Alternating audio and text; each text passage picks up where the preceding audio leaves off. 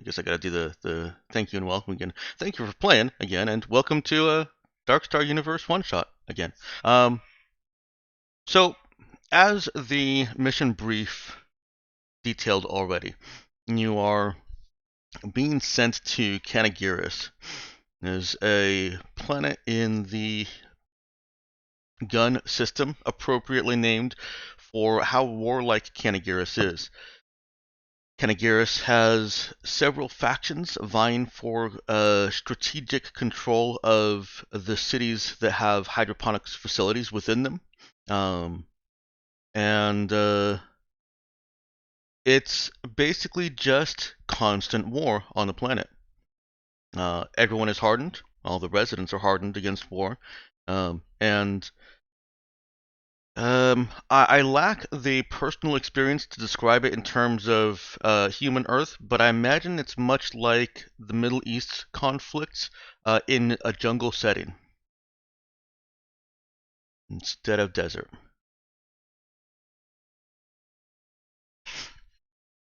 With this particular conflict, there's a revitalist general that is marching on a reverence camp. You don't really need to know too much of the philosophy of either of them, but you can certainly explore that if you want.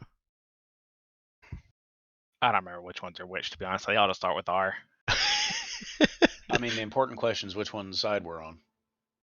None of them really. We're outsiders, right? You are outsiders, and yeah, you're kind of.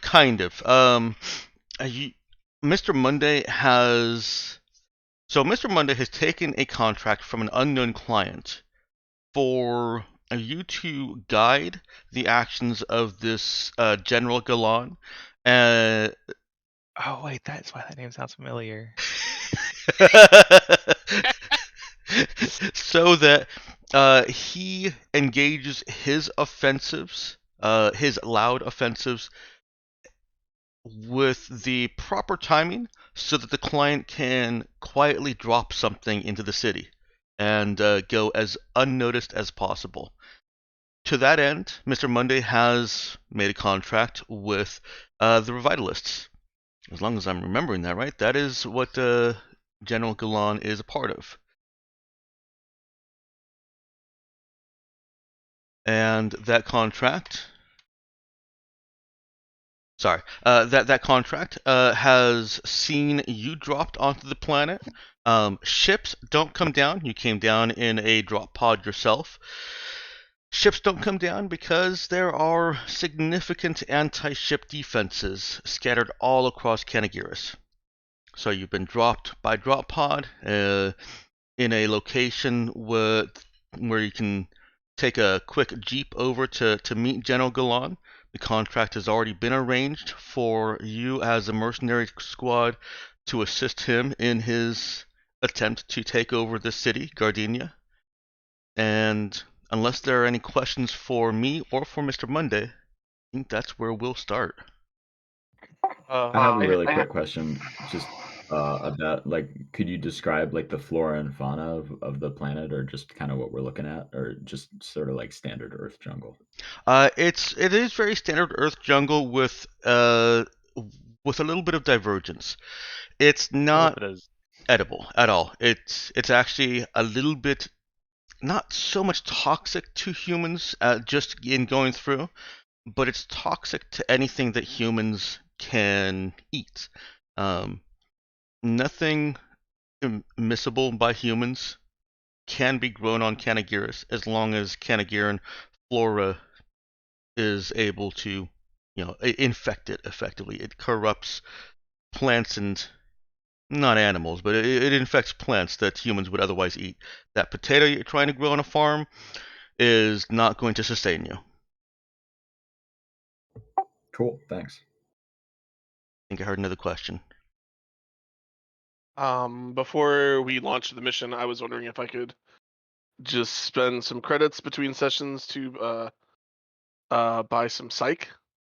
Yeah, that Is would be that fine. something I can freely purchase? Mhm. One other thing I wanted to ask about is one thing that I had in my inventory, I think from that first murder stream session was a custom dose of lift that doesn't require medical skill to use. Right. Is that something that can be freely bought on the market, or is that just a No, that's weird... that's a mission reward. Okay, just checking in case I could buy more of it. But yeah. So you said Ask. that the flora here is not edible. Correct. Is it burnable? Yeah, it's portable. I'm bringing the plasma projector. Okay. Also, I assume when you say 3 rocket launchers, that's between all of us, right? Between all of you, yes. Okay, not 3 rocket launchers each. No. Oh, I hadn't even looked at that. Yeah, I mean it's fairly simple on this one: combat rifle, field radio, and 3 rocket launchers to split up. Everyone gets a field radio and a combat rifle, right? Or is it one field radio for the group? It's only one field radio also. Okay. It is specifically But the field radio that's tuned to your client's location so that you can communicate with them. And the rocket launchers are 1 rocket each, presumably. That's correct. Yeah, so 3 one-shot rocket launchers. You guys want to divvy up real quick who's taking those rocket launchers? I think Han grabs one, and if no one takes a second one, yeah, he backpacks the other one. And let me see. Oh wait, that's a mech weapon. Jeez, I don't want a mech weapon. A heavy weapon. Well, I do, but and it's one that specifically says it's man portable. Yeah, I was looking at it. I was on the wrong page. Yeah, single magazine. Okay. My total shoot is +1, so I don't feel like. I mean, we have. I hope we have some people that are better. There's not really many people that are better than +1 at this stage. You are mistaken. Yeah, no, we got a couple shooter boys here. I hope. 1 cowboy. I mean, a +1 is kind of about as high as it gets at this stage of the game. Some of us have levels already. Yeah. We're not all new characters. Yeah, but I've only got 1 + 2. Matter of fact, several of us have levels already. Yeah, Johnny, I guess, will take the other rocket launcher. He can add it to his collection. Great. Now, this is requisition, so if you don't use it during this mission, you lose it. Use it or lose it. You seem confused. I will hold I have so many guns. I need more guns. It's okay. I gotta remember how to edit this thing. There we go. All right, so who all's got the rocket launchers? Han pocketed at least one of them for direct use. If no one picks up a second one, he'll backpack the rest because he's got ample carry capacity. I think Johnny took one. So Han's got one, Johnny's got one. Does anybody take the third, or is Han putting it in his backpack? I think Yvan can take the third one. All right.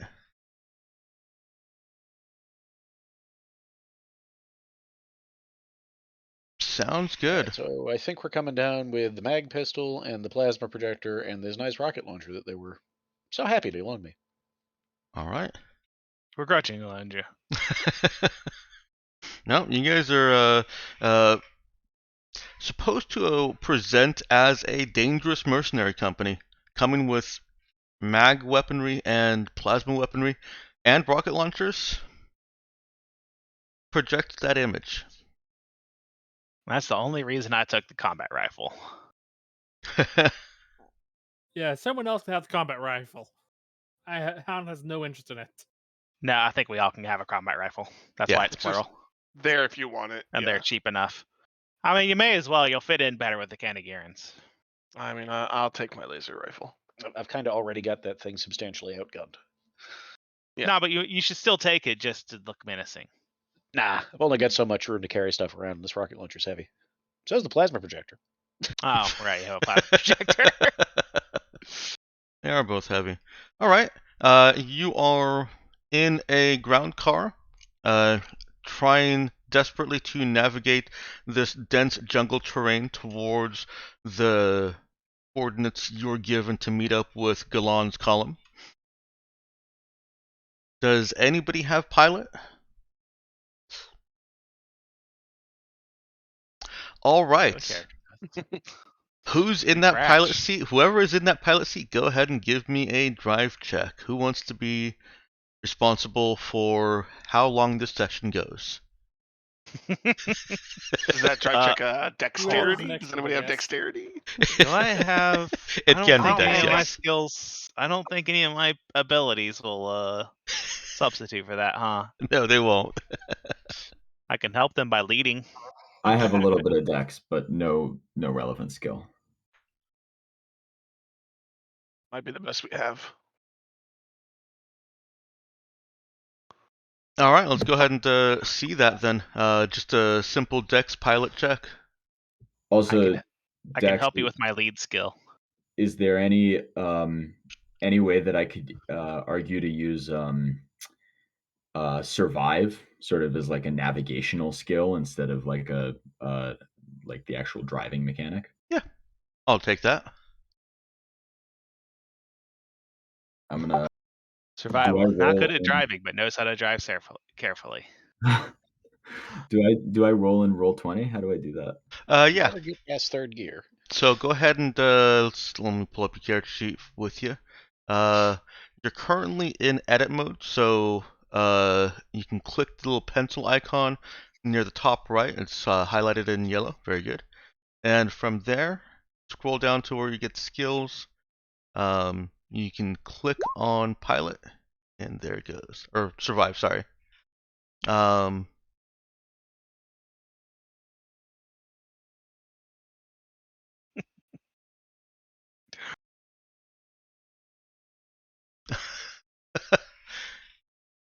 no. Wait, what? Oh dear. Okay, I should have brought my pilot character. All right, guys, the war's over. Session's done. Oh, wait, one quick question for you, not that it matters at all, but just out of curiosity. I have a survival kit which says it would add a +1 to a survival check because it has maps and such. Is that Mhm. is that applicable? It would be, but it doesn't help. It doesn't help that roll. Those dice did not like you. Good to get that out of the way early. So, Kenangiris is foreign terrain in that these plants they don't just sit there and look pretty and kill people that eat the wrong plants. There's something about them that without even seeing any of the plants move or any of the vines shifting, they feel like they're shifting around. The plants feel like they're a corruptive, malevolent influence, and that's weirding people out a bit in this. Taking some extra precautions to get to your meet point, at least at the time that you're supposed to meet them. You don't want to miss them, of course. And then after those extra precautions, take time trying to make up time from across the few flats that you find takes its toll on everyone. So everyone can go ahead and just take one little system strain. And Shep, that is... Where is system strain? Okay, that is listed in your core statistics. You just tick up the top right box in that, or the top right number, I guess, in that core statistics box by 1. And I realize I don't need to explain system strain to you because that's something you know as a GM. Did I get that right on the roll 20 though? You sure did. With Han's 18 max, it barely faces him. Yeah, this probably won't affect most of you, but it's something that could. Oh. Sorry, how much train was it? Just 1? Just 1. Oh, yeah. Yeah, how many people do we have with 18 Constitution here? Because I've got 18 Constitution. The dice were kind to you both. Yes, yes, they were.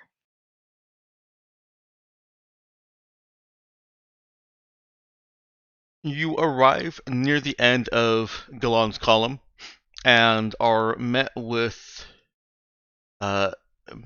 men in what you would expect to see standard camouflage uniforms, outfits, with their guns trained on you as you approach, as well as a couple of rocket launchers. Fit right in. One of them is approaching past the gun line, holds his hand up for you to slow. Okay, Ivan does that. The brakes work, right? The brakes are having difficulty, but they do slow. A little bit slower than I think Yvonne would like. It's just like my nightmares. They have seen some turmoil in these past couple of hours as you bumped and slid down embankments you did not want to slide down. Sorry about that, boys. I'm really good in The Sims, I promise. Does anybody speak Spanish? Nope. Ivan has a diplomat focus. Yeah, I do too, but it does not include Spanish, does it?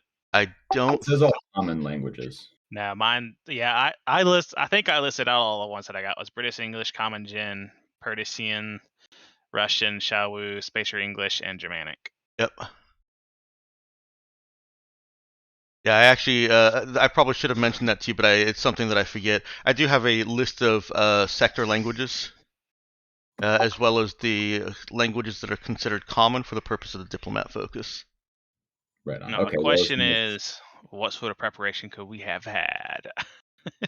Well, you How guys, long was he saying? you probably had about a week.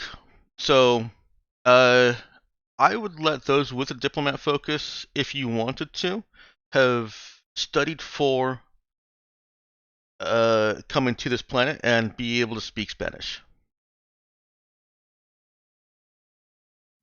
Me In that case- llamo es Ana.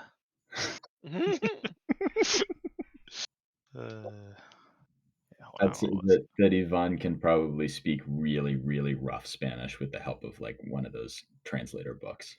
Okay. We figured out what languages I could speak last time, but I don't think Spanish was one of them for Rafe. But I do have henchkeeper, so could I have a henchman translator and maybe driver?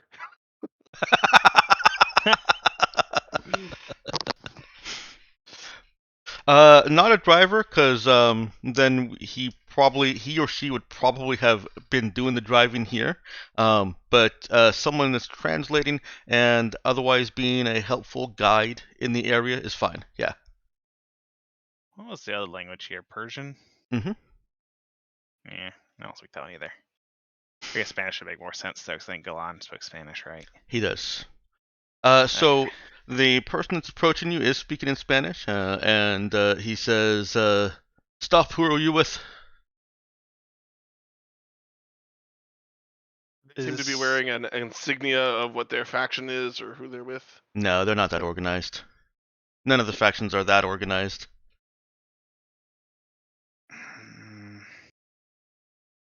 Do we say we're looking for? We don't know necessarily this is Galan's forces, right? This is where you were supposed to meet with Galan's forces. Okay. Could I roll a notice check to see if I can discern whether it's likely that these people are working with Ivan? Or I'm sorry, what was the name? Galan. Galan. Yeah, go ahead.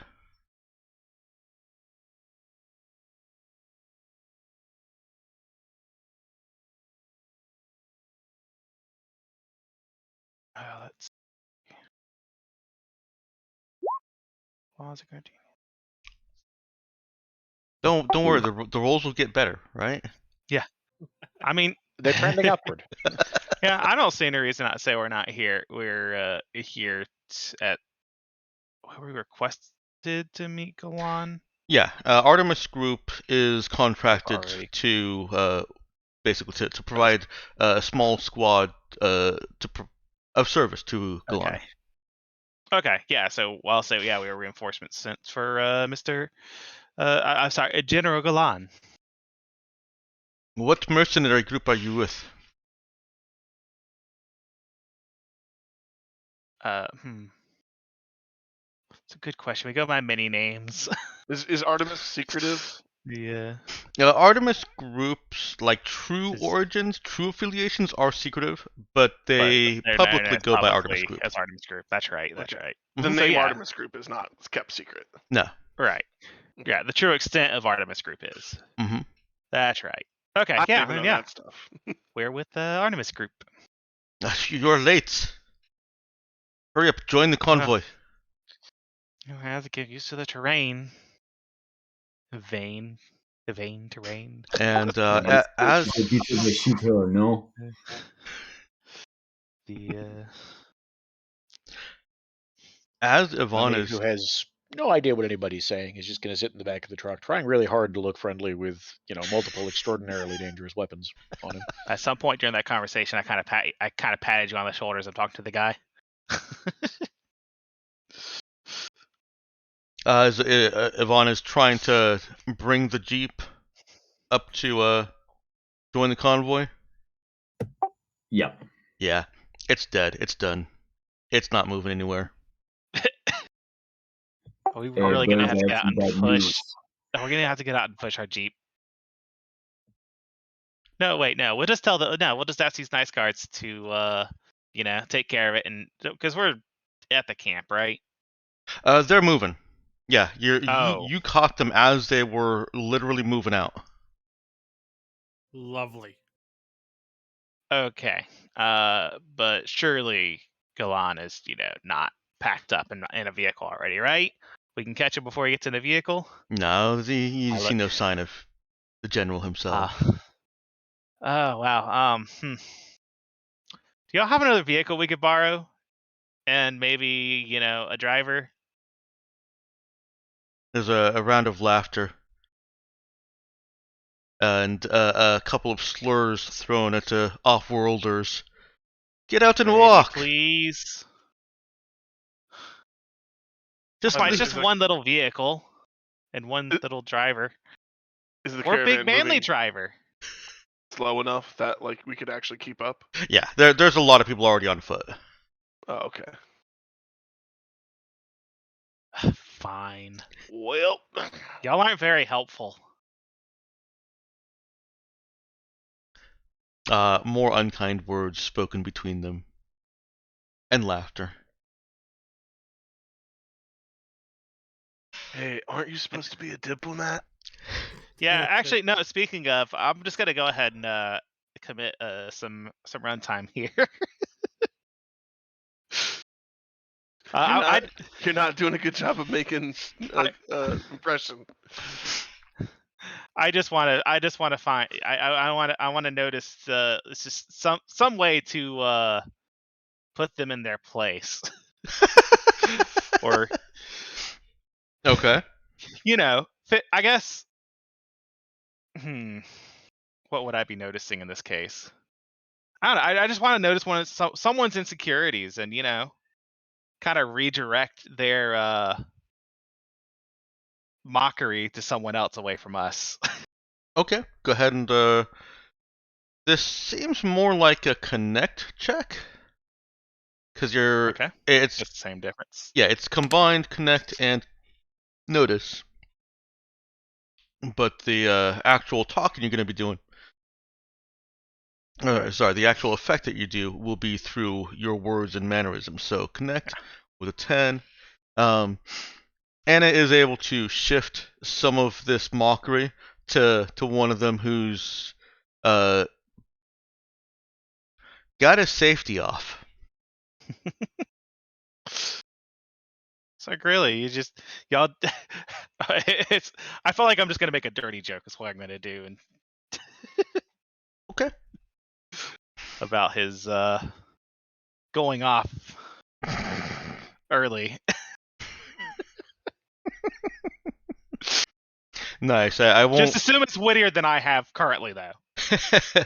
I won't make you come up with a dirty jerk about going off early. Yeah, I'm not Humor. Right. All right. Abandoning the jeep, you set off on foot to join them, and one of the less mockery of the soldiers that you've spoken with, of the group that came out to meet you, offers a little bit of help and says that the Galan is just up around the middle of the column. And you'll see him with from his big red hawk on the jeep that he's in.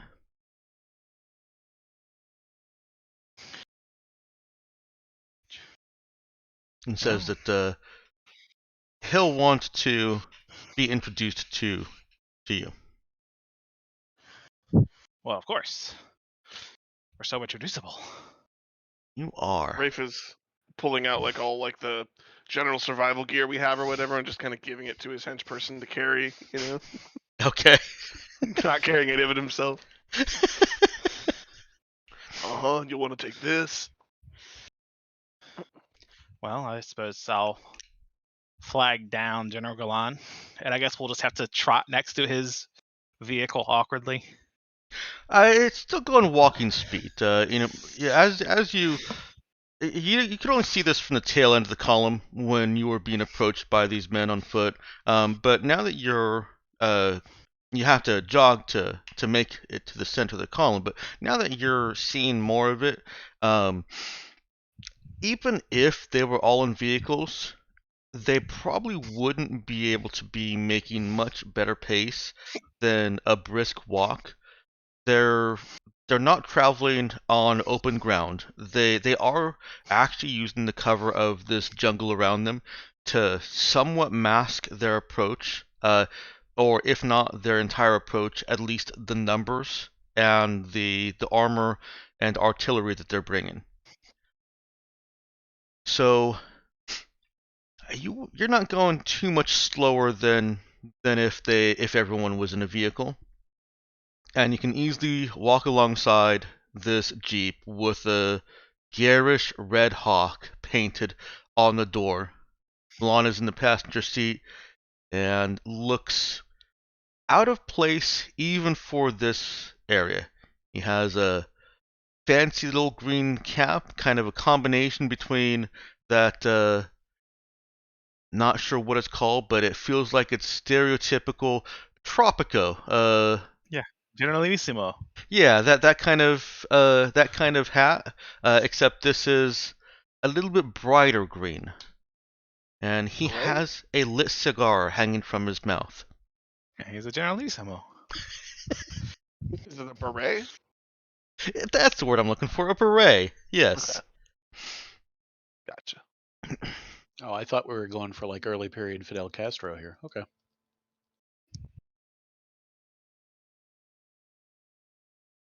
My palette of references is very limited. And Galan sees you coming up, as do the few soldiers that are walking alongside his jeep. And again, you are stopped before you get to your destination by a man speaking Spanish, and asked again, "Who are you?" We're Artemis Group. We're here to see General Galan. Oh, we thought we lost you. The jungle. Right. But please, this jungle was no problem at all. He gives a shifty side eye to Yvonne. It was a problem. It was a problem. Let's not be dishonest here. We're here to be perfectly honest. Always honest. D'accord, it was a little bit of a problem, but we're here now. Han, what's going on? They sound nervous. Shit happens. Well, they are pretty much in a perpetual state of guerrilla warfare, right? Mm-hmm. That they are. I'm pretty sure everyone on Canada Garrus is in a perpetual state of nervousness. Can't be good for their long-term health. On the contrary, Kanagirans are among the healthiest in the sector. Well, physically. and all that means is that they get more hit dice than most in the sector.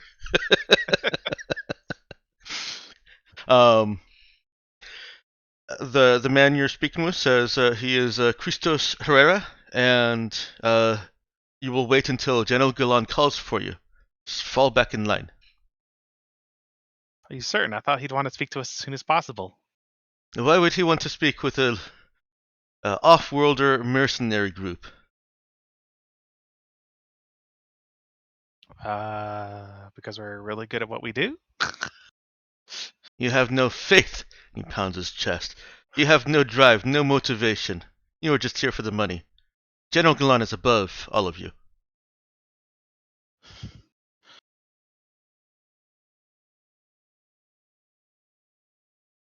Psst, anyone's got any ideas?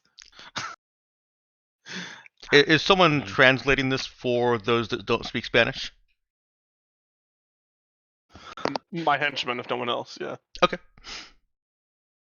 Yeah. Thinking. We prove ourselves, but I don't think there's really a situation to prove ourselves in this situation. I think Ivan is gonna step up and in response to that say, well, it's true we don't have the faith, but we have heart. We are here to help. I think General Gillon would be it would be a good decision just to rendezvous a little bit. We take very much pride in our work. And at this point, there is a booming voice. Sounds like it's deliberately booming. Like the man is trying to have a big voice from the Jeep. Herrera! What's going on? Who is this? And Herrera trots over to the Jeep, walks alongside it like all the rest of y'all are doing, and has a hushed conversation. Those of you that have notice or hyperacuity can roll notice to hear what they're talking about. The conversation's in Spanish? Yeah, and you also have to understand what they're saying. Yeah, sorry. Sorry, rolling notice. With wisdom. Might as well use hyper. Wait, can I use? Would hyper acuity work for that or no? Yeah. Yeah, you can. This is this a different scene or same scene? Actually, This is the same scene. Oh well, it's still active.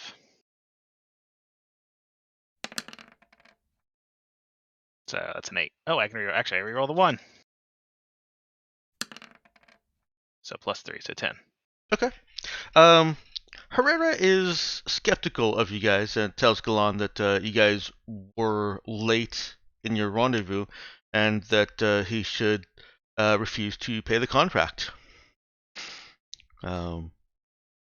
Galan waves him off and opens the door, and a big man in both girth and stature steps out of the vehicle. The Jeep that he was in starts to slow, but he waves the driver to keep going. Stay with the column.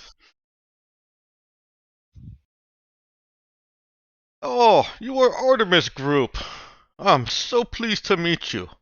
You're Mr. Mundus. A very character, right? And he is speaking English. Or still doesn't help, Johnny. Do we have a translator for that? Or not English, Spacer. Still doesn't help, Johnny. Do we have a translator for that? You can have a translator torque. Yeah. I actually have a torque for that, but only if it's those guys who lived on the zombie station. No, you guys can all have a translator torque for Spacer into your native language. Jeez. What weird I did not speak Spacer. I actually forgot that Johnny doesn't. It's fine though, because he can understand British English. Oh yeah, Mr. Monday's great. Yep, real good boss. Very happy to be working for him now. Who are you? Yeah, that's General Galan. And also, what a lovely hawk on your vehicle. It is great, isn't it? It expresses the freedom of flying to other worlds and getting rich. Ah, truly inspiring. Yes, the Artemis Group. You're very powerful. I'm very happy to have you, and he points at the rocket launcher, and you point at the other rocket launcher, and you. Of course. He doesn't point at the guy with the guitar. No, he does not, unless the guy with the guitar has a rocket launcher. He has 2 grenades. No, he pointed at the rocket launchers, not even the people carrying them. Yeah, we brought some party favors for you, General. Party favors, I loved them. And he does a little dance on the spot right there. Just one of those little quick 3-second shuffling of the feet, arms out, cha-cha-cha. Anyways, so where's your next target? If we need to, so we know what we're preparing for. Walk with me. And he Yes, resumes we walk with walking him. with the vehicle and tells you that Oh, he's to- not just gonna sit in it. no, he's not going to sit in it. Tells you to pack in for a march, that we're 3 days away from our destination, through the thickest canopy the jungle can offer. Of course, hiding as much of the troop movement as possible. Basically tells you what you already knew or surmised this column was doing. I definitely just to make sure to tell him how, wise he is, and flattery. Okay. And is anybody questioning the brilliance of his strategy, or are you just flattering the Complimenting it on brilliance the of other his? hand. Yeah. So far, Complimenting his I haven't brilliance. even heard anything about his strategy, so it's hard to say. We just know where we're going. Yeah, that's about all he's actually given you, so that's fair. But it's very wise. Attack move the opposite corner of the map. Hope for the best. Got it. Left click and drag, Control A. Can Rafe will speak up and say, should we be expecting to be attacked along this way? Enemy forces we should be ready for?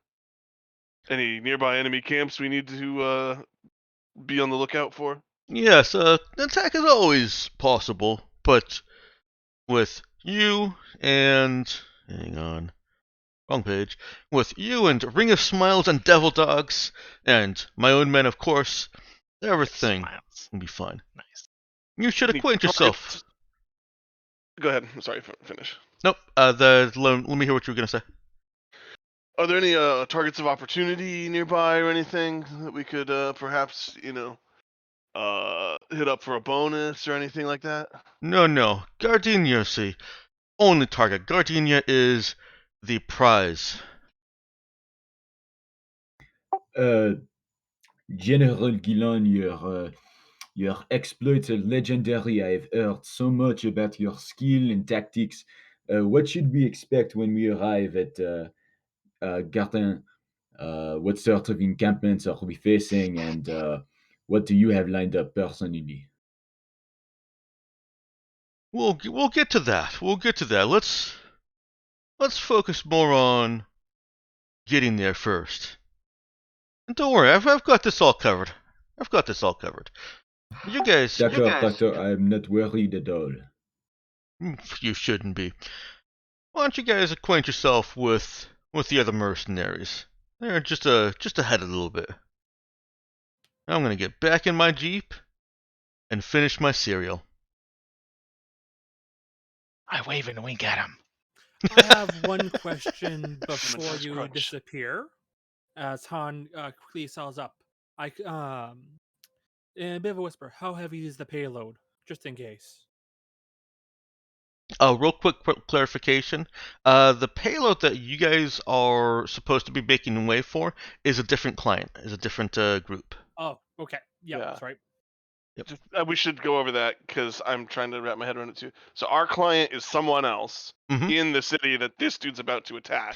So Our job is to create a distraction conflict that will give our client an opportunity to orbital drop in a package, potentially a ship of their people, well, unnoticed because we're keeping these guys busy fighting, right?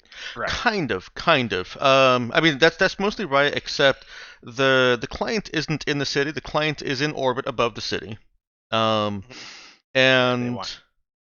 the client wants to be able to drop a package in the city with as few people inside the city noticing as possible. The client doesn't care as much if General Glon and his forces notice it, although complete secrecy is preferred. Glon's forces aren't as important. What's important is that as few people as possible know that the client has dropped something into the city. Yes. Glon is just befriending General Glon is just a secondary objective, probably just for as a future contact on Kanagiris. Okay, I that gotta was go back my to the bad eating read on that. cereal in the Jeep thing. Are we working for Dennis Reynolds? Wait, who? What? Going back to the what in the Jeep? Eating cereal in the Jeep.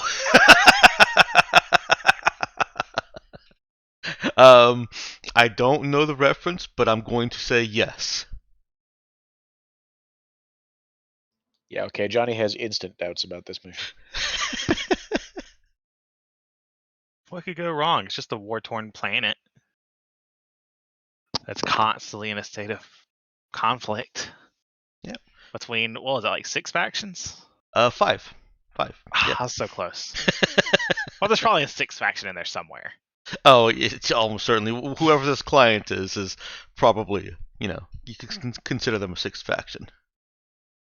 So, anyway, though, bottom line is, for our mission, we need to start a conflict before this convoy reaches the city? No, Yeah. what you're doing is trying to control the offensives that Galan is already going to make, so that either it times out or times appropriately with the client so that they can drop during the height of that conflict, or if you know exactly when Galan is going to attack, say you know he's going to attack at exactly 6:15 a.m. Local time, then you'd report that to your client with the field radio that you have, and tell them so that they can prepare their drop to coincide with that. Okay. And then what's this secondary thing about pinned message? Oh, okay. So the sentence goes unnoticed is talking about the pod. Yes. So there's only one drop. Okay. It's secondary bonus if it's unnoticed. Yes. The primary bonus, the pod lands. Secondary, we make a contact out of Galan, and secondary, the pod is unnoticed. Okay. Yeah. Got it. Cool. Got it. I also have a strong suspicion that one of our hidden objectives is figuring out who the client is. Yeah. So then I guess to answer my own question, did the client ever mention what was the weight of the payload, or is that completely missed? Yeah, it's unnecessary. Yeah. I mean, it's more for. I know why you're asking. Yeah. Yeah, they didn't tell us. They kept it. Are you asking so you can steal it? No. Alternative entry. It's teleporting up 10 kilometers, putting it in range and teleporting it back 10 kilometers. No, it's more than I'll put it this way: it's an actual drop pod, which is more than telekinesis or teleport can handle. Okay.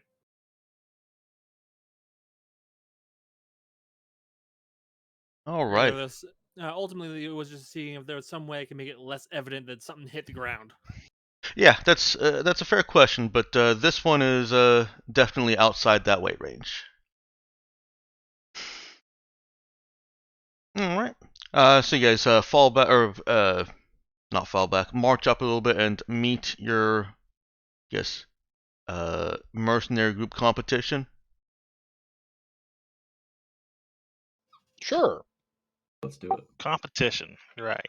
Okay. So there are 2 other mercenary groups here, both about the same size as you. The first is the Devil Dogs, led by Trip Callahan, who is charismatic and friendly to you, Johnny, in particular, would recognize that this man is a gunslinger. He wears his piece very prominently and proudly. Does Trip have a TV? Trip has a data slab, if that's what you mean. How many episodes of Sunset Horizon does he have on the hard drive? Oof. So if Johnny gets into conversation with Trip, Yes, that's happening. yes, they get into Sunset Horizon and the best duels.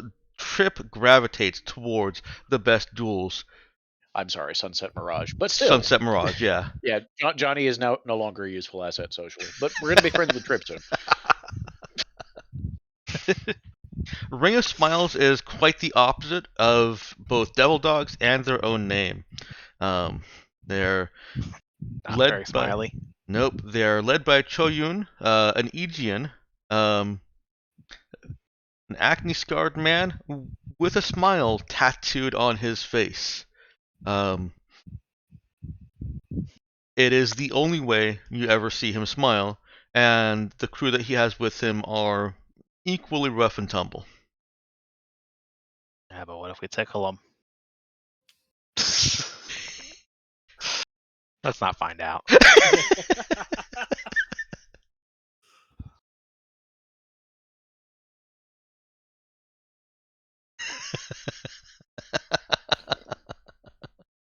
As we're trudging through the jungle, Rafe just has his henchperson like filming him, and he's doing like the thing where it's like, all right, we're here in the jungles of Kanagairis. We've just made contact with the general. We're headed towards the action point. It's gonna get hot here real soon. Oh no. Yes, he's basically like recording B-roll. All right. You got his henchman taking the video.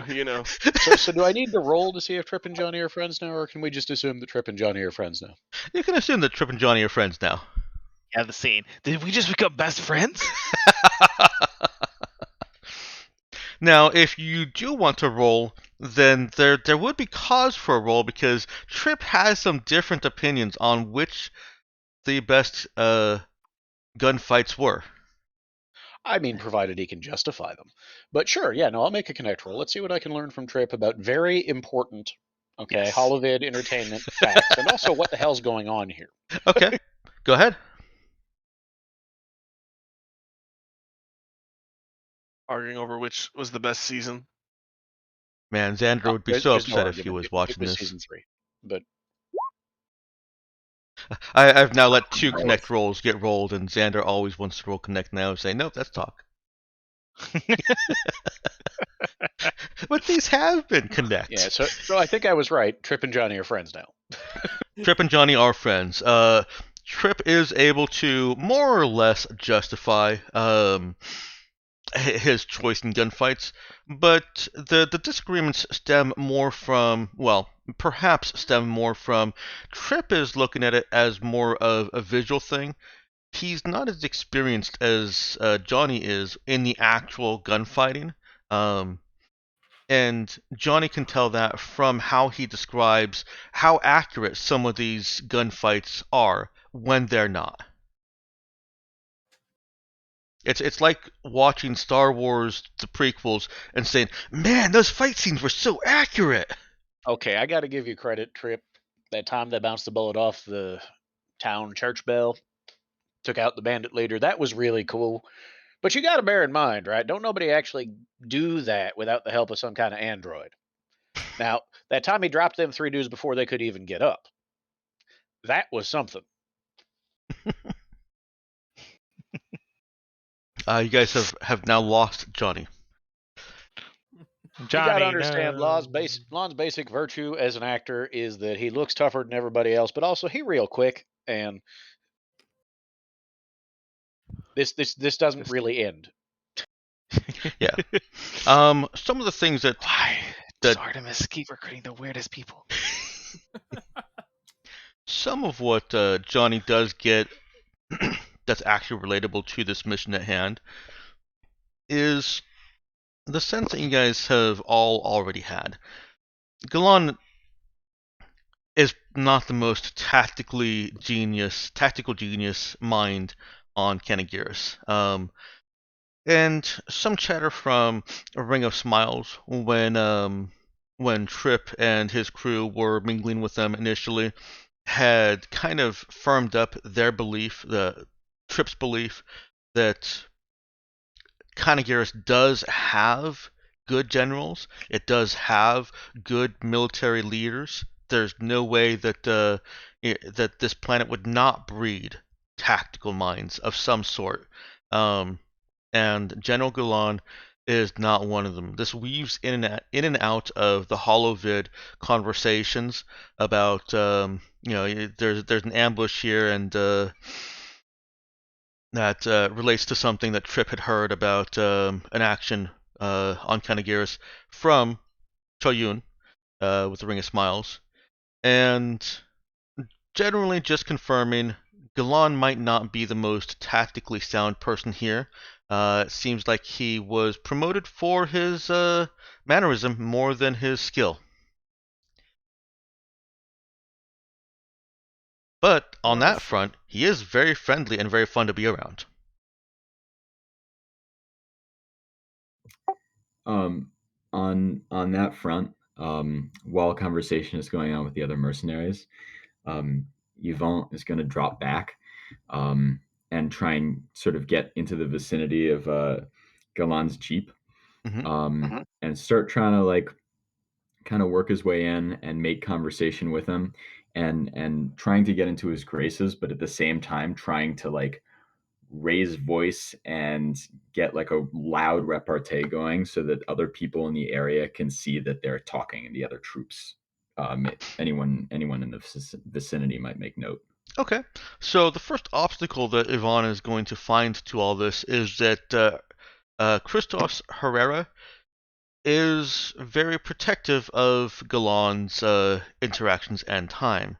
So how is Christoph navigating basically the second in command, or well, not actually second in command, but he is a commander who doesn't want people talking to Galan? Sounds like he's had a little accident, if you ask me. Are you guys conspiring? What kind of accident?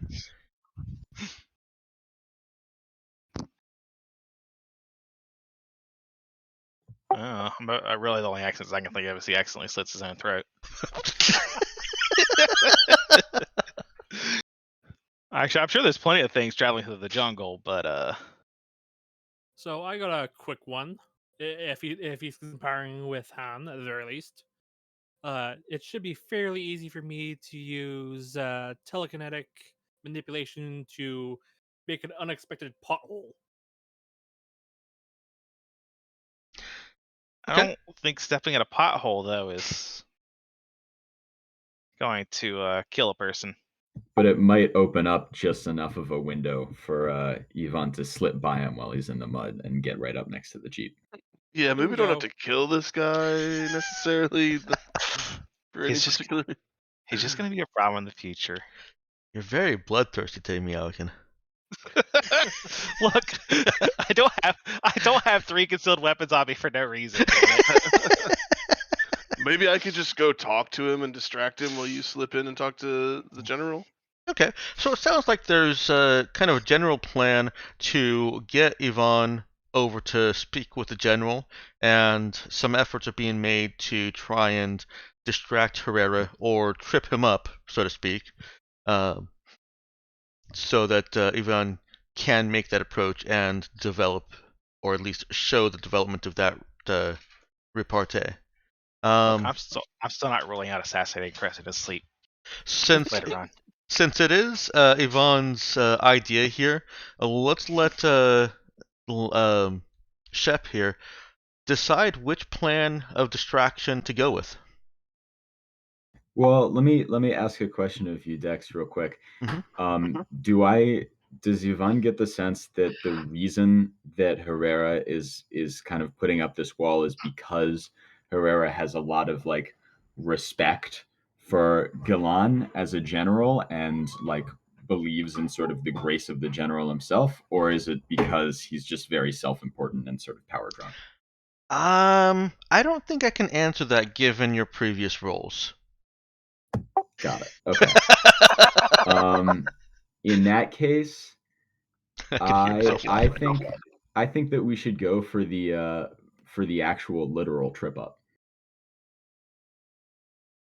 Okay. So, telekinetically forced pit that lands him in some of the ever-present overgrowth, well, undergrowth, overgrown undergrowth. Yeah, just caving away the dirt, leaving something that's just vinage and whatnot that gets him tripped up. That doesn't visually look any different after I manipulate it. Okay. I don't believe there's a specific power for that, but or I'm that would actually accomplish looking that. at telekinetic manipulation, considering that I can lift 400 kilograms or punch holes in structures. I'm assuming I can do less than punching human-sized holes in things. Punching the ground, I could see that. Okay, sure.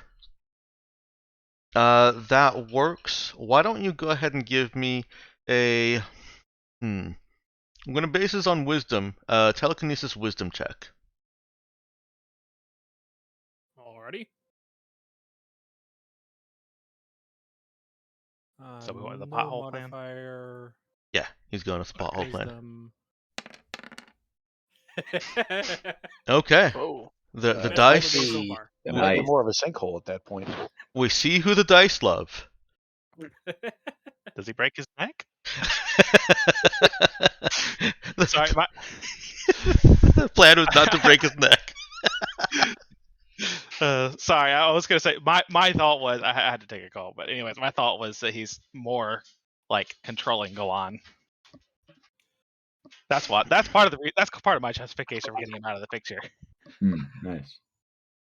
I don't know if that's true or not, but that's my theory. you can't control people until very high level telekinesis. Yeah. No, I and mean telekinetically. I do also want another roll from you, Shep. I think this is sneak charisma, as Yvonne is trying to approach without looking like he's trying to make a big scene or trying to approach as unnoticed as possible while waiting for that opportunity where Herrera is tripped up. Okay, that is successful. Yvonne finds himself in the presence of the general. How do you want to start this engagement with him? I'm gonna start off just kind of coming in and timing my entry with Herrera slipping and falling and hopefully getting like a nice little dramatic face plant with all the with that 13. Absolutely. There's laughter erupts from the men around as well as Galan, and there's the expected catcalls of "Been walking long?" All right, so Yvonne is going to raucously join in the laughter and kind of sidle up next to the van, and in doing so, sort of engage the attention of Gilan and say, "Hey, Gilan, get this. Look at this guy. It's hilarious. You keep good company, my friend." Oh, no, not him. This is the most boring man in this camp, but he does good work. That's exactly what I mean. Everyone needs a jester. Oh, that gets the biggest laugh from him. It even gets a good slap on the side of the Jeep, the side of the door. Hey, Gilan, it really is truly an honor to meet you, but I have to say, I've read about your exploits, your battles, but it's such a different story in the books. I'm sure you understand. I would really like to get a first-hand account, especially on video if you are willing. You want to film me? I would love to have a copy of your personal narrative and perspective on some of your most extravagant exploits. Well, of course, my man. I'd love to be the star of your, what would you off-worlders call them, documentaries. You know, we don't have documentaries here. We have what we call life. An excellent observation. Yes, I do not have a lot of experience with your planet and your culture, so please share what you can. Galan agrees and says that he basically puts off Ivan and suggests that when we do break for camp at night, that you and your company go ahead and come around the general's tent. He'll inform Herrera that is meeting with you before the partying begins, and he tells you that there will also be partying tonight as the last night that they can actually engage in loud, raucous partying before they're too close and the noise would give them away. Nice. So Han's looking around, and if everything appears to be done on our front, and the guy we pulled down in the mud, if he hasn't helped himself free yet, Han offers a hand to make sure he's not actually severely injured. He is embarrassed as all get out, and as he's extracting himself from the undergrowth that he fell into, um, taking some cares to try and get it out of his clothing, and shuddering as if he's been stung by stinging nettles. Thank you. I didn't see that. I don't know where it came from. The undergrowth hides a lot of things. He lashes out at Hans. I know what the undergrowth hides. Clearly you missed it this time. Come on, let me check your leg to make sure you didn't get yourself cut up. He does allow Han to administer to him because the others around are more busy continuing to make comments about finding his feet. Has he gotten himself cut up? No, Or is it just dirty?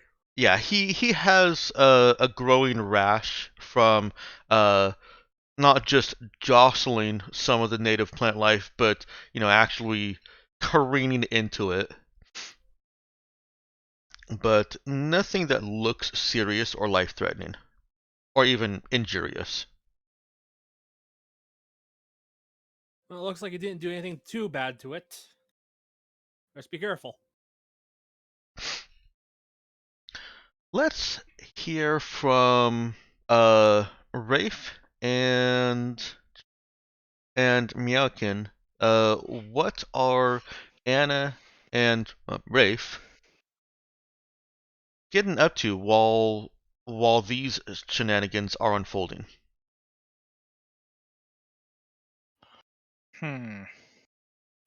One thing is probably I want to get a better feel for what Herrera, like, what his role, like, I guess his level of influence over Galan. Okay. Because I'm still mulling over, the whole assassination thing. How to kill him? Got it. Yeah. But and also whether it will be beneficial to kill him. Like if he has undue amount of influence over Galan, that makes it harder for us to befriend him to any meaningful extent. Okay. Was there more? I mean, I guess that's the main part. I mean, other than that, it's just general, ingratiating myself amongst the befriending people in general. Well, to continue to spite Xander, who, for those of you that don't know, is a player in my main campaign who I never let roll connect. Go ahead and roll a Charisma Connect. All right. I guess I'll still have hyper acuity because if it's a new scene, I'll just spend another whatchamacallit. And it's effort committed for the scene, so it's not like yeah, you have to worry about it too much. This would be a new scene though. Okay. Reroll the 1. Getting some value out of it. Okay, well that's an 8. That's what I I'm could have sorry to gotten. interrupt you. I just have a quick question. What is hyperacuity? So it's. I guess Dexter, you want to answer? Yeah. Basically, Yeah, I can. I have a couple of custom-made classes for my main campaign, and they are Android classes. Once I finish up all of the disciplines, well, they're equivalent to psychics, more or less. Yeah. Once I finish up all of the planned disciplines, I'll make them available. But right now, because he was grandfathered in as well, Meowkin is playing Yeah. one of those Undercover advanced Android. classes. Yeah. Undercover Android. Yes. Very cool. Thank you. I suppose I Basically. could have answered that much more quickly by saying it's a custom power. Yeah. Yeah. It's technically it works just like psychics. It's just basically a custom psychic. Yeah. But based around being an android. So Anna is finding it more difficult to get information about Herrera because of the other kind of connecting that. Wait, I forget? Does Anna go by she or they? She. Okay. Because of the other connecting that she is doing, she is making friends among the mercenaries and as among with Galan's men. I'm assuming the latter. And so that's more the focus. But what she can find is that, Herrera's title is Mercenary Operations Commander. He is actually the commander in charge of the mercenary operations. So it was likely him that actually made those contracts with Mr. Monday. And that he's, unlike Galan, actually effective. He has tactical skill. He's not just a pretty face with a cigar hanging from it. Okay, so it sounds like he might be moving more towards maybe keep him around and befriend him, but that's more difficult than befriending Galan. Maybe. It may also be kind of pointless. One of the other things that Anna can find is that there are two other colonels who, there are two colonels, Laguna and Valderas, who, if Galan were to meet a sudden end, they would be next in line promotion-wise before Herrera. Herrera is fairly low down. Okay, well, I wasn't talking about killing Galan. Oh, okay. I was just assuming from how you've approached everything else. No, I'm supposed to befriend him. I mean, when you told me that you wanted to kill the Jeep, I was like, okay, but wait, I didn't say kill. Where did you hear kill the Jeep? I'm just making things up now. Oh, okay. Okay. And what about Rafe? Yeah, so I kind of alluded to it earlier. Rafe is like going along. He's got his henchmen filming him, and he's like trying to just like, do recording like footage for his eventual space tube montage that he's going to put together from this.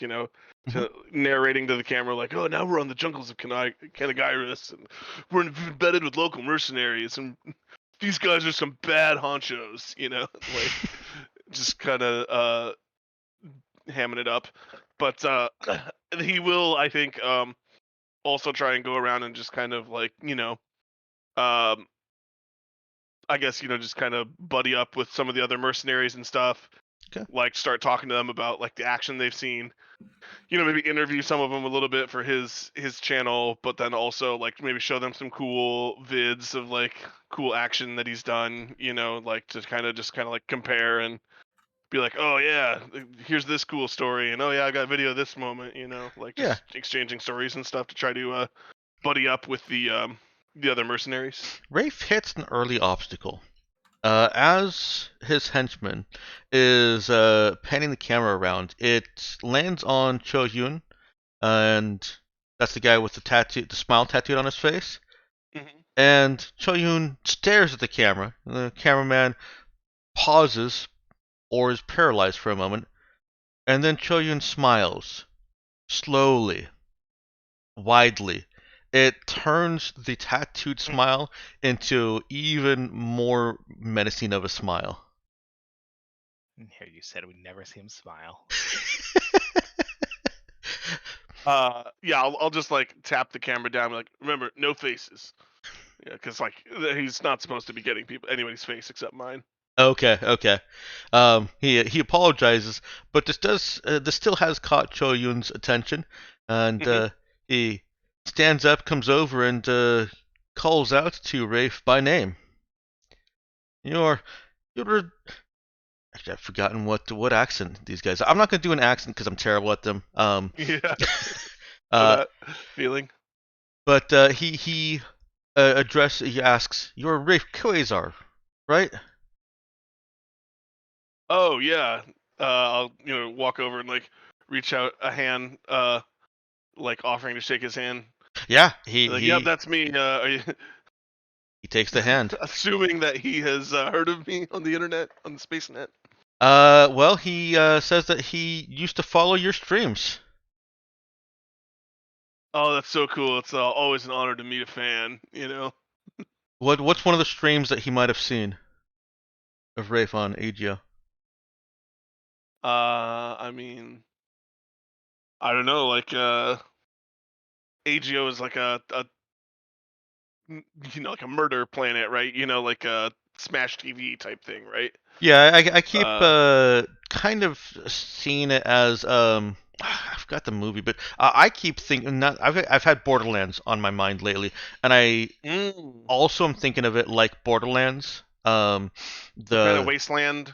Yep, there are cities, and they are very nice. There are the megacorps, the media megacorps rule things there, and there are also safe zones where killing people carries much higher penalties.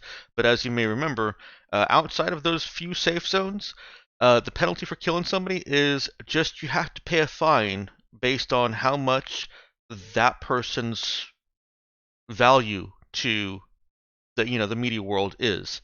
Yeah. Or if you're going against someone who has a bounty, you earn money if you kill Right. them, right? Mm-hmm. Yeah. So that would be the kind of stuff that would have been, on his uh Sizzle reel. stream is Okay. yeah, like sorry, yeah.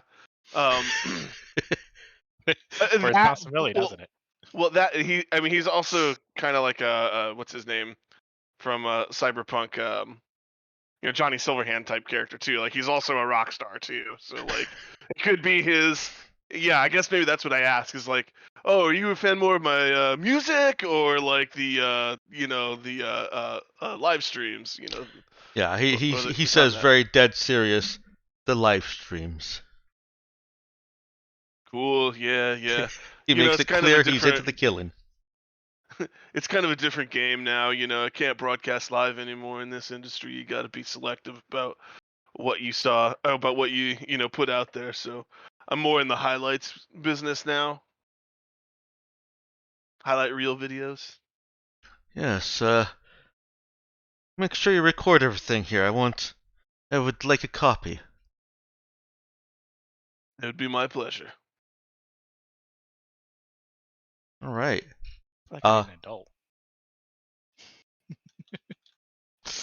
Anything else you guys are doing? You've got about 4 to 6 hours of basically marching left.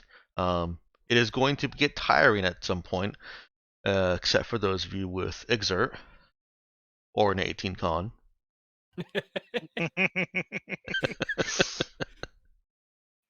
Why, whatever do you mean? At some point, I probably just like try to just hop on the bumper of a vehicle at some point, and just kind of like ride along. Do Trips guys have a car? Trips guys do not have a car. Pity. But he does not get tired of talking about Sunset Mirage as well as various offshoots that Lawn Irons has been in. Yep. Neither does Johnny. So I mean, I'm just going. Okay. While we're walking, if I can just jump in quickly, Mhm. I think Yvonne is going to kind of like walk around and see how many people who see how many people who are just above grunt he can kind of ingratiate himself with and get kind of buddy with, and maybe hitch some rides on various vehicles as he talks to people. I'm happy to roll a connect check if it's applicable. Everyone trying to ride on a bumper or hitch a ride on a vehicle finds themselves gently or not so gently nudged off with various reasons from hey, that's not how weight can be distributed on this to it all amounts to their equipment is not all the best condition, and they're already on treacherous terrain. So they have to be not only careful about how much weight they have in it, but as well as be very attentive to the ground that they're traveling. Right on. Okay. Should have brought an engineer. It's a little weird that this guy's army is so much more professional than him. I don't think that's unintentional. Probably not, but it's still weird. That is an observation. The Kanagiran soldiers around you are their business. This war is their business, and they are very professional in their business demeanor. What is the general sense of the general among them? That I will let you roll connect for. Right.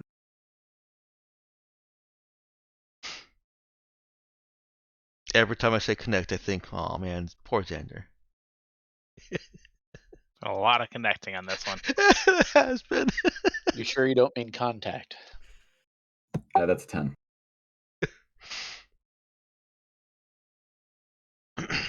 The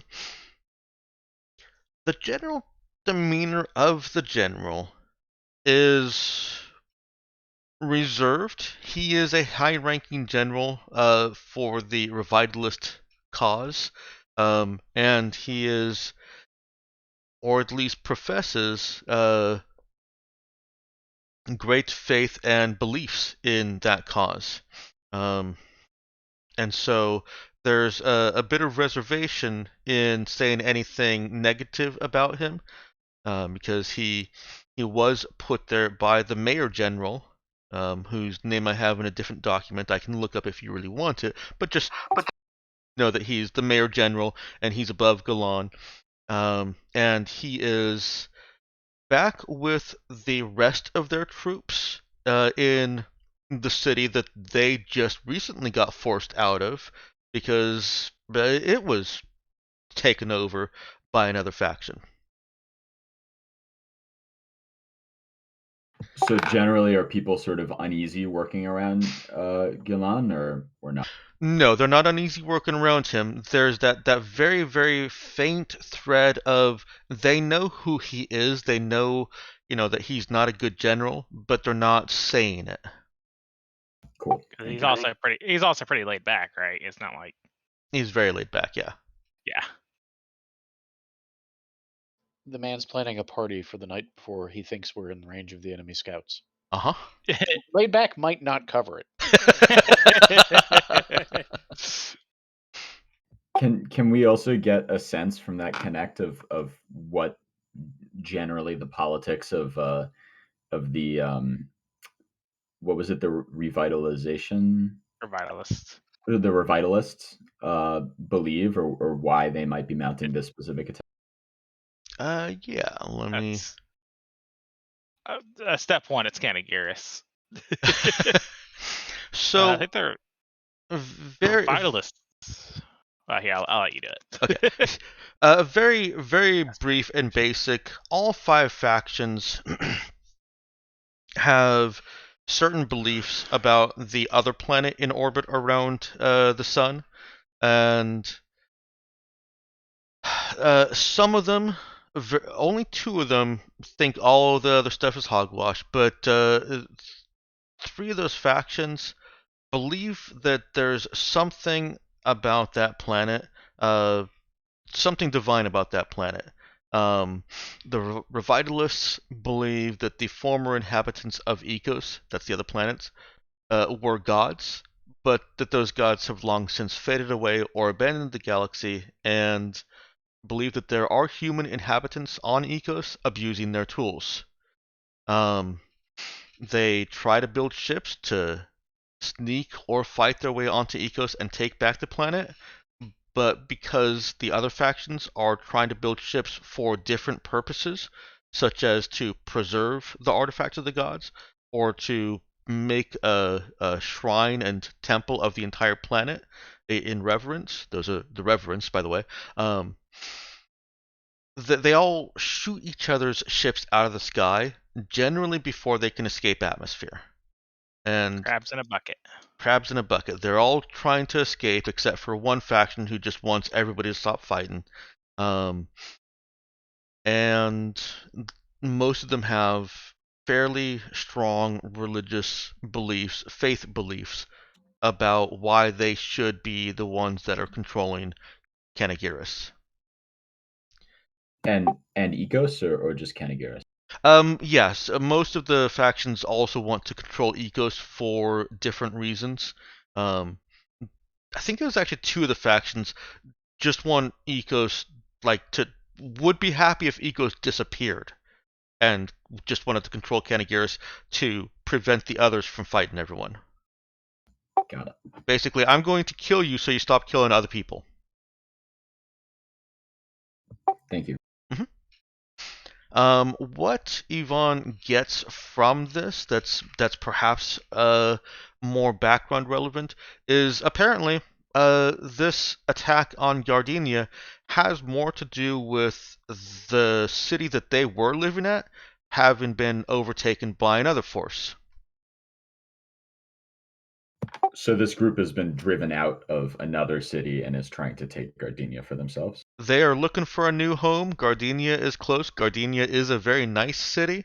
And this doesn't even faze the soldiers. This is just how life goes here. They've been driven out of their city, and they're going to go take another city. It's Tuesday.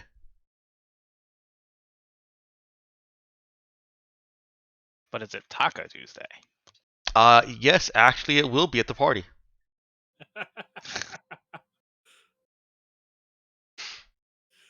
So the next few hours pass fairly uneventfully, except for those of you that are engaged in the most dramatic conversations.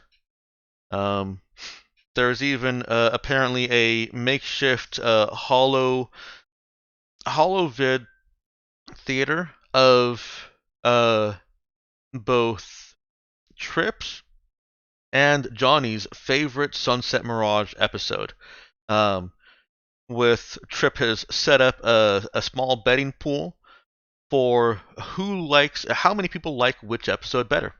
And Confrontation at Blackwater Creek is going to win.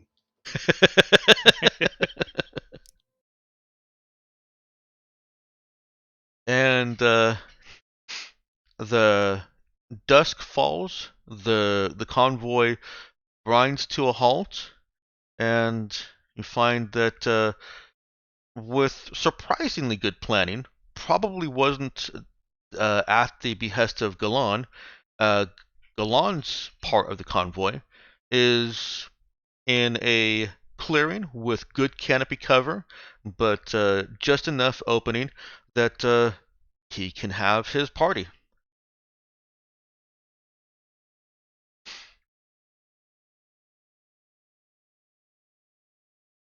Party time. Yeah, Confrontation at Blackwater Creek is infamously one of the most violent episodes of all Sunset Mirage. A lot of people die. Ooh. It's a really popular one for this crowd. So then, Trip. What episode does Trip suggest then? You know more about Sunset Mirage than I do. Well, there you go. In contrast to Confrontation at Blackwater Creek, right? Trip is all about the episode The Journey. All right, The Journey is basically just a entire runtime montage of Lon Irons and his sidekick going somewhere. But it's really well shot. You get a lot of really nice scenery, like Most of it artificially generated. Mm-hmm. There's a couple of gunfights, but nothing major because there's always gunfights. It's just sort of how the show works. But confrontation at Blackwater Creek is a bloodbath, in all seriousness, and that's why it's Johnny's favorite episode. It reminds him of home. And the journey is even those gunfights in the journey are character moments, and that's what Trip really thought would catch these guys' attention. That there's this group of people who are on a life journey. He just missed his mark. They don't really see this as a journey themselves. This is just life for them. And confrontation at Blackwater Creek wins handily. Yeah. What'd I tell you, Trip? Ken and Garens don't have a whole lot of credit to throw around, but you guys do get your choice of the best dessert rations. Johnny does. Johnny and crew does, not Trip. You might even be able to get a good taco. Hey, we getting the Chili Mac rations tonight. I do remember those as being the best. All right.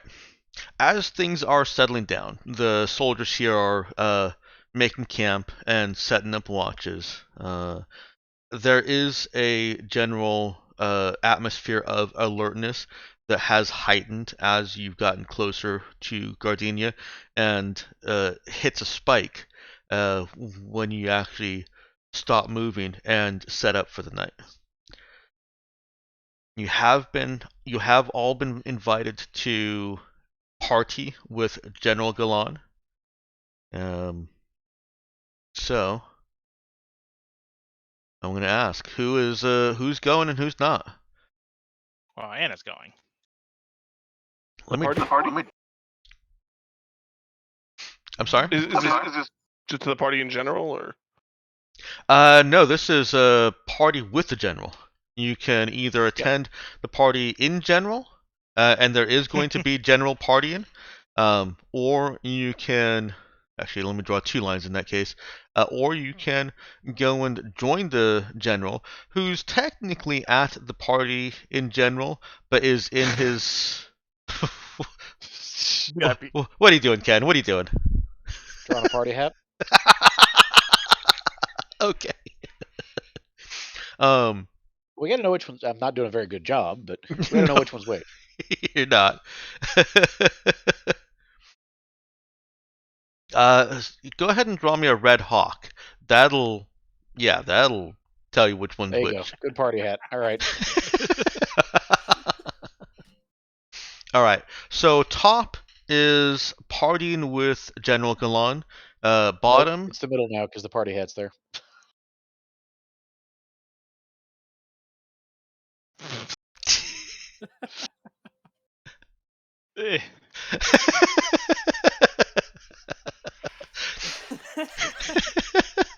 Perfect. Yes. That's some good stuff right there. Well done, whoever that was. That's it. That's it right there.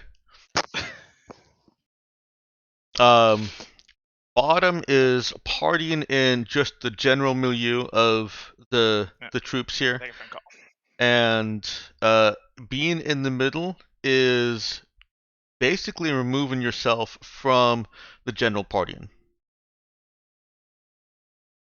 I just want a whole bunch of rations. I got to collect. Okay.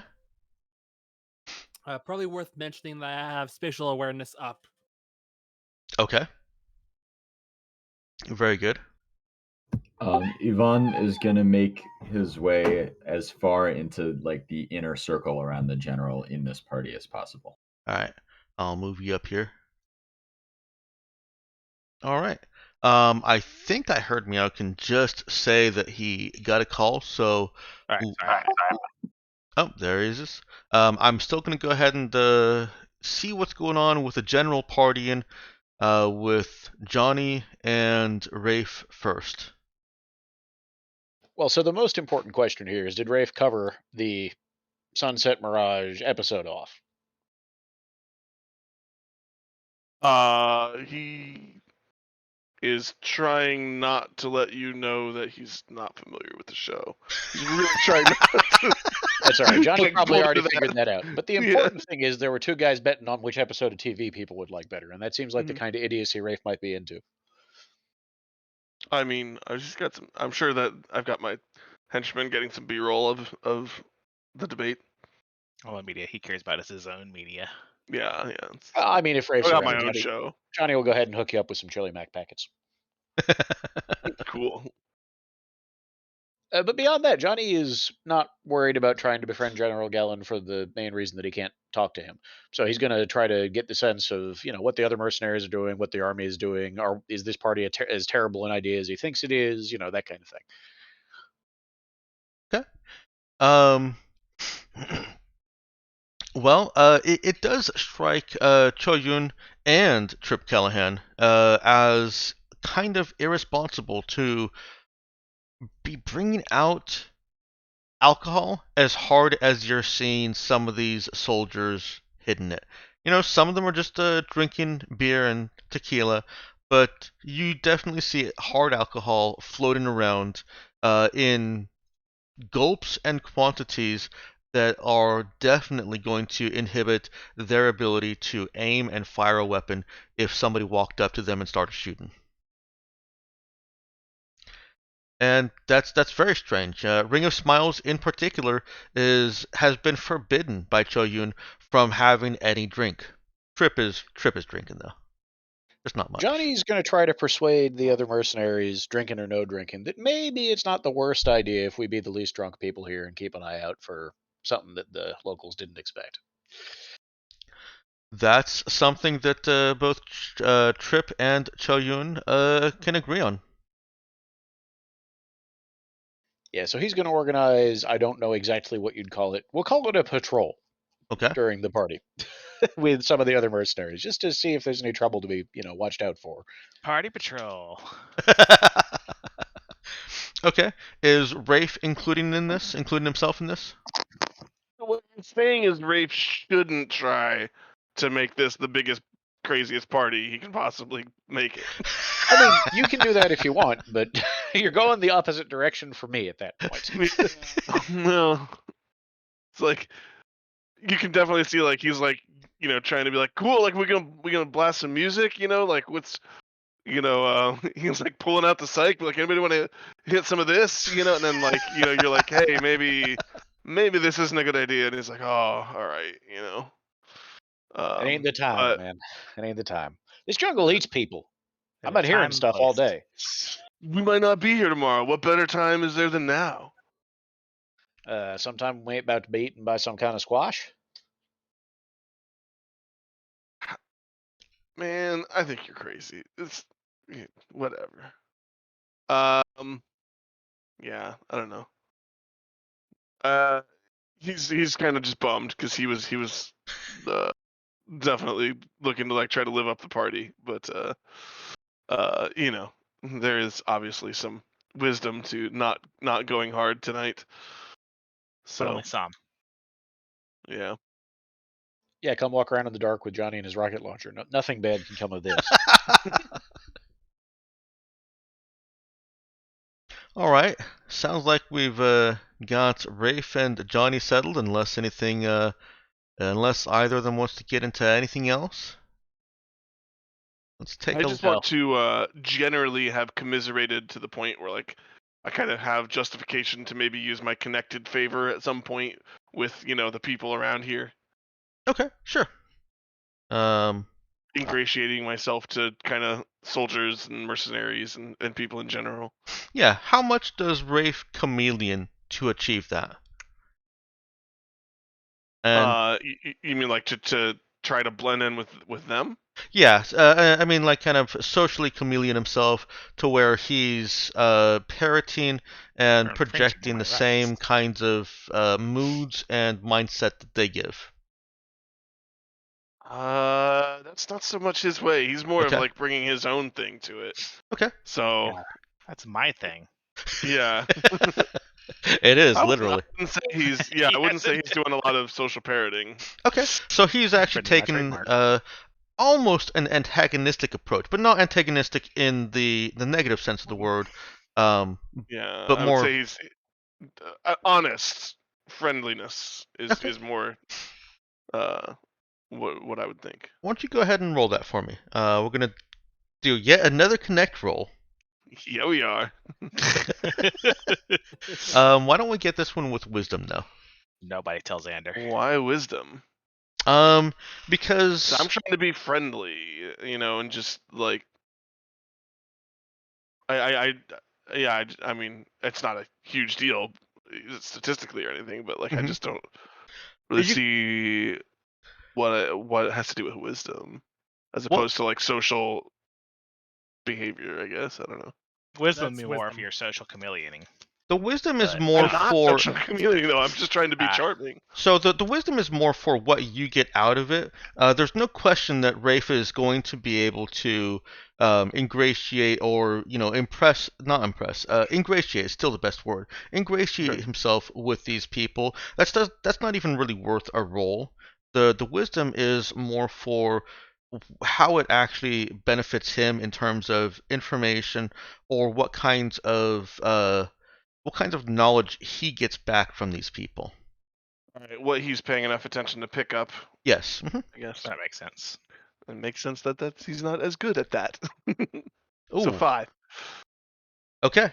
But as I said, he still has ingratiated himself enough that your connected focus is you can use it. Has justification. Sure. Mhm. They Yeah. will also feel a little bit sad when you die. Yeah. Yeah. I just didn't get anything extra. You just didn't get That's what anything he said. extra. Exactly. Mhm. Sure. All right. Sounds good. All right. Over there with Han Young, Anna, and Yvonne. And you said am I saying Yvonne right? You can say it with a French accent if you want, but otherwise it's fine. Hmm. Actually, I will tell you that I can't say it with a French accent. It's safer that way. It is. My accents and my voices are terrible. So you've been called over to speak with the general, and this is before the actual, well, the party's getting set up. It's before he enters the party atmosphere, and he's in a tent set up just at the perimeter of this larger party in space. You can hear everyone having fun and drinking and laughing and socializing outside. There's even a small boombox outside that's playing some hard rock mariachi. Um, Oh yeah. but in front of Galan is a table with maps spread across it. And he looks up at the three of you as after Herrera lets you in. Has a serious look in his eyes, offset by that stupid lit cigar hanging from his mouth. And asks, um, he lays out the forces arrayed on a map and asks what the best approach would be. He is effectively asking you to uh, strategize over a scenario that he's presenting. Can we tell, is this the scenario that we're on our way into in Gardenia? I assume it'd be that scenario.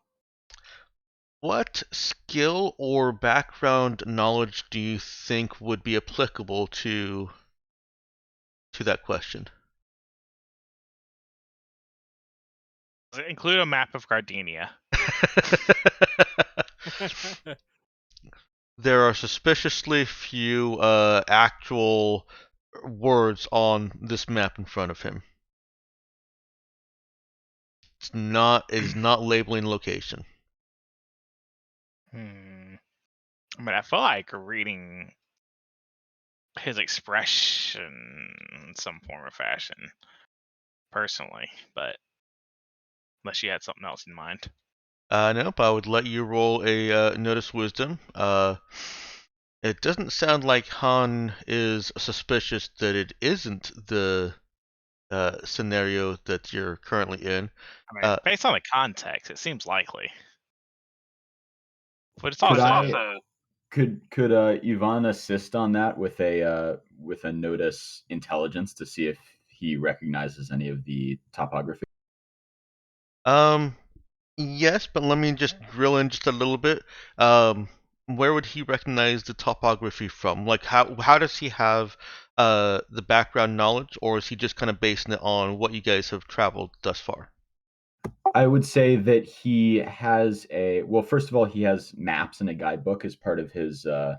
adventure, his outdoorsy kit. And secondly, in the time given, he probably wouldn't have spent very much time studying, but he might have at least reviewed the scenario and any like big central places we're likely to find ourselves. Okay. Yes, I would allow you to roll that notice intelligence as an aid check for Anna. And I guess I'm trying to read him in this case, so I'll just be using my regular notice wisdom with hyper acuity. And the rolls keep on dropping for you. Boy, howdy. It's a good thing I'm good at reading humans. I mean, really fellow fitting humans. I mean, fellow humans. Fellow humans. What's that, Jeff? Really fitting the character? Yeah, that was my image, at least. Okay. Not the picture of competency. And proving it. Okay. Yeah, it does seem to Anna that maybe Galan is testing you, and it's unlikely that he's trusting you with important strategic details of his operation or the upcoming operation at this moment. So we're likely not looking at a map of Gardenia. No, that's correct. All right. Well, if it's a test, I might as well go all out. Do you think this is something that could be done under a lead role? If you think that Anna has tactical experience, tactical and strategic experience that can be encompassed by lead, then absolutely. I can fake it. Okay, that's fair. That is something that Anna does. Yeah, this is also a good opportunity to shift persona if you're thinking does an intelligence check too. Yes, this could be an intelligence situation. You're trying to present yourselves as strategists. So Anna's looking at a quick lead intelligence roll. What are Han and Yvonne? Yvonne. I think Han is trying to evaluate how stealthy of an approach we can take. Okay. And trying to evaluate based on the information presented what would be the best angle for going in as quiet as possible. And Yvonne is having no idea what he is looking at on the maps. Instead, is going to kind of put on a show of talking about unrelated tactical events and ideas that are just totally fluff to kind of draw the general's attention and hopefully make what they're doing sound impressive while the other two actually work. Okay. Yeah. That sounds like a talk roll to me. Talk with charisma. For the day. Spice, what do you think Han's roll should be? I'm leveraging sneak. Okay. Right, that makes sense. Go ahead and roll that with intelligence, I think. It literally doesn't matter for me. Okay. Intelligence, submit. Okay. According to So Yeah, I that would think be that's the highest okay. you've rolled so far, Shep. So it takes me from a +1 to a +2. Winning. All right. Sorry, this is confusing. Admittedly, it's a rather. It is. I guess I'll just roll this with.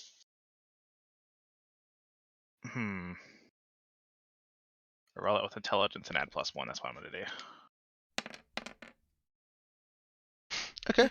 As I using both social chameleon and shift persona as Anna basically looking at the situation appears much more more quiet and reserved, very thoughtful. Okay. Compared to how she usually is. Well, my read of the situation is that Anna is BSing based on mimicking of generals and other strategists that she has seen. There's probably some genuine insight in there too, though. Well, right. That comes from mimicking the good the good strategists. That Han and Yvonne are actually presenting good information of their own. And I don't mean to discredit Anna. She is presenting good information regurgitated from other good information. The three of you, with Anna kind of rehashing what Yvonne and Han can say into something that much more readily catches Galan's attention, seems to have had some effect. I'm not even going to have you guys roll because the difficulty of it is an automatic success for Anna. There's a subtle shift in Galan's manner. And he goes from, this has been over the course of a couple of different scenarios that he's presented. There's a subtle shift, and then he presents another scenario.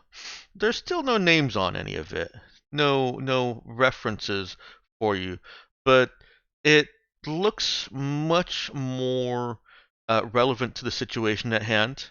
And despite there being no names, he points out, this is Gardenia. And he lays out the challenge that is at hand, including the available men, the artillery, and intel on the enemy. And now I think we need to steer him towards making it as loud and distracting as possible. All we really need is the ability to give our client 15 minutes notice. And yes, it needs to be loud and distracting. Yeah, I mean, this is the best opportunity. I mean, this is the most influence we'll have over the battle, right? Yeah. The most important thing is we need to control the when. I give meaningful looks to Yvonne and Han. In response to the meaningful look, Yvonne is like obviously distracted, and I'm gonna ask if I can attempt like some character motivation here. If Yvonne, while people are sort of walking and while people are talking and hashing things out, can slip his data slab out of his pocket discreetly and sort of just prop it up somewhere on the desk or a nearby shelf or something to capture some video of him working with a prestigious general on tactical plans. All right. Let's hope your dice don't fail you on this one. Go ahead and make me a sneak check. And the way you described that sounds like dexterity to me.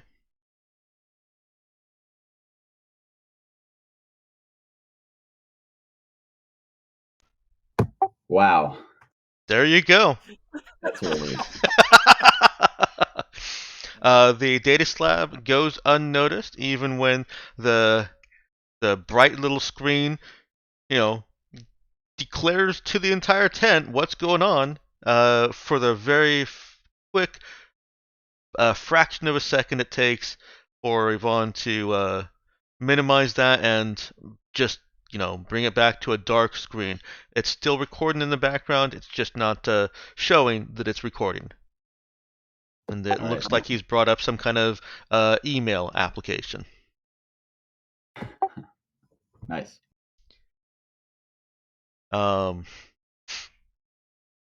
other two of you, and Yvonne can also participate in this. Now, I do want some kind of military strategy relevant check from you. Right. Is the lead intelligence still an option, or Lead intelligence, if it's coming from Anna, then yes, but if it's still kind of mimicking and regurgitating, no, this is going to require actual analysis.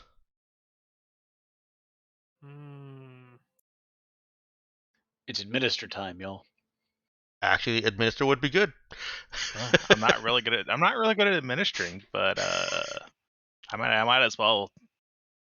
Because at least with my I do have a slight buff to it still with the intelligence persona. So I guess I'll try that. Unfortunately, Han's a bit out of his water in terms of actual military strategy. That goes double for Yvonne, but I just a long shot here. You can feel welcome to shoot it down. But after kind of schmoozing with a bunch of the people in the caravan, could Yvonne make a sort of like a connect check to determine what battalions out of this crew might be best suited to take on certain roles in the attack? That's an interesting approach. Not determining the tactics specifically, but more so supplementing with information about the crew themselves. I'll let you use that as an aid check for well, the role that's already been rolled, I guess. But yeah, pretending that Meowkin didn't jump the gun, we'll go ahead and roll that as an aid check. Oh, we're just doing separate rolls. I didn't realize we were all aiding me. I was wanting to check and see what everyone was contributing.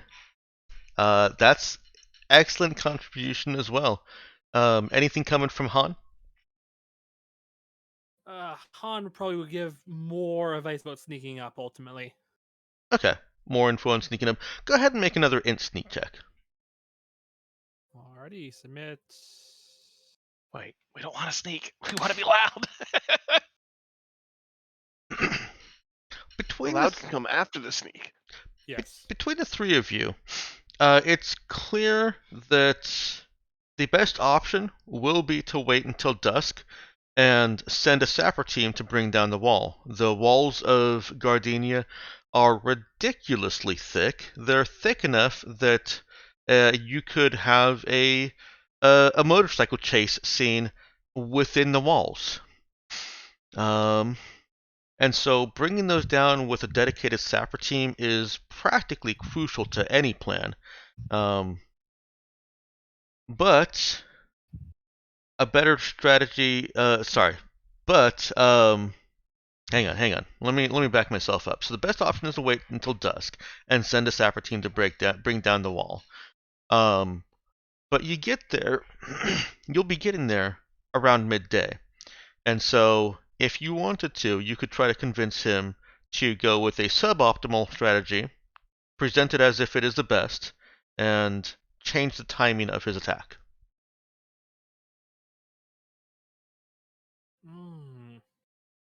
Specifically, I didn't fully understand that. Are we trying to sabotage the most optimal attack?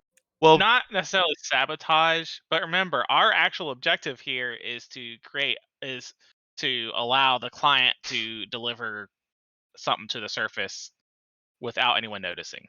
right, I and see. I neglected to finish the last sentence of my notes here. A better strategy might be to attack midday, where the glare of the noon sun will help obscure the client's delivery. Ah, that makes sense too.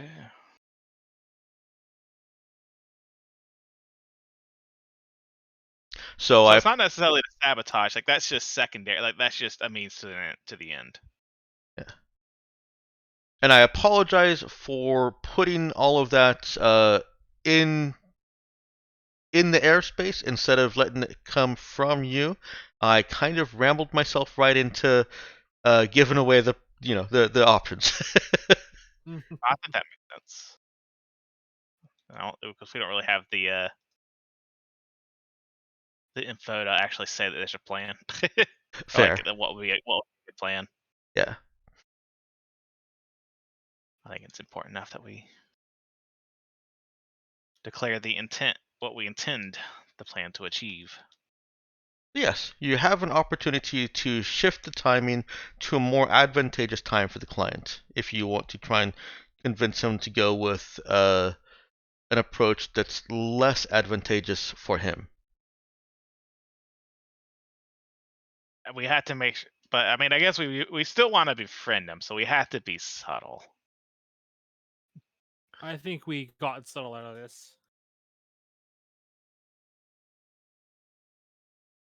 I mean, I'm not there, but blowing up the walls is going to be pretty distracting regardless.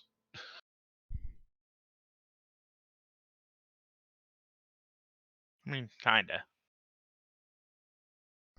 It is, and I think that I think Yvonne would be more than happy to roll a talk check to just sort of present the suboptimal plan as like a very intelligent thing to do. okay. Pushed up that it allows everything to move faster. Give it a legitimate upsell on there is value in this, even though it's a little bit suboptimal.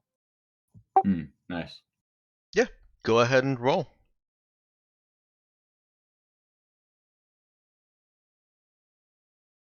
What are we rolling Oh, specifically? sorry, that would be talk charisma. All right. So was that me presenting it, or someone else want to present that? I think you're the socialite here. Yeah. Though, let me see. I guess I might as well. Ever to the point where we've written everything up, I'll go ahead and switch back to my more personable persona. And before you talk roll, charisma. actually, I'm gonna give Yvonne the spotlight on this because it sounds like Shep is saying that Yvonne would present this.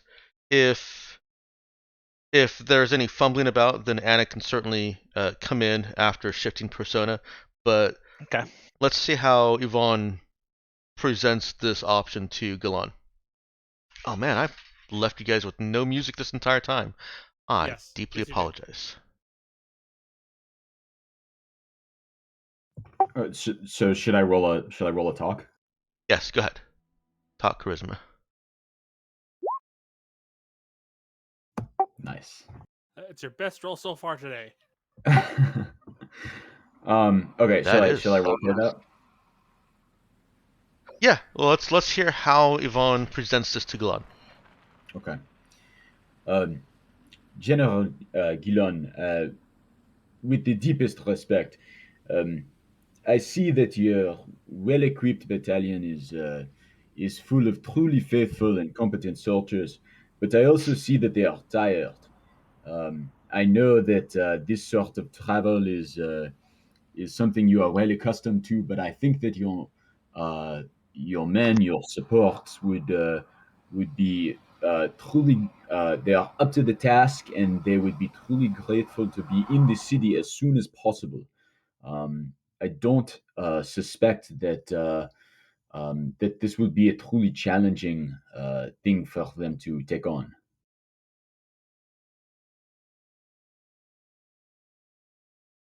Well, you might be right. You got an idea. I can see it glinting in your eye. Puffs his cigar.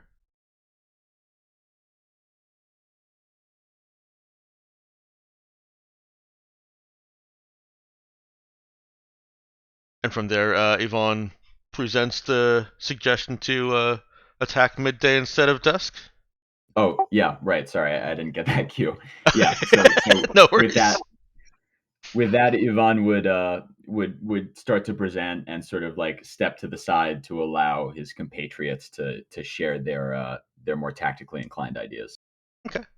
I do have one request for you, Shep. It sounds like I was getting the music fed back through. So would it be rude of me to ask you to just mute the Roll20? I didn't even realize it was unmuted. Let me see if I can figure out how to do that. If you're using something that, if you're using the Chrome or Firefox on your, I think you said you have a tablet basically, you should be able to, well, I would right-click the tab, and there's usually an option to mute it. Got it. Thank you. Okay, Done. perfect. Let me see it. Let me set this going again. There's also a volume slider in the cog wheel in Roll20. Oh, yeah, duh. You could also do that. Whatever's easier. All right, why is Roll20 giving me so much trouble? Oh, because it's Roll20. Yeah, I wasn't gonna say anything. Yeah, I'm gonna have to because, go to the. I have conflicting interests.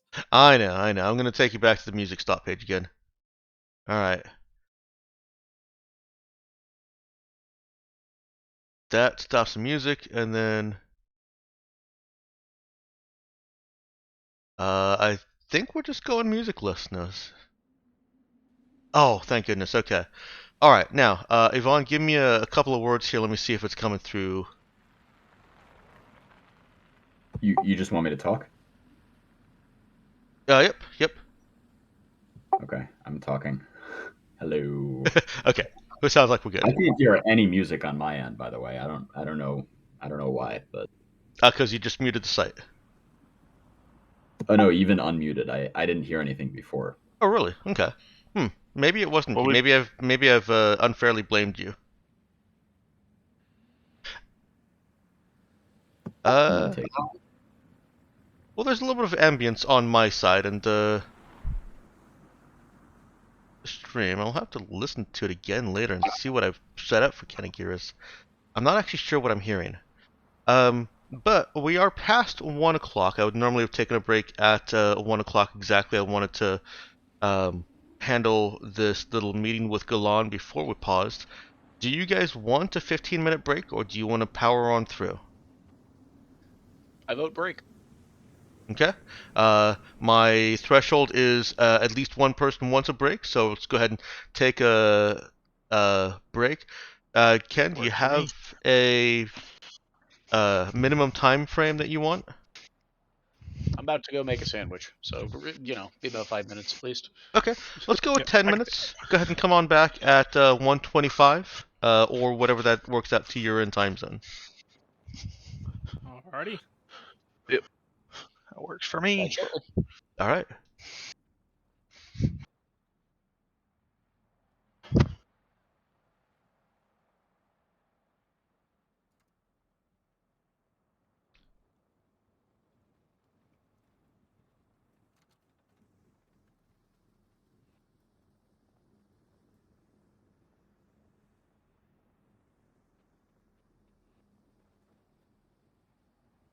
I'm just curious which event would have come up if you guys hadn't already triggered the strategy call.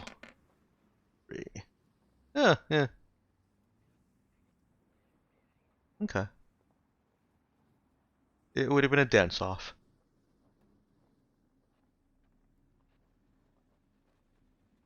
Oh, that's sad that we missed that.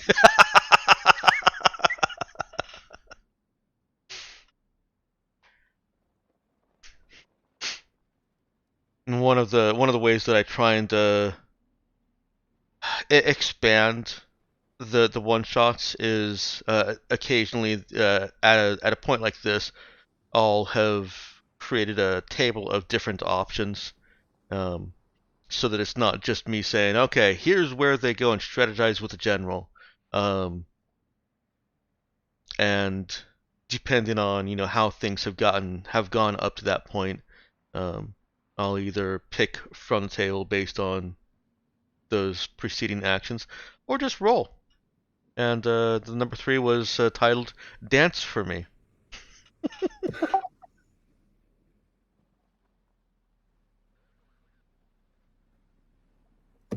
Dex, I know you mentioned they weren't finished, but I would love to see what you're working on with your your Android Oh, what did you sure. call them? Android classes. Yeah, I've called them advanced androids, and let me see if I still have it over here. Oh, actually, I don't think I even need to make you go to the Discord. Let's see. Okay. So there is one other handout called readme.txt in Roll20. Got it. And at the bottom of that is my Darkstar campaign companion. I should look and see if that's still a good. It is, yeah. I've updated my campaign companion since then, but it's not in a publishing ready state because I've kind of just put things all over the place. But yeah, that's the most recent. I guess you'd call it stable version of the guide. This looks great. Clearly, you put a lot of work into this. This is so much content. Oh, thank you. Thank you. The androids start on. Well, okay. So I was trying to mimic the formatting style of Kevin Crawford before I realized how bad the formatting style of Kevin Crawford is considered. In that I put the androids in two different places.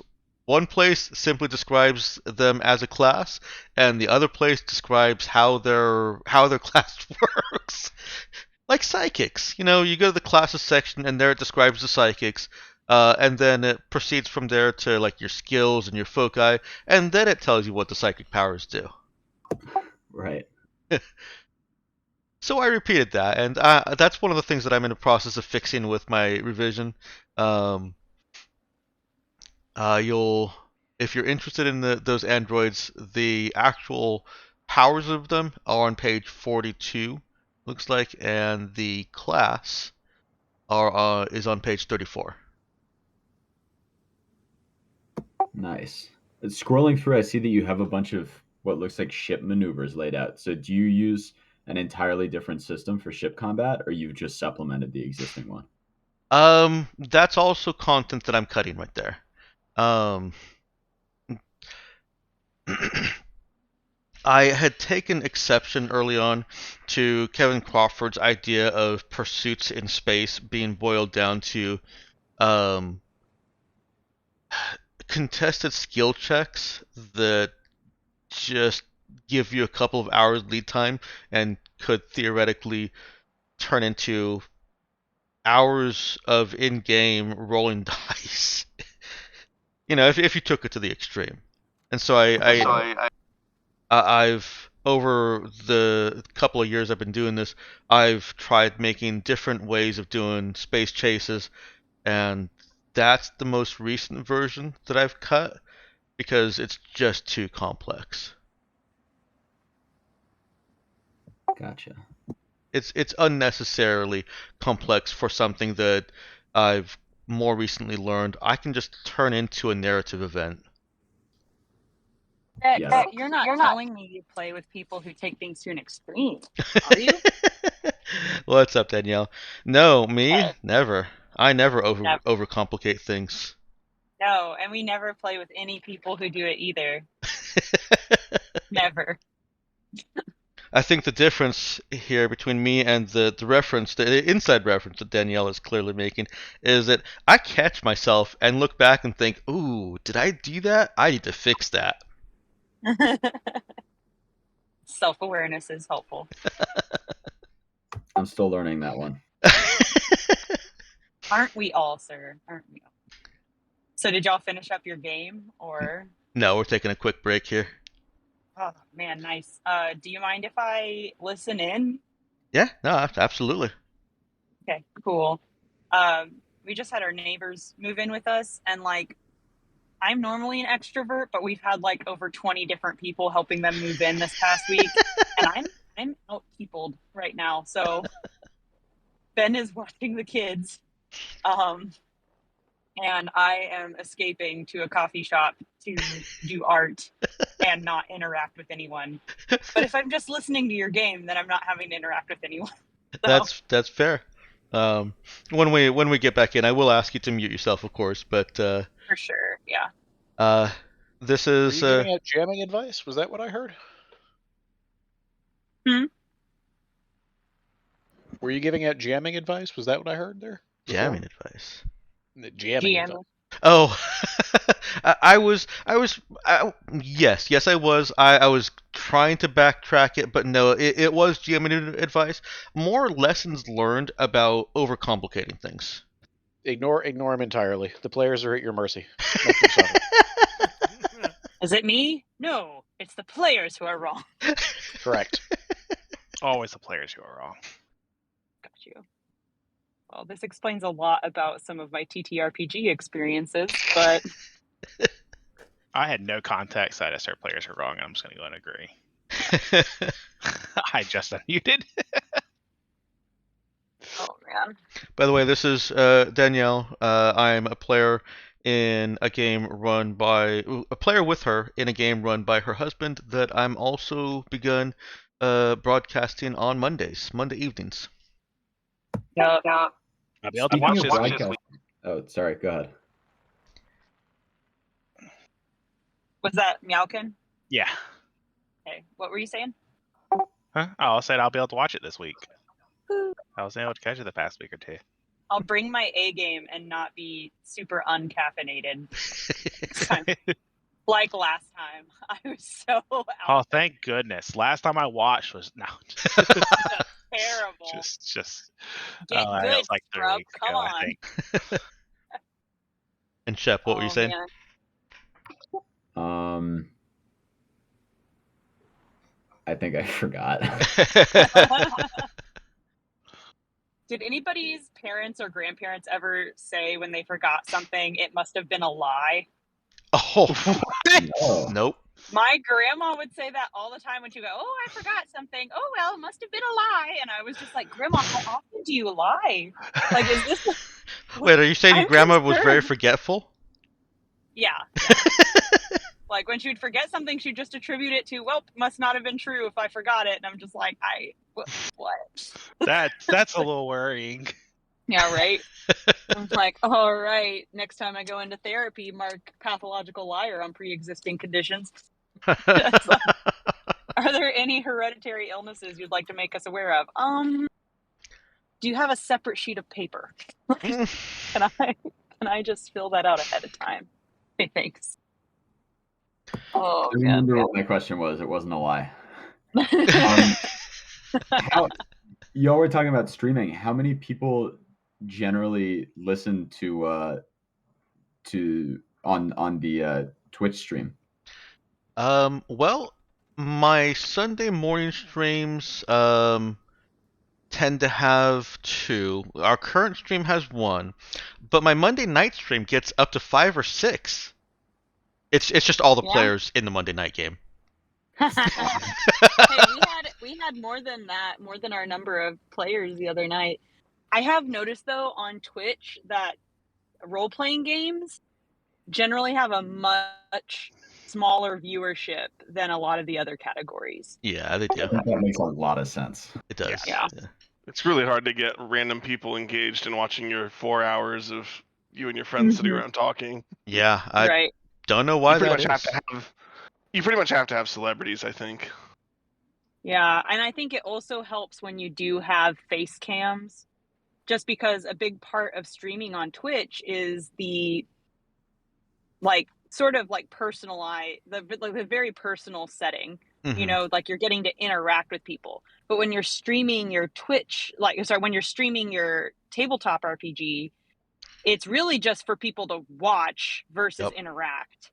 So it kind of circumvents a little bit of the nature of Twitch in itself. So I don't know. It would be interesting if I think it could be more interesting if you took breaks to do interaction with the streamers. Mm-hmm. or if like there was a decision coming up in the game and you like let the streamers decide what your party did, stuff like that. Well, that's what you traditionally stick whoever showed up that doesn't actually want to play D&D with. At least where I come from, we had a buddy who would turn up for game night because he knew we were all hanging out, but he never actually wanted to play D&D. So I'd be like, Mike, what does the ogre do? Very good. And we definitely have a. I'll be honest, I would do that if I saw that there were people viewing. And a couple of times when I've seen more people there, I've put out one of those prediction polls. Just, are they going to get into combat? Are they not going to get into combat?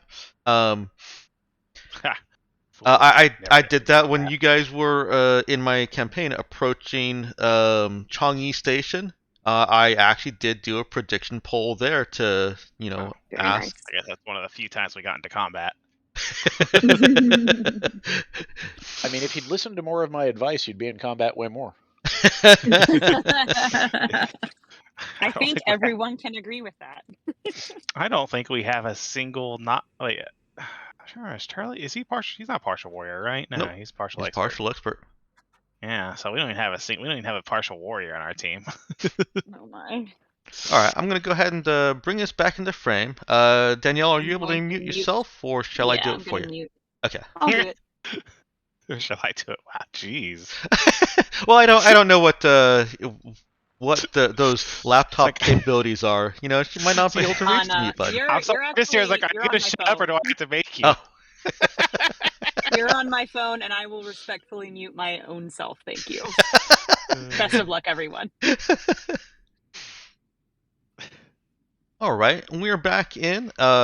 You've just impressed Galan with General Galan with your bullshitted knowledge of strategy, and he revealed to you the actual situation as he approaches Gardenia with his column of soldiers and artillery. You legitimately assessed this time that the best strategy for him would be to attack at dusk with the sun at his back, but still convinced him that it would be better for his troops who are tired, it would be better for his troops' morale, and also somehow included in there that it would be a better challenge for his troops to attack midday, thereby giving your client a very strong window of insertion.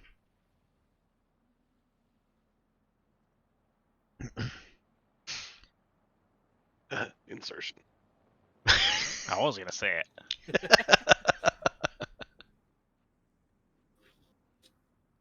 So, how's it going away from General Gallon? So for Johnny and Rafe over there, you've been noticed. Your actual diligence, making patrols with the combined strength of all three of the mercenary companies. Well, two of you from Artemis Group, as well as most from. We're giving valuable tactical advice to the commander. Okay. No, I'm pretty sure we're just partying with him at that point. We went back in time a little bit. As well as most of them from the Devil Dogs, and every single member under command of Choyun from what I call them? Ring of Smiles. From Ring of Smiles. Yeah, you guys have made a visible presence to the troops. Now, there are a lot of troops here, so it's not like every one of them recognizes you, but word is going to spread that you guys you're here for the good of them, basically. You're not just here to mess around, get paid, and leave in the thick of when they might need you the most. And you've definitely gained a lot of clout here. Love the clout. I have a funny feeling we will totally fuck him over. Nah, not totally. Probably. Maybe. We'll know soon. Yeah, we'll find out. And it's fine so long as he stays our friend. And yes, the party, the party truly goes into booming when the other three of you have finished with Galan, convinced him. He brings out a bigger boombox than the little one, playing a little bit of music outside, and he's just playing rock and roll. It's not mariachi. He is just playing rock and roll, and it's loud. Rafe and Johnny, you guys can hear it, and you've spent, a half hour walking to the other side of this convoy. Rafe, you're a musician, right? Yep. Is it me, or is none of that any good? Dude, I think it's you. Those riffs are sick. You saying I got a 10-year, boy?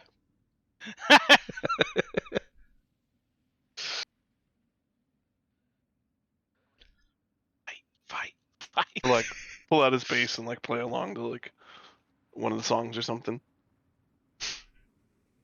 Yeah, at this, so it's just like it's an electric bass, so you're just hearing like the fingers hitting the fretboard and stuff. Like it's barely any sound. Johnny just scratches his head. Yeah, Johnny just scratches his love tin this ear. jam.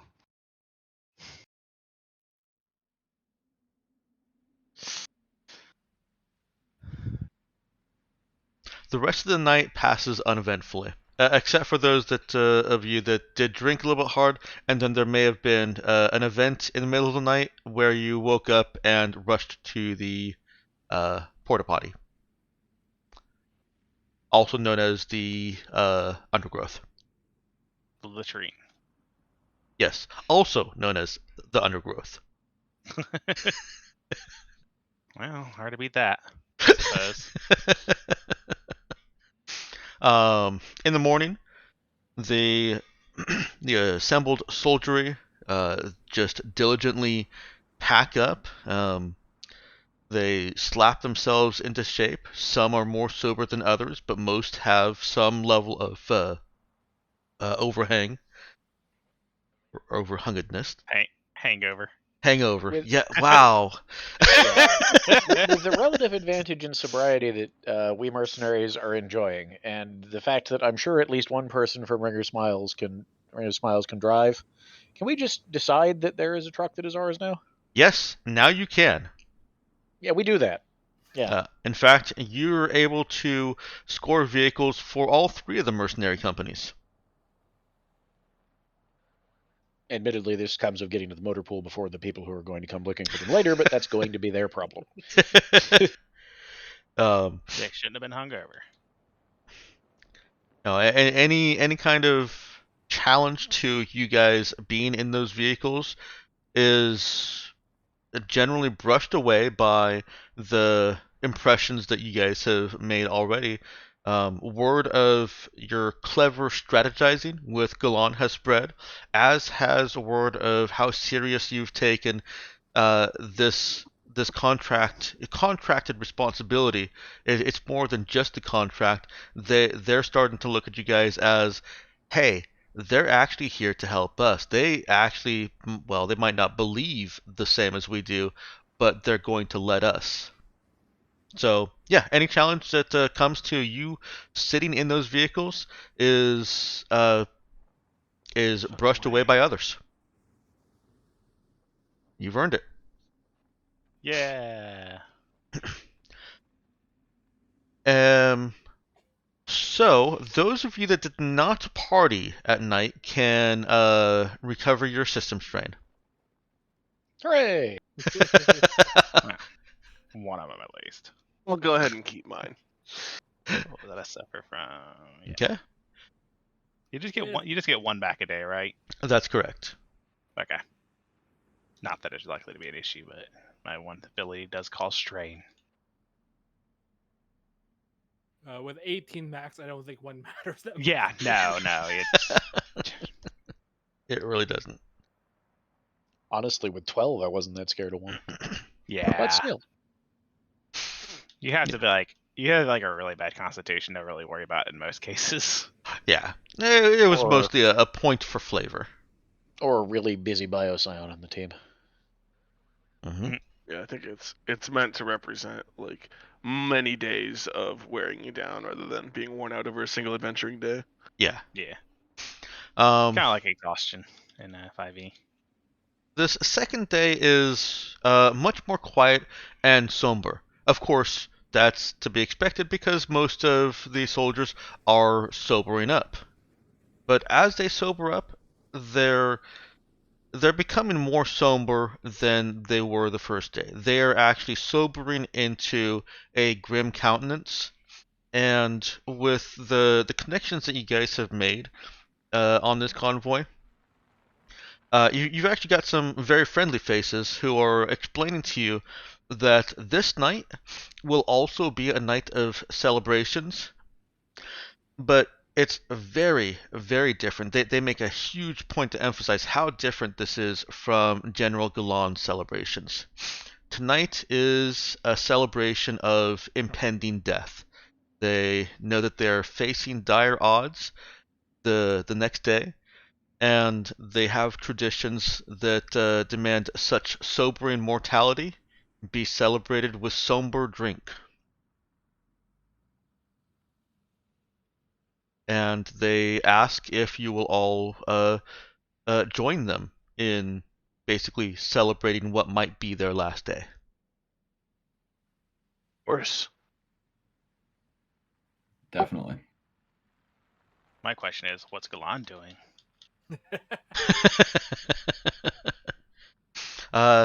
Galan will fall in line, according to most of them. That he doesn't dare step on this tradition, even as boisterous and outgoing as he is. He respects Okay. this. Yeah, Han will have a drink, but nothing too crazy. Okay. That's for the night, but we're traveling all day, right? You are traveling all day, yeah. Can I make a you can recommend how you think this would be best done, but I would like to make an attempt to get some more information about what sort of powers might be at play inside of Gardenia at the moment, whether in opposition to the Revitalists or not, out of Gilon, especially after kind of proving ourselves to them. Okay. I'm gonna give you a little bit revision on that. I think Yvonne has learned enough now that Galan's probably not going to be the best person to ask that.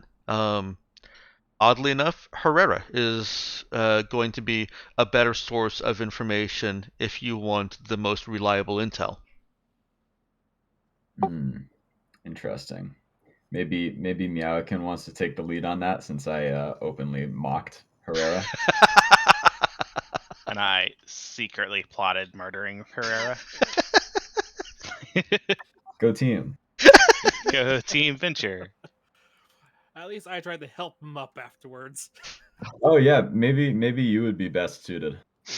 Oh yeah, there we go. What am I getting roped into now? we're trying to squeeze a little tactical and political information out of Herrera to see who might. Well, my idea was to try and figure out who is getting their package delivered and what the package might be. I don't know. I don't think he's aware of that. Maybe we could at least get some information about what factions powerful enough to have something dropped in from space might be inside the city.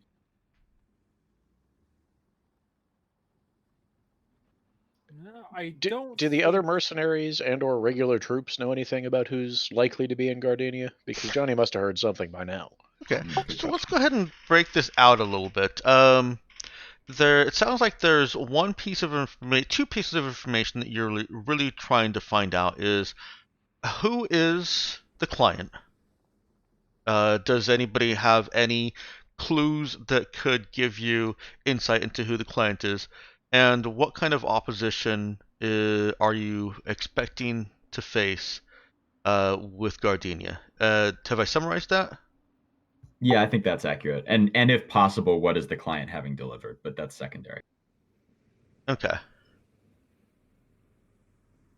I personally don't think anyone here is best to grill on who our client is, but finding out who we're expecting, that's more valuable. Yeah. What faction we're going to be up against in Gardenia? Yeah. It's kind of hard to ask, hey, who can drop something from space and would have enough vendetta to do so? I mean, my question would just be like, are this mercenary group that we're working for, is it generally contracted by individuals, or would the amount of resources necessitate that it's like a whole faction? And if it's a faction, then what faction is inside of that city?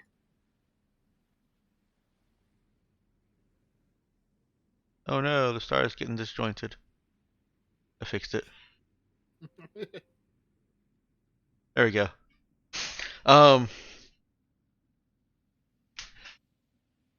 Okay, that does clarify it a little bit. So there's a little bit of a split there. Is it possible that this the client has any connection to any of the Kanagiris factions, right? Yeah, sure. Oh, that wasn't what you were asking? I just gave you a question? No. I mean anything. I don't know enough about the setting to say whether we're being hired by one of those factions, or if it's more likely we're being hired by someone wealthy who has political interests, or I really don't know. So okay, fair enough. So let's go ahead and I've verticaled one of these lines. If you're wanting to try and figure out who the client is, go ahead and put yourself to the left of that line. If you're wanting to help figure out what kind of opposition you're going to face in Gardenia, put yourself to the right of the line. And if you don't want to be involved with it at all, put yourself in the oddly growing green Jeep. Or above the oddly growing green Jeep. Okay. All right. I spent quite a lot of time with Anna and Yvonne at the General Galan's little strategy teaser. So let's look at Rafe, Han, and Johnny. As you guys are traveling throughout the day, you're trying to find out what kind of opposition you're expecting to see in Gardenia.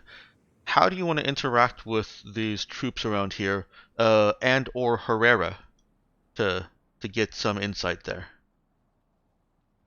I mean, I feel like for my part, what I want to know is pretty easy. I'm just trying to ask, like, who is in control of Gardenia currently? Like, Yeah, I I mean, this imagine is that would really be fairly public knowledge, I would think. this is really just more what Johnny's already been doing. Okay. Yeah. I'm Trying not to gonna... leverage the congeniality we've already established with the people around to just be like, hey, what are we looking at? Who controls this place? What are their tactics, or what are they like? You know? Yeah, no, there's who last pissed in their cornflakes? We're not gonna have to roll a check for this one. They know that Reverence are in control of Gardenia. And they deride them because apparently the Reverence believe that the inhabitants of Ecos are gods. That, not just there once were gods that lived on Ecos, but that the current inhabitants are gods, and the Reverence think that trying to walk among them is blasphemy, and they build ships to blow up other ships that try and get there. So again, they're killing people to. Ecos is the moon? Ecos is another planet in orbit around the sun. Okay. All right. Might as well be a moon for all the difference it makes. Sure. Yeah, it's just another location. So they're in the religious system. zealots. Yeah, they are religious zealots. So are the revivalists. Most people on this planet are. And are they mostly just guerrilla fighters, or do they have better technology, or? Nope, they are mostly guerrilla fighters. They're also, just like the revivalists that Galan is leading. They have been in war. They've only had occupation of Gardenia, or, well, I say only for a few years, but a few years is actually pretty dang good. Yeah, in this setting. in this condition. Got it. Gardenia is a very valuable strategic location because it has some kind of hydroponic tech that works better than in other places. And that's about what the soldiery know here. They know that Gardenia has more people, more soldiers, and that that they are going to lose people. They're very grateful for your mercenary help with your more advanced weapons and um, they believe that you guys have all been in combat and that you are very uh, threatening and dangerous. They wouldn't want to get into fights with you. And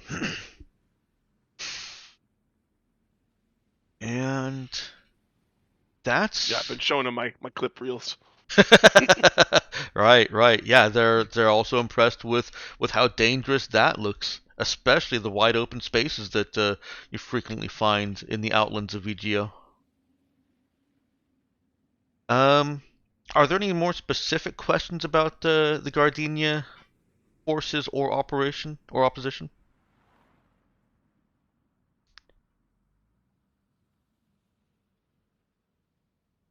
I'll let you guys Not think on that that. these guys would have any way of knowing Okay. that I can think of. Okay. And let me take myself back over to Yvonne and Anna. So you guys were planning to go talk to Herrera, and you're more interested in seeing if he knows anything about who is the client and what's being delivered. Is that right? I mean, obviously they aren't aware of the client, right? Specifically, so it's more. Well, right. I wouldn't think you'd directly go to him and ask, "Hey, do you know who's planning on dropping something here?" But Yeah, more like, okay. would any of the factions have any kind of secret weapon abilities, kind of stuff, right? Yeah. Also, what? you said that. So Herrera hired us, but through a third party. Didn't? Well, no, but he did mention Mr. Monday. So Yeah, okay. yeah. Herrera contracted with Artemis Group through Mr. Monday. Okay.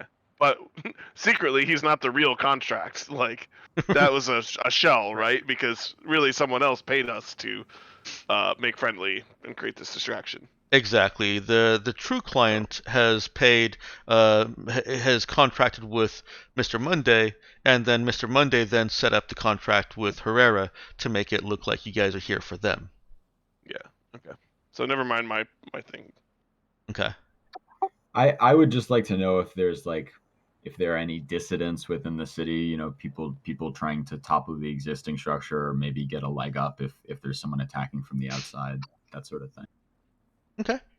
You guys have had some complications with Herrera, so I'm going to ask for a charisma talk roll from one of you.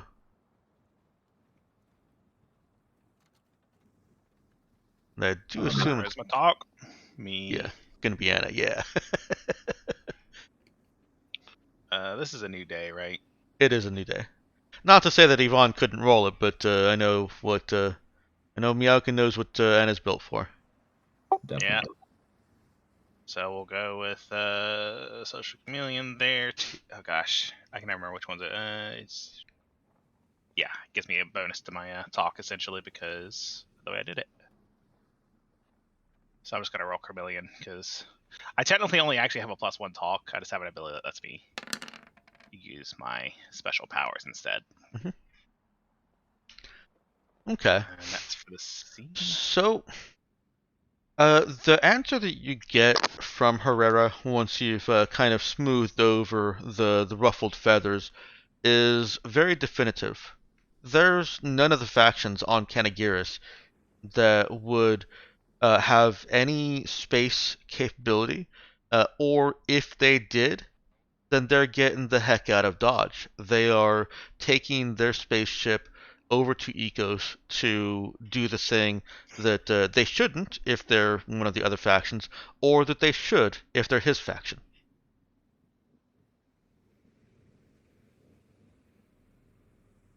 So essentially, what we're able to get is just that it's definitely whoever is dropping. It's an outside, right? Mm-hmm. Yeah. That's which I feel like is something we probably already know. Yeah, good point. I mean, but this is definitive. I mean, technically, out of character, I knew it. Herrera, that's true. Herrera has no way of knowing for certain, but he has no way of knowing the facts 100%. But based on what he knows of the social structure here and the way that Kanagirans do Kanagirans, he can be 100% confident that there's no outside forces involved, that there's no local forces involved in any outside off-world activities without knowing those facts, if that makes sense. Was that all our time, or do I have time to ask another question? Nope. Go ahead and ask another question. This I've heard of you. This hydroponics sort of facility or capability that is so efficient, which I don't know if that's may or may not be pre-tech or something like that. Is that something that off-worlders that Herrera knows of or have taken an interest in? Is it something of significant value off the planet as well, or is it really just there and staying there? That gets a sneer from Herrera, not directed at Yvonne, but at the Reverence, because apparently, hang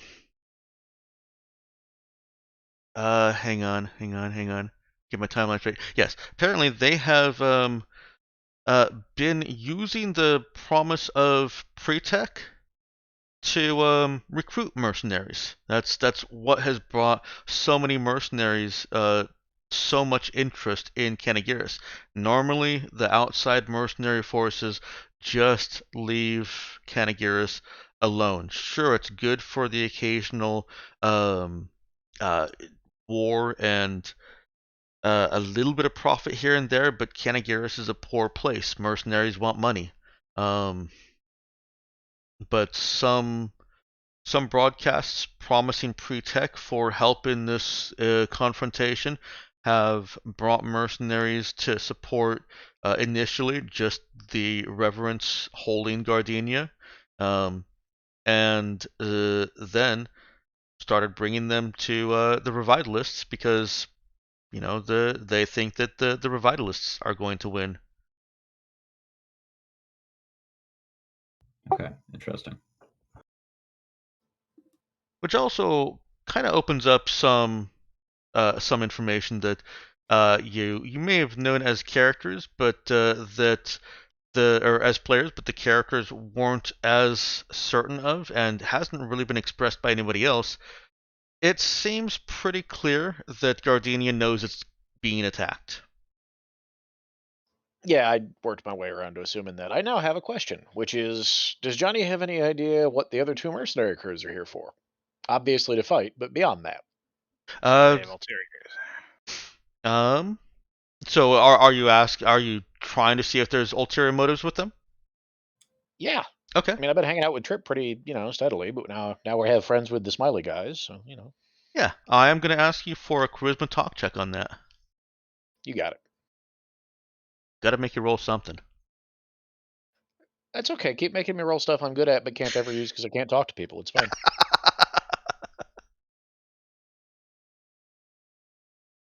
Johnny is very good at that. Yeah. It it takes a bit of wrangling and kind of my approach is basically, I want to make more money. What can I help you guys do to make more money? It turns out that Trip and Choyun separately had been working on plans to make the most out of whatever this pre-tech is, and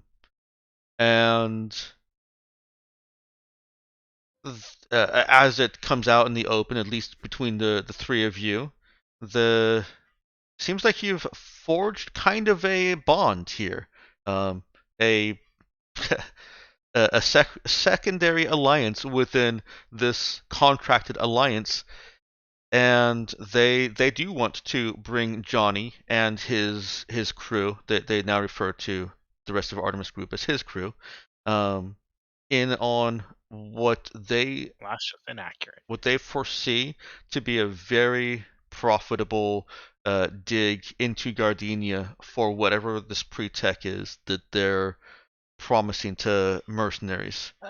Do they know where it is? They have some maps. Each of them actually have some maps of Gardenia which suggest underground warrens, underground Oh boy, yeah. Johnny's going to locations. want to get hand on this as soon as possible. We already know how we pull this off. Yep. Okay. Yeah. I would imagine that occupies Johnny, Hans, and Rafe. Does Rafe want in on this too? Sure. Okay. I'm assuming that morally Rafe is not opposed to stealing something valuable. You don't get a whole lot of moral anything from him. Either way, in either extreme, good or bad. Now, if you bring Anna in on, it's like, why are you guys trying to go beyond the mission parameters? Does not compute. Yeah. Well, because two of us are from planets where life is terrible. There are some discrepancies with the map, but not irreconcilable. All right. That, unless there are other questions, should be your guys' second day of travel.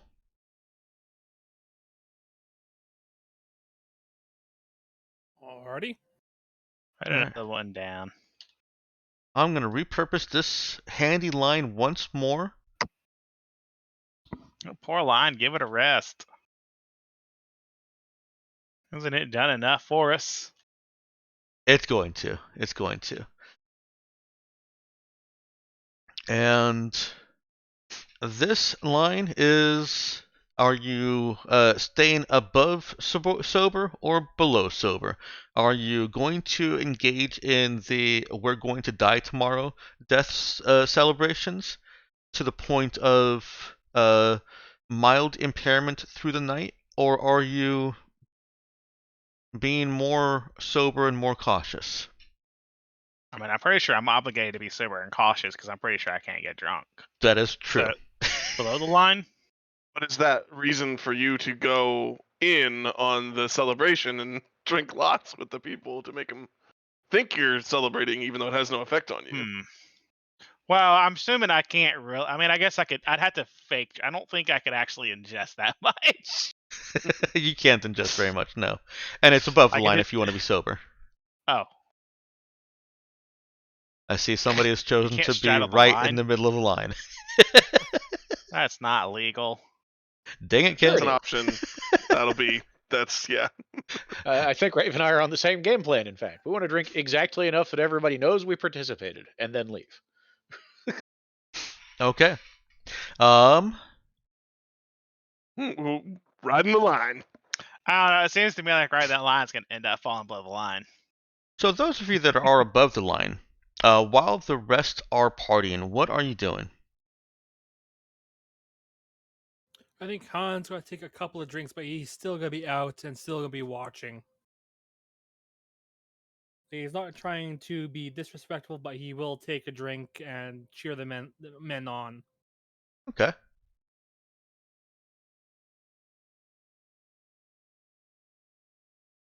Yeah, gosh, this Roll20 track just does not want to play. It's been going for me the whole time. You just keep restarting it. I don't know what's up. Which is weird because usually it's the opposite. It will play for me, but not everyone else. Well, it's feeling a little different today. Well, let me try. So, I know one of the things that can get kind of weird is if you leave music playing and everyone leaves the instance, the first person that comes back, it will try to kind of play the track that was last played, but it gets out of the sync, gets all messed up. So Yeah. one thing that you can do to reset everything is stop all the music and like Nope, have everybody that's reload. but actually what it's that pretty extreme. It's actually what that page that I've used before was. I literally have a music stop page, because another issue that Roll20 has is that it will leave music playing, and then when I come back as a GM, it does not tell me that music's playing, but it's playing music. And because it doesn't tell me that music's playing, and there's no stop button for me to press. Yeah, you got two overlapping tracks. Yeah. Yeah. So funny enough, I've unmuted my other page that I have open for the purpose of the stream, and muted my own tab that I'm using, and that has solved the problem the opposite way I usually do. Opposite problem, opposite solution. However, now it's very loud. I ever hear somebody saying that like they have the overlapping tracks in my game, I just tell them to reload, and that usually fixes it for them. Yeah, that's probably that's what I usually could do for the GM screen that I'm using, but this solution works for me. All right, we've got music again. I've got music again on the stream. And sorry for interrupting it for you so many times. Okay. Let's go back. I completely missed what Anna and Han are doing in their sobriety. Han is taking a few drinks, partly because it doesn't really phase him much to do a few with an 18 and con. To at least be partaking in the drinks, but he's still patrolling. He's opted to patrol around to make sure that nothing goes pear-shaped on us early. Okay. And all the while, he's still keeping up spatial awareness. Okay.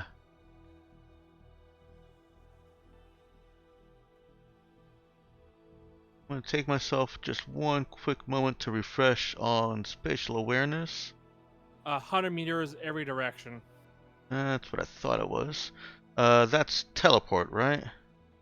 That's part of teleportation, yes. Yes. Okay. So it's not quite as well, it's not quite having the notice skill, but it is certainly an improvement over your natural senses. So why don't you go ahead and give me a notice check with either con or wisdom. I'll absolutely take the Constitution. Rationale for that, because it is very strange, is that that's the psychic attribute. Oh, wow. Okay. This was right when you were taking all those drinks? Right when it hits you? And Meowkin, I think you said that Anna was also patrolling? No, I actually didn't say anything yet. Okay. Something, I mean, I actually did this thing. It's kind of something similar, except more. I'm watching the people. We've done enough ingratiating, so now I'm just kind of like watching to see if there's like any body that I guess is watching our group too close. You know, like that seems suspicious of our group. Okay. You know, basically see if there's anything that the gig is up. Right. And actually, I'm gonna shift persona for that, and I get a little twitchy. All right. We don't need another check from everyone, but I think it would be helpful or handy for your in-character stuff. Everyone else can make a notice or survive check based on what they're doing.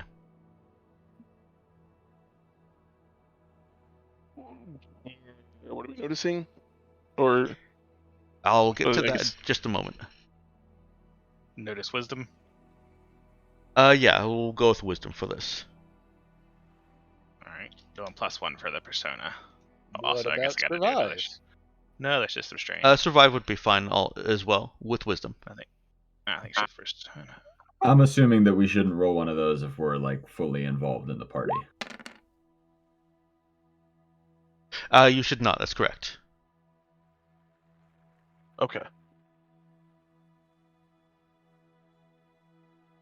What about survive dexterity? Survive dexterity. How will you justify that here? Johnny is really, really, really, remember I have alert, really, really, really, really fast. Mm-hmm. If something is going to happen, he will probably notice it first. Well, he'll react first. He'll react Exactly. first when he sees it, but I'm still not feeling the dexterity on that. Okay. Let's go with wisdom for now. Okay. Given his alert nature, that is still enough. Han is the first one to notice this. There's movement at the very edges of his spatial awareness, and it's still very difficult to detect because of how dense the foliage is here. The undergrowth or overgrowth, but let me move you over to the gridless grid. Uh-oh. I know what the gridless grid means. And give you guys all back your tokens.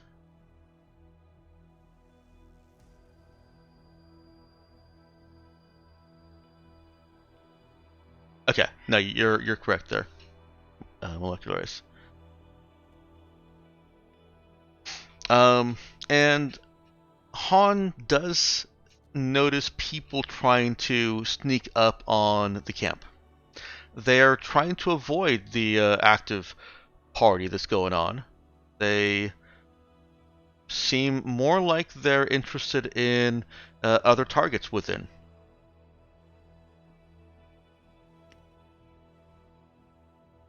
Anna and Johnny are both still alert enough that Han can put out a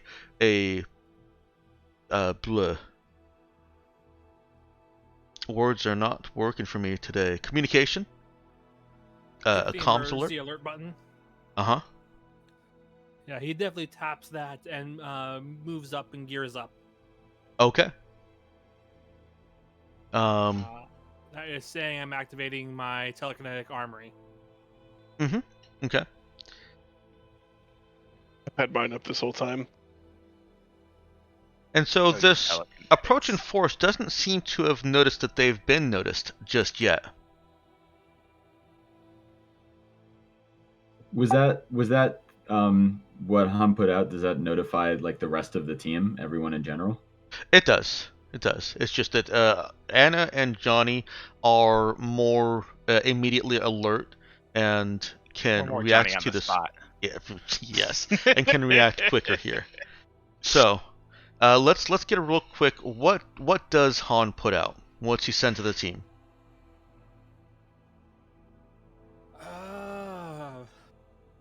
Stealthy bogeys engaging. Okay, and Party foul. And I attach my relative location, just like add a GPS coordinate. you ping him. Got it. Yep. Anna and Johnny. Any response to what Han has just said? I keep it low key, but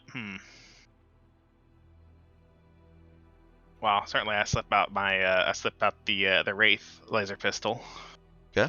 Just palming that in my hand, and look out for those. And I'm almost tempted to just go ahead and shoot because it is an illegal pistol. The subtle, but no, I guess. Yeah, no, I guess I'm just getting ready for action and try to get my eyes on the enemies for let someone else take the first move. Okay. So sounds like Anna and Johnny gather on Han's location. Well, Johnny was already trying to disengage from the party, so he's going to go ahead and put back the drink that he had taken to be polite, and then act like he needs to go use the bathroom. And then he'll try to sneak up on the guys sneaking up on us. Okay. All right. One moment, please.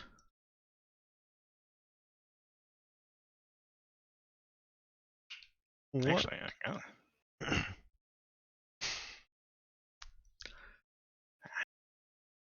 Oops. I can't remember what I drew the boxes for.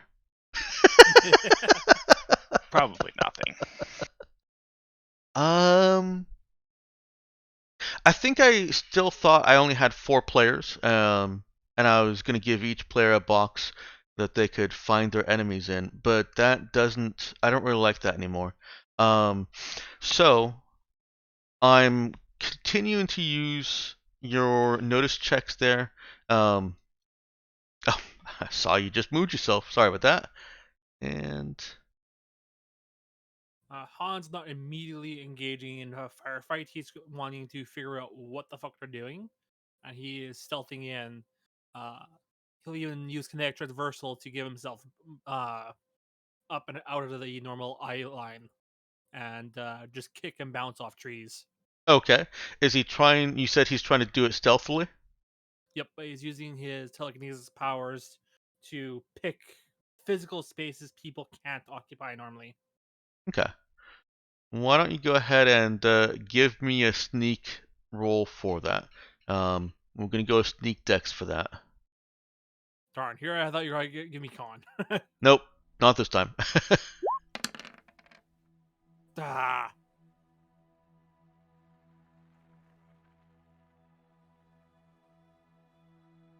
Well, that's that. That is unfortunately that. Han is noticed, and all of you now hear a shout of what it's in Spanish, but it sounds like it translates to some form of attack or execute or go. Execute Order 66. Muerte, muerte. Lock and And- see tote. Oh, that's Is there German. is there any reason I should make a sneak roll for Johnny to have positioned himself where the attackers are going to be surprised by him by now, or no? Yeah, go ahead. If you think that Johnny would try to position himself stealthily like that, then absolutely. Absolutely, 100% his plan. Anna also. I would position myself socially stealthy. Not the same. Okay. So no sneak charisma? No sneak charisma. Oh, that's fine. Actually, I will go ahead and... I will still take the advantage of using Social Chameleon, though. Alright. Increase my sneak, so I can use Chameleon. So don't feel threatened at all by all the tokens that you just saw. I'm just doing that for ease, for my own ease. And each of these boxes is going to represent a zone, effectively. Theater of conflict. Yeah, theater of conflict. These attacking Kenagirans are very sneaky. They know the terrain. They're guerrillas, and you are going to have to actively keep up with them. So when they become revealed by being in a box with you like that, it's not 2 meters away. It's within your sphere of awareness, within your theater of contact. That's actually a really good phrase. So, ironically enough, Han has the biggest one because he can see all around him, literally in the treetops because he can. Well, that may still not give him sight on all of them. That'll come up. So you're able to attack somebody within your theater. You don't all have to be in the same theater. In fact, you probably won't be because they are all over the place. When they attack, they will become visible in the theater that they're in, and they can be attacked. We're going to go ahead and roll initiative. Let me bring that tracker up. So everyone go ahead and roll initiative for me. Oh man, am I not exempt? I'm usually exempt. You get to roll twice, I believe. Unless you've got No, alert 2. I have alert 2. Oh, no, you don't have to roll initiative. I just win. Yes. But you could still roll so you get out the tracker. I mean, that's fair.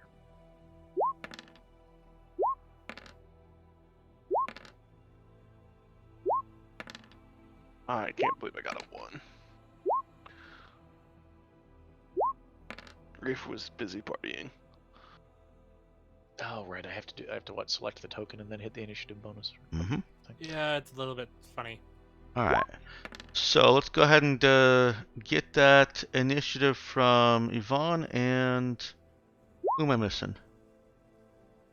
1, 2, 3, 4. I rolled the initiative, but I'm not sure how to add it to that little tab. Okay. You have to click your token, then go into the character sheet and hit initiative.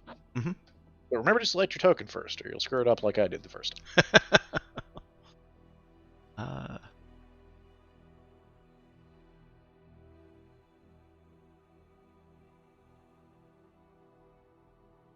If you'd like, I can go ahead and do that for you. There we go. Did that work? No, I think that still didn't. Here, I'll go ahead and. Maybe you ought to do it for me. I'm falling behind. No worries, no worries. And what was your first actual roll? Looks like a 6. It looks like you rolled 2 6s, in fact. I think so. Okay. All right, that is everyone. Johnny has immediate contact. Hana, I'm going to go ahead and put somebody in the box with you. The ones labeled support clearly have rocket launchers, and if they're visible to you, that means they have line of sight to something of importance in the camp. I can see one guy. You can see one guy does not have a rocket launcher. He is the one that has made the order to basically execute their alternative plan. Well, okay. Well, I have an alternative plan for him. Its name is Plasma Projector, and it is really loud. It is really loud.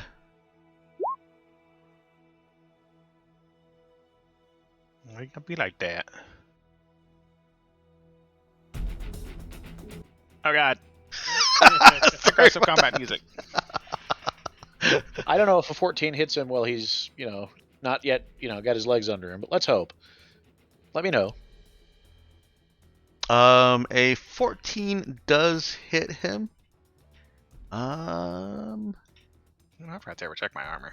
Oh yeah, good. None. Yeah, so if he's within your theater of contact, then I'm not going to be considering cover. The same goes for you. You guys are moving too much for anyone to be getting cover bonuses. So 14 does hit him, and yeah, that's actually really loud. This is It even says so in the book. It's really loud.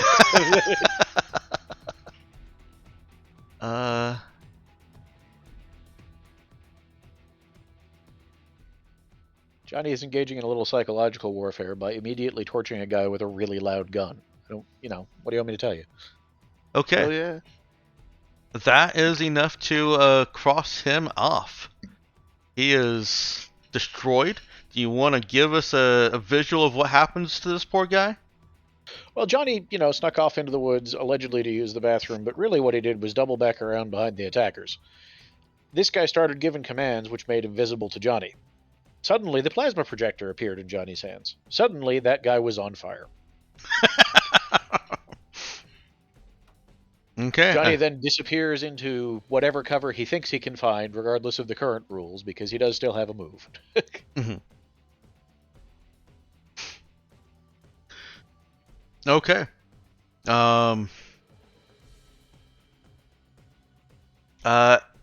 Meowkin, were you going to put Anna in a theater here? She does need to be in... Sorry, let me rephrase that. Anna needs to be in a theater. Oh, okay. Yeah, I guess. I can't be in the middle of a whole bunch of people acting as cover. If she's still in the party, if she's not wanting to physically engage this, then yeah, she can, but then she doesn't get to attack. No. Oh, okay. Yeah. Well, I guess I'll just go into one of the empty theaters then. Okay. So you guys, here, let me set the scene up a little bit more. Be able to support each other, like go into someone else's. Yes, you can. Mm-hmm. Yeah. So this isn't strictly 6-second rounds. This is more of a narrative combat where, wow, okay. Where loud aggressive music shows up. Let me make sure that won't happen with the next one. Okay. There we go. They are all set to a moderate level. Where you know that there's a handful of enemies out there, anywhere between 5 and a dozen. And you know that some of them have rocket launchers, but they are sprinting through this dense foliage, through this jungle, and unless you guys are also jungle gorilla fighters, you're finding it difficult to keep up with them. You'll spend a move action each turn to do so. But that's only because you guys are heroes. If you were just regular dudes, you would not be able to keep up with these guys. So wouldn't kinetic transversal do that for me by default? You'll still, yeah, you'll still need to use your move action. You won't have to make any checks to do it, but you do still have to use your move action to maintain contact with anybody who's you've seen or that you want to shoot. Alrighty.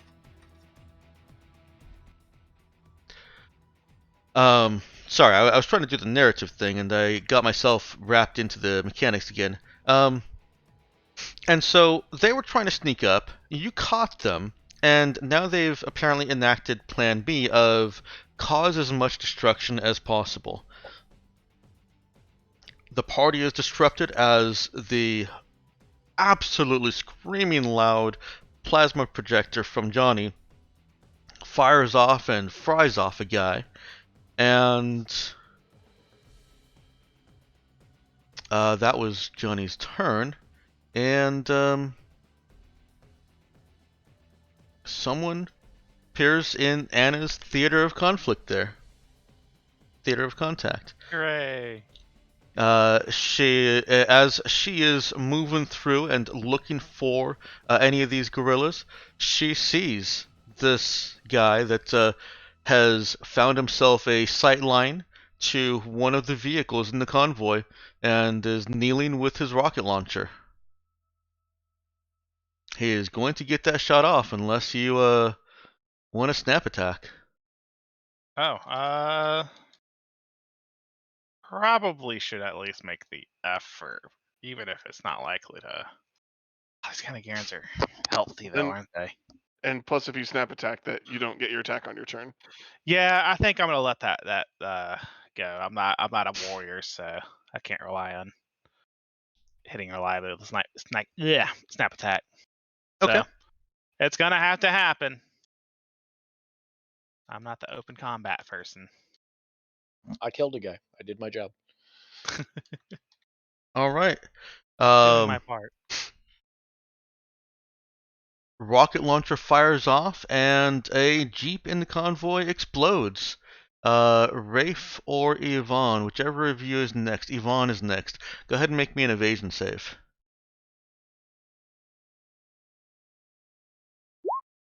Okay. Rafe, sorry, not Rafe. Yvonne keeps his feet. Has heard the loud pulse of the plasma projector, as well as whatever warnings and communications are being shouted through your comms, and has gotten enough warning of incoming rocket to get away from anything that was important. What's he doing? Does he just run away from likely targets? Does he wait until something is streaking through the air and then do a clever dodge roll? What do we see? We were well into this celebration already, right?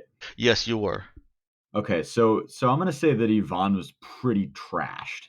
Ooh, okay.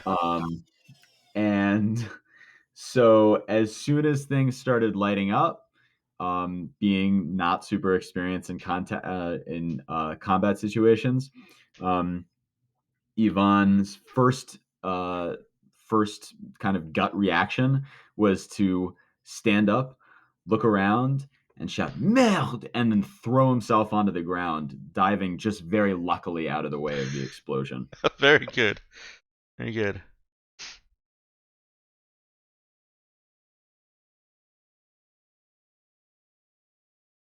There's one that comes up in Hans' Zone of contact. Theater of contact. Zone of danger. Zone of danger. Yeah, however you want to say it. And same situation as with Anna. They haven't seen Han. They have a rocket launcher, and they are aiming it at important infrastructure in the convoy. Alrighty, I have something kind of ridiculous. Can I use telekinetic manipulation to throw something up in front of them when they pull? To throw something up in front of them when they fall? No, when they pull the trigger, trigger for a Oh. rocket. blow themselves up.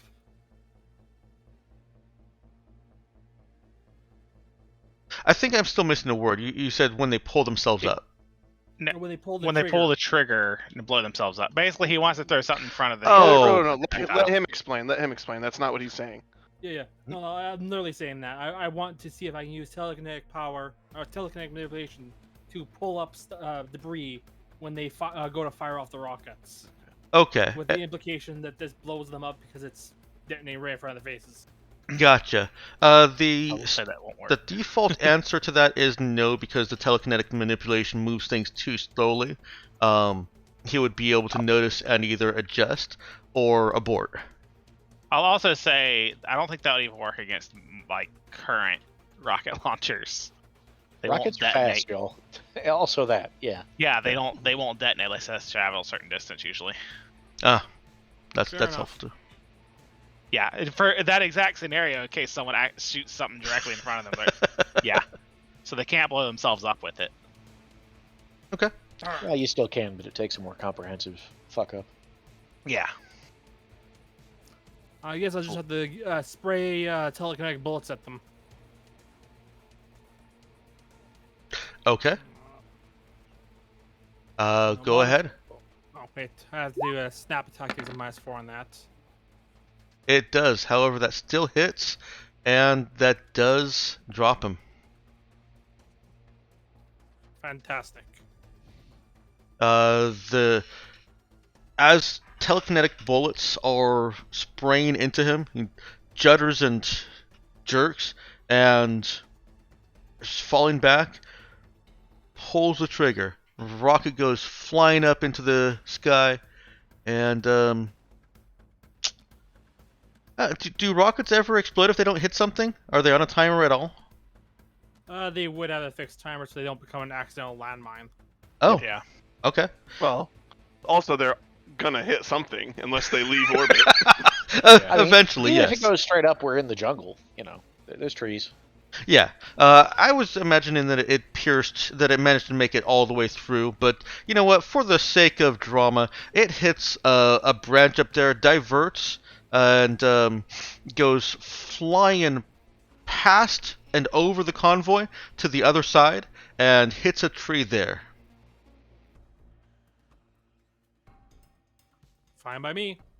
That was your main action, Han. Do you have anything else you want to do, or are you just going to keep your use your move action to keep this other guy in your theater of contact? I will have to keep my eye on him, of course. Okay. I don't think I have much else I can do, having used my main action already.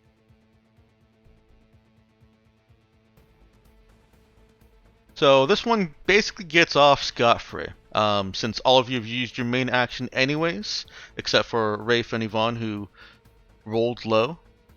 I haven't used actually, my main action. You haven't used your main action. All right, I'll roll it just to be fair. Yeah, You rolled Intentionally low. saved it. it does end up in Anna's. Does Anna want to take the shot? As a snapshot? Mm-hmm. Oh god dang it! Is this another rocket launcher? Really? That's another rocket launcher. Yep. They brought rockets. But I'm just not gonna hit a snapshot.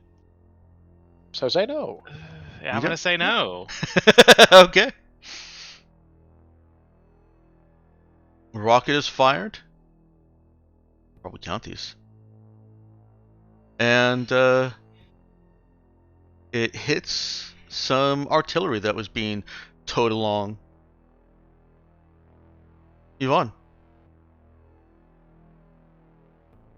Okay, Yvonne is scared and disoriented and is going to start army crawling through the foliage in no particular direction. So does it make sense to put him in the empty theater of war or theater of contact or Sure. whichever it was? Empty theater. Just use Yeah. one word. Then we can't keep screwing up the third one. Zone of danger. Very important technical term. Yes, I'm on the highway to the zone of danger. So Yvonne finds himself in this theater over here with apparently none of his allies around for backup.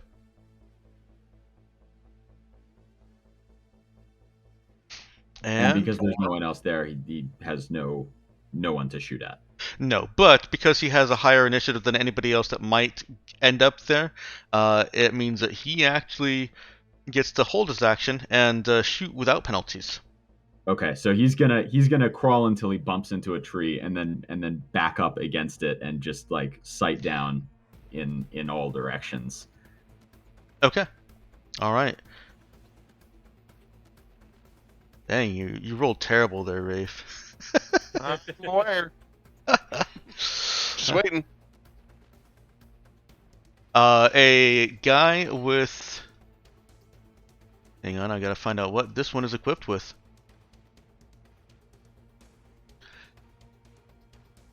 Oh, with a combat shotgun coming around and comes into line of sight of Johnny.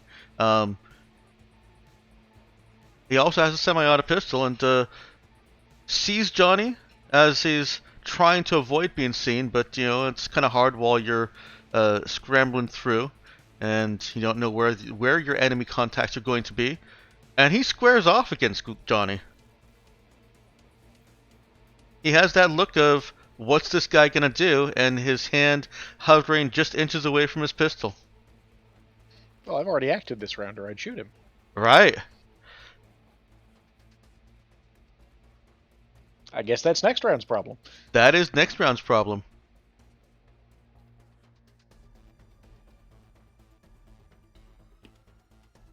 Yvonne, crawling through this underbrush, sees somebody off in the distance, far enough that, depending on your weapon, you might actually have a penalty on this.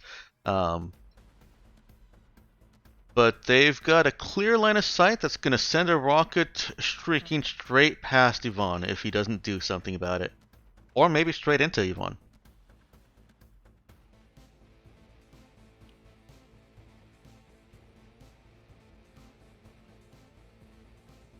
Did you want to take your held action?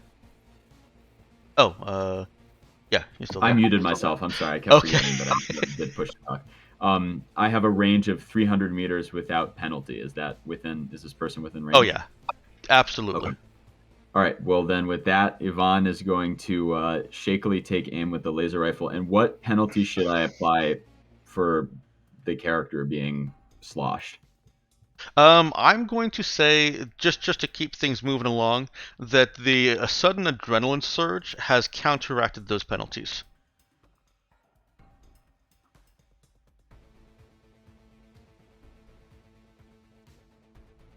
You may not be pressing your push to talk button. There Wow. you go. Sorry, I was rolling it. Okay. And another one Or is just fire all the bullets. Yes, good. That's the right approach. short work. Yes, exactly. So Yvonne is sloshed, and there's this adrenaline surge. What's going through his head right now? How is this playing out? Yvonne is terrified. Has never been in like anything more than a sim, and is honestly, not really sure who he's shooting at. Could be one of his allies, could not be, but he knows that anyone within sight is possible to be a danger to him. So he's aiming down sight and just spraying, only half expecting to hit something. Okay. Well, he hears a cry out from, well, it's very muted by the force. It more than hears anything, he sees the guy crumple, and Doesn't see any movement from him after that. Also, there's a fire starting right near him because laser. As in, like a fire that has the potential to spread. It won't spread far. Kanagiris is pretty wet overall, but something over there is combustible, has caught fire, and will do a little bit of damage. Okay. At least it's not a metaspatial fire, right? Right. Those can't be put out. Just want everyone to know. Well, unless you have a metaspatial fire extinguisher. Well, yeah, but who keeps those on hand? Han! Another one jumps into your bucket. I like bucket. Battle bucket. This planet's all about buckets. It is. And Han has acted, though. And so this guy is looking to take his shot off. Shoot his shot. He's not going to waste his shot. I'm sorry? Nothing. Oh. I think that was a reference to. Okay. I didn't get it either. Yep, no. And another rocket goes flying. This one catches air and misses its intended target.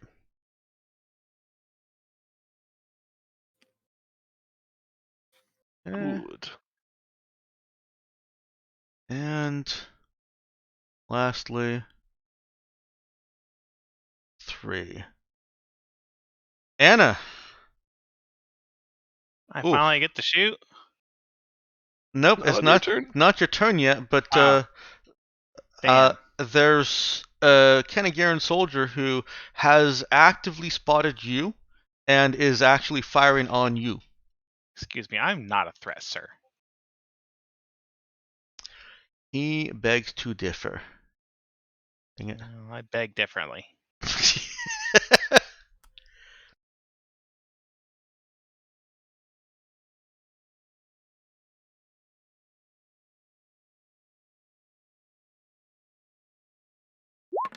The burst of a submachine gun goes off. Does a 13 hit? It does, just barely. Oof. 13, and bullets are just peppering all around Anna. This guy is just unloading his clip into everything around Anna. I imagine that she presses herself up against a tree and does not come out. Oh. I mean, it's not my turn to shoot yet. Well, I mean, while this fire is just peppering around her. Oh, I suppose, yeah. I'm obviously I want to present as small a target as possible. Mm-hmm. And when she hears the clip run out and there's a break in that stream of bullets, is clearly reloading. It's your turn. Oh, okay. The support guys have guns too, don't they? They do, but they appear to be actively loading new rockets. Oh, that's great then. It takes them out for a turn. They won't be able to fire the next round while they're reloading, but they are loading new rockets. Oh, okay. Am I actually in close? Am I in close enough range to actually get to stab the guy? Because Sure. I think I could actually do more damage with stabbing him. Yeah. And also, okay. Well, I want to move up and stab him then. Putting a large amount of this narrative control with you guys. Okay. Well, in that case, I'll just kind of run out crouch running at him. Mm-hmm. And shank him. Thank you very much. Oh, wait, is that right? Yeah, I guess that's right. I don't have a very good No, you don't. Yeah, I don't have physical capabilities. This is why I need to assassinate targets. What level is Anna? Huh? 3. Do I have an attack bonus that I'm forgetting? Yeah, you do. I probably am. It still won't hit him, but you should probably update that. Actually, yeah. You know what? One It's half probably level rounded down. Yeah, it's probably just not accounted for because of the custom class. I think No, I'm you used always to it have to automatically. update that. Yeah, Oh, it's really? not automated. Rafe. Well, I thought it was. All right, my turn finally. Yes. All right, so I think Rafe was like distracted, obviously, like probably flirting with someone at the party or something. And gets the radio signal, then all the shots start going off, and so he's late getting here. But can I move to whatever Yeah. group I want? Yeah. In fact, there's a slight advantage for you. You've heard what's going on. You've heard other reports, and you can base your decision on that. And Anna has asked for help. Yeah. No, as I come up, I kind of see what each of the. Well, I don't think I see Yvonne's situation as much, just because he's hiding and killed the one guy he was fighting. But I definitely see oh shit, it looks like Anna's outnumbered, so I'm gonna head there. Okay. And again, these aren't just Melee, 6-second yeah. rounds, so you can choose to be in melee if you want to be. Yeah, no.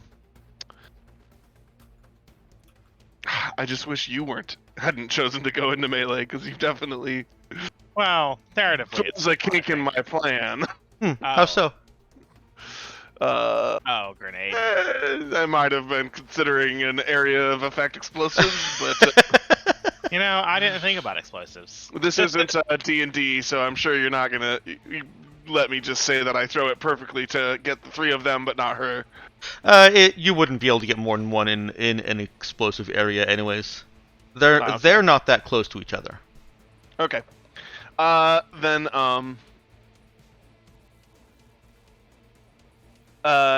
is in this system, is there like a penalty if I were to shoot at the person that Anna is in melee with? Nope. Okay. I think that's how it's going to start. That would be the thing that would make sense as he's approaching. Like, he's going to pull out his laser rifle and fire a burst at the fighter, the guy that Anna is fighting. Okay. So here is my shot. I'm just double checking I don't have any kind of bonus stuff. Yeah, no, just shoot. Burst. Yeah. That is exactly his hit points. Perfect. Hooray! So, what does Anna see as she's trying to stab this guy with a slightly curved, kind of ritual blade knife? Well, and you did 1 shock damage to him, right? Yeah, she did. Yeah. Mm-hmm. So you ran up and started fighting with him and cut him on the cheek or whatever, but you didn't. Does the boosted actually? Would that increase the shock damage if you have a +2 on it? I do believe it does. So I guess I would have done 3. +2 from from Makoto boosted? Fang boosted. Yes, boosted Yeah. does. Mm-hmm. Oh, let me go. I'll update that then. Or maybe it was That's a a long slice across the chest then or something. Well, Yeah, it's But not necessary that Anna's attack actually drew Yeah. blood. well, the point is that whatever it I is, did something, just not enough. yeah, it wasn't enough, and the guy's maybe dodges or whatever and throws you back or whatever, and now is drawing the gun on you, and it's that situation where you're like, oh shit, I'm in danger, and then just Yeah, laser the beam just just neutralized right above me. yeah, Yes. laser beam just cuts through his center mass and Nice. he falls down, and then you see me rushing up. Nice.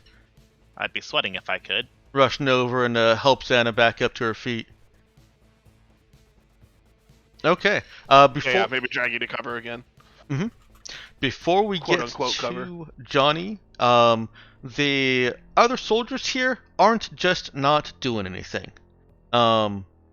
So you can pick one of these for them to find and kill. Search and destroy. I would This is a say completely there's meta decision. There's one bucket where there are more where there are more enemies than players. So I would say that bucket. Okay. Hans's, I would say. So do you have a preference between the two, or do you just want me to pick randomly? I realize that you can't actually see any of their numbers, but I can. Have they Well, both probably need to fired? get rid of the. Have they both fired? Yes, this is the very end of the round. And no. Okay. Just kill one. All right.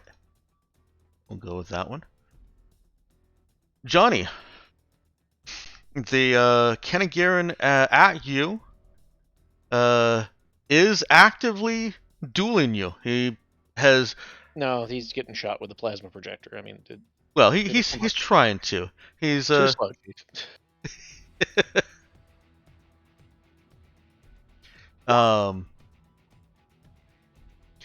He fires at the same time as Johnny, or at least tries to.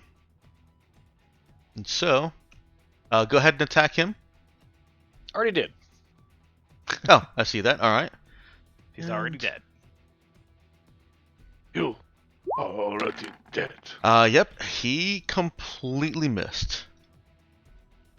And that Come on. 11 is enough to slow. take him down. I gotta make a call real quick. All right. Too slow. I will move inward toward other problems. Okay. You can choose any bucket you want to move into. Han. All right, I take aim at the guy that's there and put more bullets into another body. Okay. He is he ran a little ways and tried to get himself behind a tree, so that he could try and reload his rocket. Han was able to keep up with him easily enough. Go ahead and make your attack. Basically, ninja shenanigans bouncing around the treetops. Yep. Mm-hmm. No modifier. Oh, a big fat one. That is not going to hit him.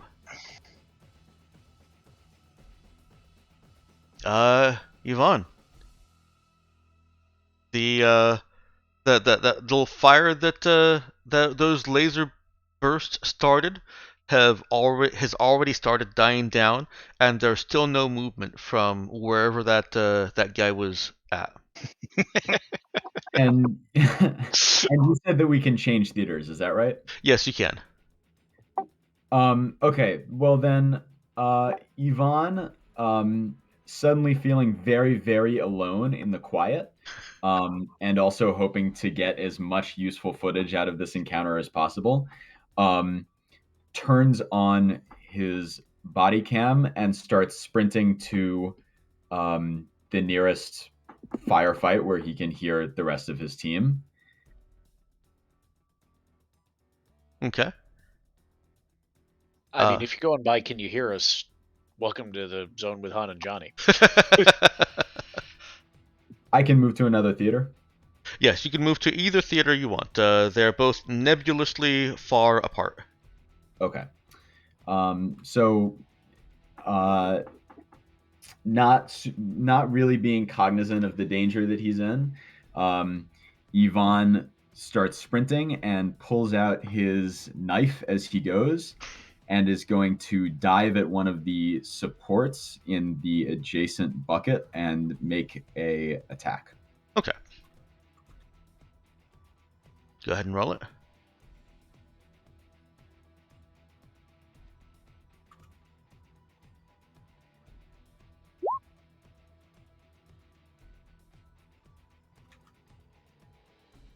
That is not going to do it. However, that will do 2 shock damage, it looks like. Okay. The kind of Garen that he's diving towards, literally diving or lunging? I'm gonna say literally diving.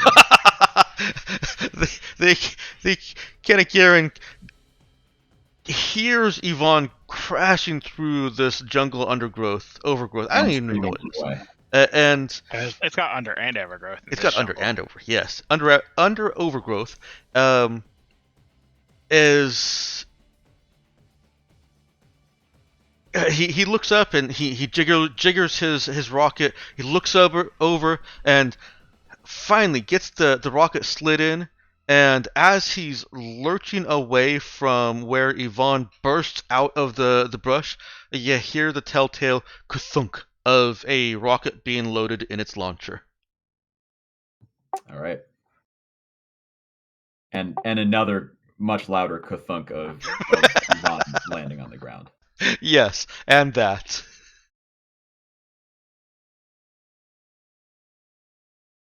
Oh, you guys have killed all my fighters. Damn you. Anna. Yeah, we You made the value our mistake own of being near safety. me. Yeah, let's. You heard the ka-thunk, you heard the other ka-thunk, and you see the guy that Yvonne was lunging at level his rocket launcher at the ground near him, and then start raising it back up towards his proper targets. Okay, well, I suppose I should finish him off. I'm gonna try the laser pistol this time. Okay. Well, I thought you were going to tell us the guy was trying to rocket jump to safety. Yeah, no. And then I realized sort this of. is why I try to cricketness, just assassinate people instead. That I want to assassinate people instead of fighting. Rafe. All right. Again, kind of, he's been harried by Yvonne, so Rafe will move up on that guy that's been slightly injured. And the music that's playing, the guitar track will intensify as Rafe starts like glowing blue all over, and his hair starts to kind of like levitate behind him, and he's gonna like put out his hand, and his bass guitar is gonna like telekinetically flip off of his back, fly through the air, and into his hand, and he's holding it like an axe, like a two-handed axe now, by the neck, and it's glowing blue, and he's going to beat the shit out of this guy with his telekinetically enhanced bass guitar. Okay. And Anna's gonna wonder, was that all strictly necessary? Absolutely. Well, that does it. How much of a pulp is he? I mean, I just like whack him down on the head, and it's a solid crack. That definitely cracks his skull, but that just definitely dead from a skull injury. Trauma. Okay. Yeah. I'm going to say that the Kanagirans kill this one because the other one is in Johnny's bucket. And it is Johnny's turn. So I assume I saw Han shooting at him. Yes. I just And cursing. kind of walk around the tree and show him my plasma projector. All right. Let's Hello, hear it. little friend. Want to see a neat trick?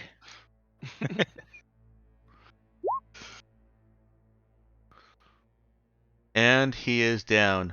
The camp is trying to recover from the disarray that 2 good hits from rocket launchers has caused, but they're making good short work of it. They apparently experienced this kind of guerrilla attack and know how to at least deal with the aftermath of it. Han takes the opportunity to liberate spare rockets and rocket launchers. Okay. You Yep. are able to recover 6 rockets. Yvonne is a partial psychic with the biopsionics psychic sucker. So I think that once he takes a few seconds to right himself and sort of brush everything off, he is going to stabilize the nearest dead person and start to try to like tie them up in hopes that they can get some information out of them. Okay. If that's kosher. I like it, but in the interest of I've only technically got 5 minutes left, I'm going to say that they're all dead. Totally fine. And then I'm going to ask you, I apologize, I think I put too much into the first part of this, and let the socializing go on a little bit long, and now I'm paying the price for it. I have about a half hour of content left. If you guys are able to extend, I totally have I time. expected it.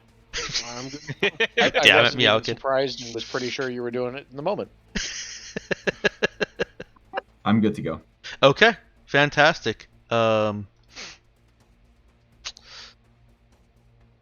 Hey, Ray, if you want to show me how this thing works. What's that? Johnny has rigged up some kind of holographic kill count display on the plasma projector. It looks like it's got to be some kind of aftermarket thing. Yeah. No. We have these on EGO all over the place. It's Yeah. probably where he got it. Yeah. Yeah, take that up to 3 for me, would you? Yeah, you just, it links to this button right here on your compad. You just click that every time. You just, yep. You forgot to sync it. You gotta sync it with your device. Yeah, you press both buttons on the same time. Oh, you got to download the app first. Yeah. Download the app, then you gotta sync the Bluetooth. And if you're really advanced, you get one that counts that figures out you've made a kill for you, counts it, and validates it. It's like That's having what an the AI leaderboard. at your gun. Yeah, that's not the one that Johnny randomly bought the last time he was on it. No, it's not.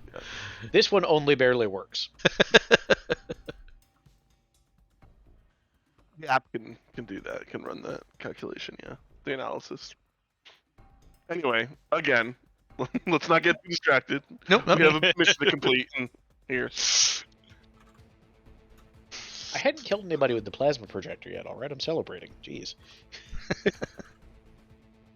And so, at some point in the night, you communicate to the client that you know when the attack is when the large offensive is going to occur.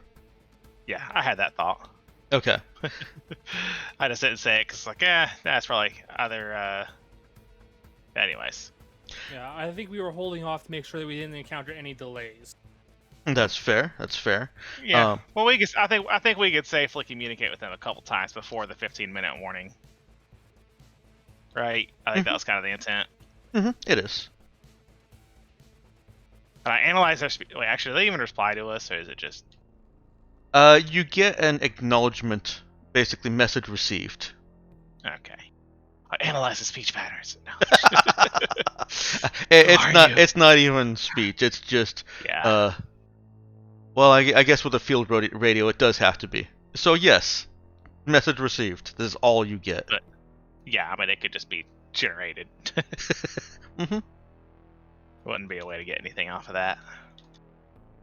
Unless zoom in and enhance. Enhance. Does not get you anything. I'll get out the spectrum analyzer and analyze the modulation. What kind of encryption are they using, Dex? They are using encryption. Hold on, let me just phone up Jai to see if he can tell me, if he can whisper to the universe about what type of encryption they're using. They're using a multi-monitor system. Galan is also overseeing, air quotes, overseeing the efforts to restore or repair the vehicles that were hit, and spots you guys as you're kind of regrouping and collecting yourselves. Comes over and thanks you for being so quick on the trigger. Is Johnny within translator range of that? Yes. Johnny just laughs.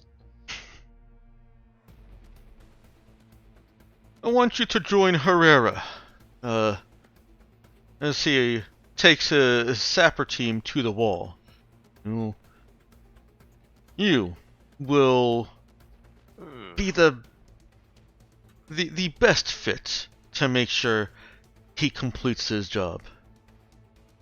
Isn't that like the most dangerous job? Of course it is.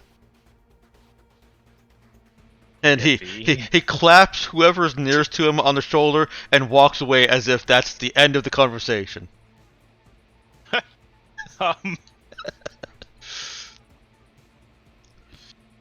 Johnny gives a significant look to Han and Rafe. Sweet. Big Boom's gonna be fun. It's going to make it really hard to steal all that pre-tech, though. That comes later. Yes, that need comes later.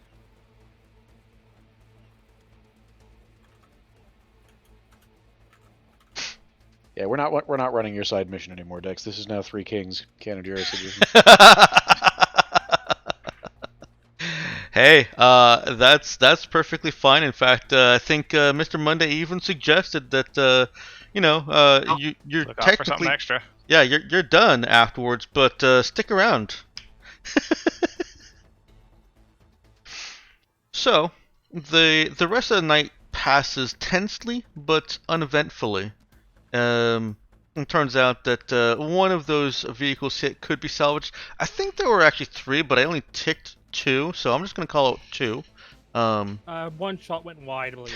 That's what it was. Yes. I couldn't have them all hit. I realized after I'd already said 2 of them hit and destroyed that, oops, I didn't even roll for them. Oh, whoops. So it's not a significant loss to this convoy. You find on searching these guys that they actually were also carrying a significant amount of demo charges. They were, hoping not to get caught and be able to sneak in while you guys are having your celebration of impending death. And right, yeah, that makes sense. Plant really the bombs, reeks get of out of there, and then And detonate them. impend it real good. yes. Mm-hmm. So how many pounds of demo charges do we have here? Because I'm thinking it's time to blow up the wall. Well, Herrera has already added those to his payload, to what he's taken. And you know what? I realized here, Shep, that this is a perfect opportunity for Yvonne to have actually brought someone back, and that was part of the interrogation. They willingly reveal what their plan was, because they're already a prisoner now, and they're probably already going to die or whatever. They're hedging their bets. Nice. Nothing to lose. Yeah, at that point, yes.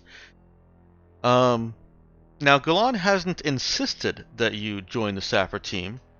Herrera comes up to you and asks if you're going to be joining him. It sounds like we've been volunteered. You've proven yourselves, and I would feel more comfortable with the backup, I guess. What's our payload look like?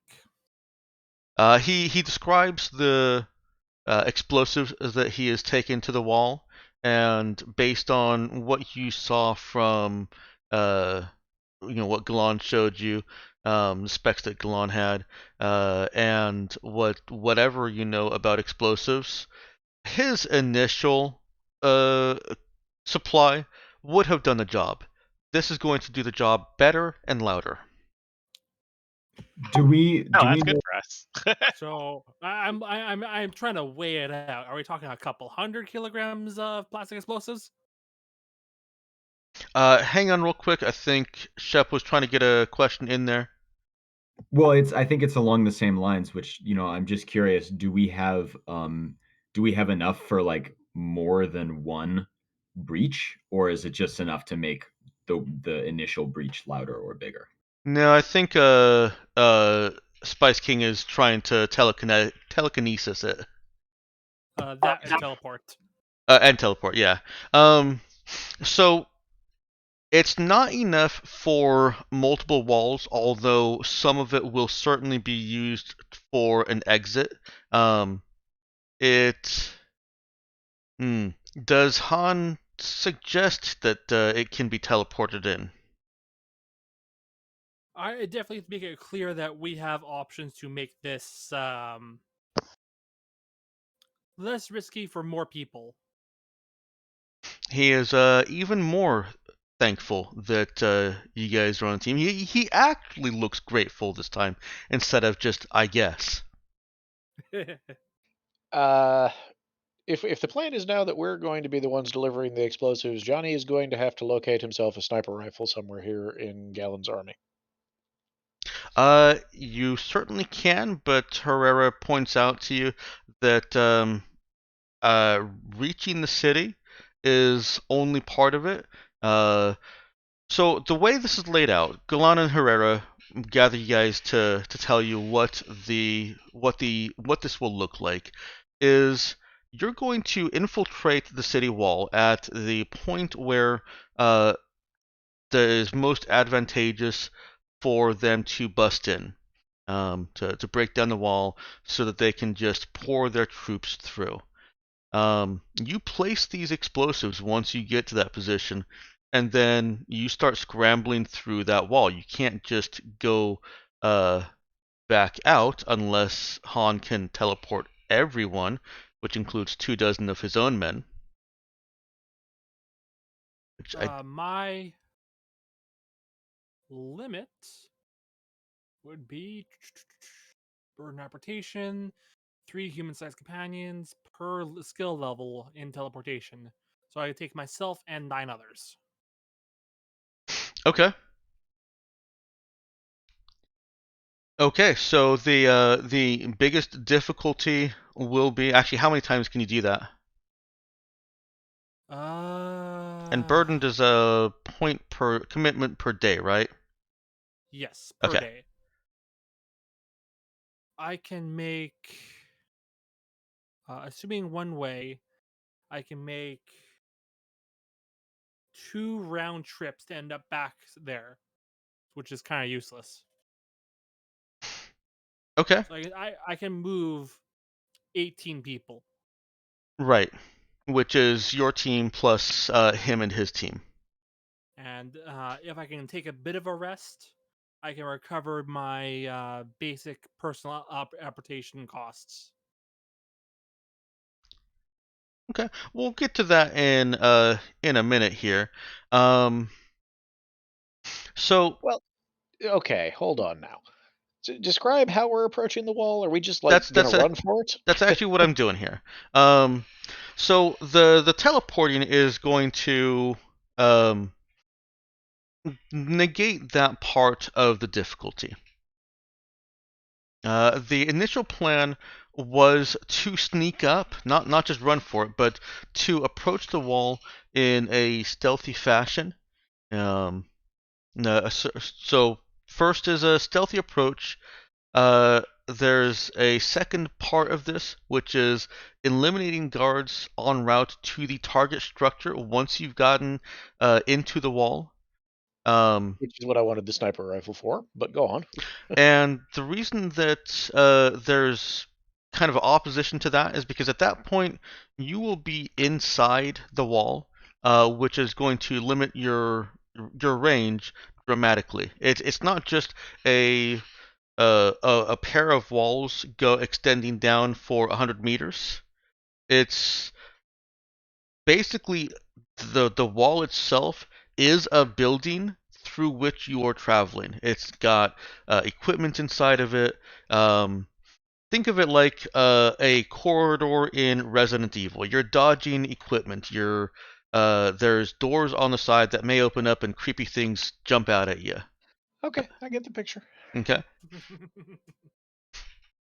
And the plan was get there, place the explosives, and then get a ways away, still quietly.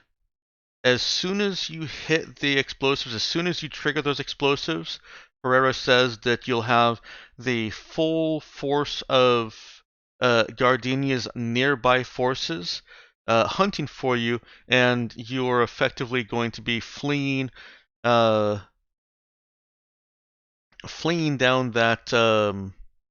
that wall tunnelway until Galan's greater forces can catch up and force their engagement. This is a really awful plan. It is. Good thing we don't care. I mean, I care a little. There are Usually some factors I mean, I guess that there could be a hidden objective where his attack needs to succeed. I guess. there are some factors that make this horrible plan the better of other horrible plans. For one, they did not count on there being somebody that can teleport them in or out of that place.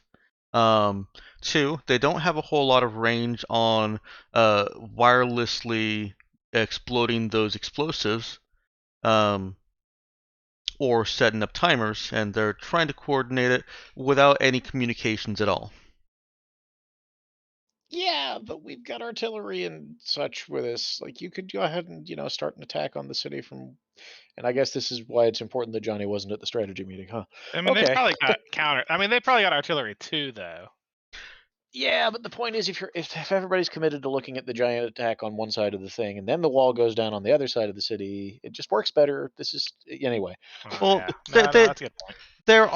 they are taking multiple approaches. They've got the artillery that's going to be setting up to attack other parts of the city. Okay. That are more Bottom line, our militarily part of the dense. plan is this increasingly suicidal sounding assault inside these big technical walls. Yes. Got it. Yes. Just assume it's in canon less suicidal than it sounds. Or in canon, more Yeah. tactical than it sounds. Not less suicidal. It's still suicidal. Oh. I mean, Han's idea was teleport the wall, plant bomb, set the timer to run after 10 seconds, teleport out. Mm-hmm. And then there's less people needing to sneak up on the actual wall before it goes boom. Well, Herrera is Herrera is reluctant to take less people. Can you guys convince him that that your plan with less people is not a guarantee that this is a suicide mission?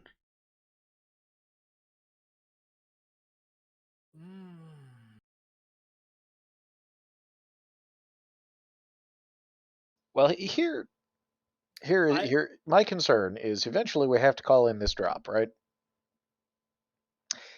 Anything that's affecting their ability to remotely detonate the explosives is also going to affect our ability to call in the drop. Now, there's probably way more power coming out of the field radio, but still. I don't think we're necessarily calling in the drop per se. We're giving them a 15-minute heads up on when to drop. Yeah, because so we're gonna before we go into the wall of doom, but tell them to start the drop. Go into the wall of doom, place the explosives, run away, detonate the explosives, escape in 15 minutes. Ish. They have to coordinate the timing of their drop so that their most visible window, their highest visibility point, is right when everybody is looking in some other direction. They can't just instantly say, okay, drop now, and that's when all the loud boomy stuff is going. They have to be able to say, all right, the loud boomy stuff is going to happen in 7 minutes, drop now.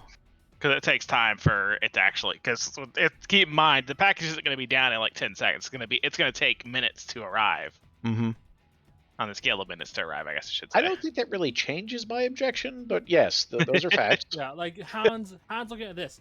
He can both bring the explosive payload to the wall and deploy it really fast, and then get the hell out. So he can give a very narrow window for timing things up. Well, make the argument to Herrera. How are you convincing him? What are you rolling to actually convince him of this? Because he's hearing the words that you're saying, but I need to know how he receives those words. I guess I have to roll talk. Okay. With charisma. Mm-hmm. Go ahead. Like I show him that I can A, teleport, and B, lift stuff with my mind. Submit. Charisma. Submit. Ah. All right, we're doing it the hard way. I mean, my argument was to just literally go there, mass deploy, trigger, and teleport back out. Yeah, Herrera wants to do things traditionally. He knows that his approach works. He doesn't know how your strange psychic powers will interact with his men, the explosives, or any other part of this. Says I don't like your words, Magic Man. So, this is still going to be made easier by your skills there. This boils down into 3 sets of skill checks. It is similar to a skill challenge. Hang on. There we go.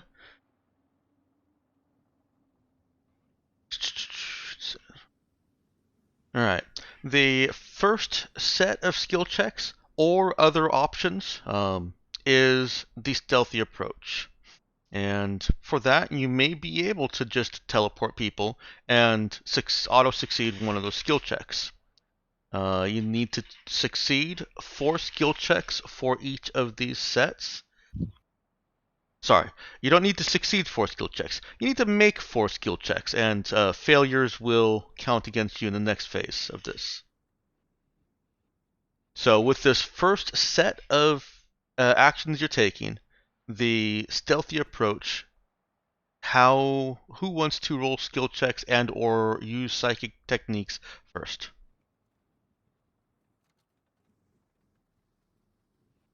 I think Han's gonna go off first to take a batch of people. Okay. I am counting the teleport as an instant success. 1 scene, 1 day. Okay. Who else is contributing to the stealthy approach here? This is stealthy, not fighting. This is stealthy right now. Not me. Could we have like a picture of our surroundings and you know what we're up against or what's around us?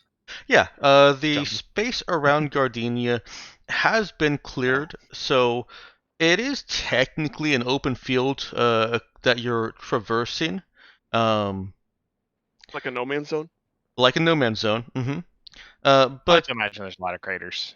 there are craters, exactly. There's craters. There are some of the plants that just won't die. So there's still stuff that you can hide behind. It's just difficult. Can I use lead to make sure people are, following orders? Staying low? Yes, if the rest of the your crew here would be inclined to listen to Anna. Oh, these people? No. So, will Well, the you other got Herrera's PCs? guys too. Yeah, I was thinking the Canadian people. Yeah, no, they're fine. They will listen Oh, because you're basically just repeating what Herrera is saying. yeah. Well, I would think the lead skills, it's not just a matter of speaking, it's just a matter of like keeping an eye, like seeing if anyone's sticking out. Mhm. Getting their attention, make sure they stop sticking out. Yeah, I'm already including the Kanagirans in they're compliant with Anna's efforts to lead them. That's going to be determined by the skill roll, of course, but want to hear if the other characters would also be listening to Anna.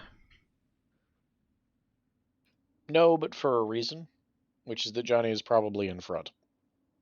Okay, that's fair.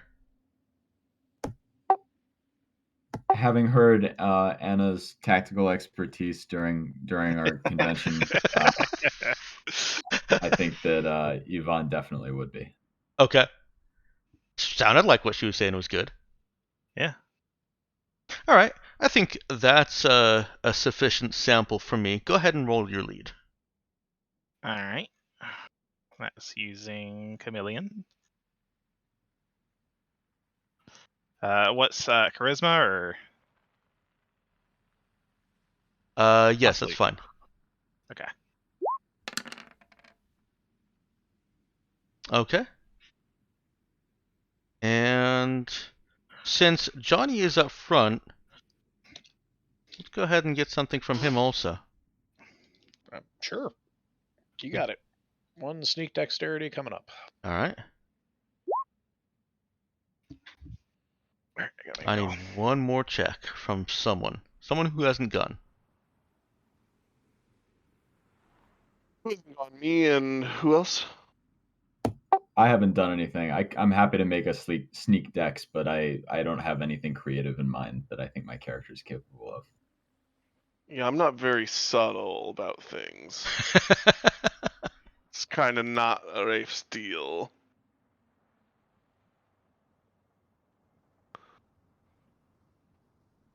We're delivering the explosives, right? Yes, right now you are delivering the explosives. This is what Herrera would not allow to be teleported. And it actually, because Han was able to teleport people, it gives you a little bit more options. You could be someone who's actually at the wall right now and helping your companions from the wall in some way. Are we dealing with any guards here? You haven't you haven't engaged any guards yet. Only by implication in my case. I have an idea, actually. I have a check I can make unless someone else wants to go. What you got? Go for it. Okay. I'm going to say that if it's okay, Ivan is exerting himself to carry, a large portion of the explosives and try and just distribute the load between people so they can spend more time being cautious of their surroundings. Okay. That sounds good. Go ahead and roll it. All right, I'm back.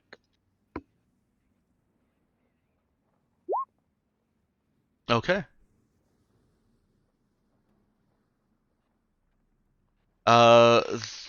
Yes, the next set is quite easy for you guys.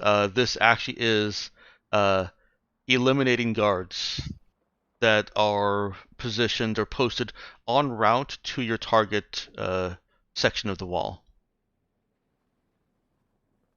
So I imagine I'm going to get some execution attacks style things here. I don't know. I might just shoot them. Yeah, that's. I might just stab him. That's all of that is viable. I might just telekinesis them. All I'm right. trying to remember where the rules for Yeah. execution Do you want attacks are. Do you want skill checks? Yeah, don't worry about the rules for execution attacks specifically. This is still skill challenge territory. So skill checks. Yeah. Can Rafe use his telekinesis skill to, like, clobber some guys or something? Yes, in some way to disrupt or otherwise incapacitate them. I just went ahead and rolled shoot. Okay. Are there questions? Nope, no questions. That is a success. Here's I guess. mine. My problem is I don't have the stats to back up, even though I have a +1. 9 with my telekinesis to try and have like some rocks fall on a wandering guard and like knock him out. Okay. Do we just need 4? Well, yes. I need 4 skill checks, pass or fail. Any fails just come back later, but they don't otherwise disrupt you. All right. Well, I'll probably defer in favor of someone else then. Surely someone's got better than the +1 overall. I am definitely using my telekinesis to kill people. Okay. Go ahead and give that a roll also. With con, I presume. That's fine. Man, that's a crap roll for what Han's got.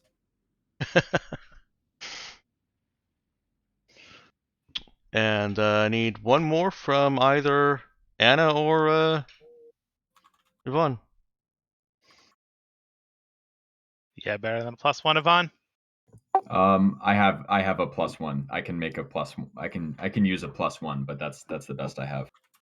Like, you including could use your stealth or something. With some combination of dead bodies, can Anna pretend to be one of the defenders and do something useful for us? That could work. what? Oh, wow. I mean, yeah, I guess I could try that. I mean, I'm just thinking in terms of finding you a uniform that doesn't have that much blood on it after we're done with them. But like, there may be more options.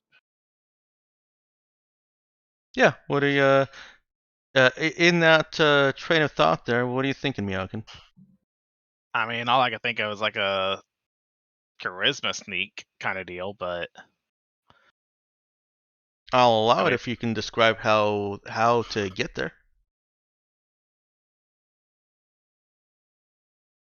This is on. So just to confirm, this is like on the way to the wall.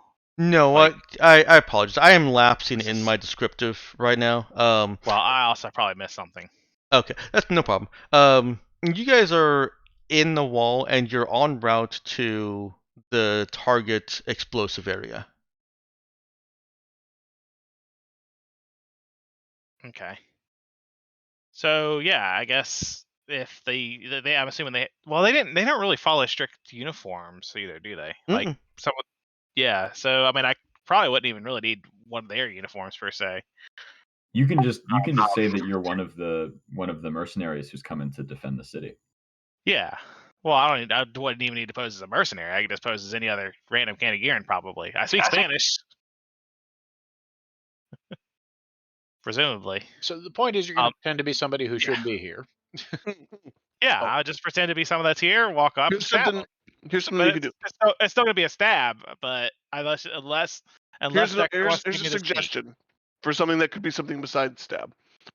Could you use your fact that you speak the local language and your persuasiveness and everything to use your social skills to lure some of them into a trap, like where the rest of us are ready to clobber them?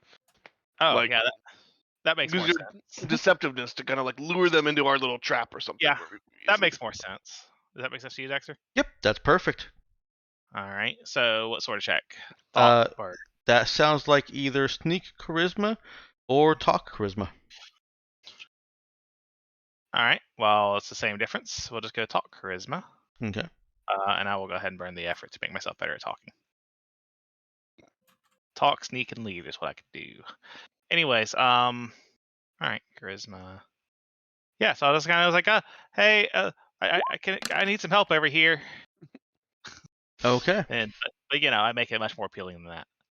All right, and I'm actually going to skip the second set or the third set of checks because I don't think it 3 more rolls really adds a whole lot to the end of this. I know I promised you that this would be a little bit more dangerous and difficult, but I think I may have underestimated some of the abilities of the team. You said it would be dangerous. We brought some dangerous characters. I don't know what to tell you. That wasn't actually the thing. I have this tunnel section has several little events that you have to kind of it is definitely inspired by rail shooter video games where you've just set off an explosion and now you're fleeing from the site of that explosion while the forces that you just exploderated are chasing you. And I had a handful of different little ways that they would harass and antagonize you. And that was more likely to be the difficult part. The earlier little combat, which I changed how I wanted to run it midway through because I did not like how I wrote it. But that was supposed to soften you up for the tunnel escape. But it doesn't make sense to force you into that when Han can literally teleport everyone out. There can be no argument from Herrera about no, you can't teleport us out of this because that just doesn't make sense. And even if he did, you could still teleport you and your crew out. There's nothing binding you to them. So it would have been more dangerous if Spice King didn't ruin it for everyone. But what about the friends we made along the way? Sorry, Spice King. Yeah, you've had real trouble writing around Han. He saved us on the zombie mission too. Well, Yeah? I mean, he can only teleport himself and up to 3 people. 9 There's 5 of us. Up to 9. per level. Are you level? 3 people per level. You have one level for Oh, 0. per skill level. Yep, Yeah, it's you're not right. You're right. by modifier. Yep, you're right. No, I thought it was 3 total. You're right. You're right. And when you're right, you're right. All right, Oh wait, you said per skill level? Actually, Yeah. I just Since, recalled. since plus 0 is a level. No, it actually isn't. Oh. So it was 6, but that's still enough. That still satisfies it. Yeah, we're getting out. And, Yeah. if we have to, certain of us might be perfectly willing to stay inside a ruined city murdering people indefinitely.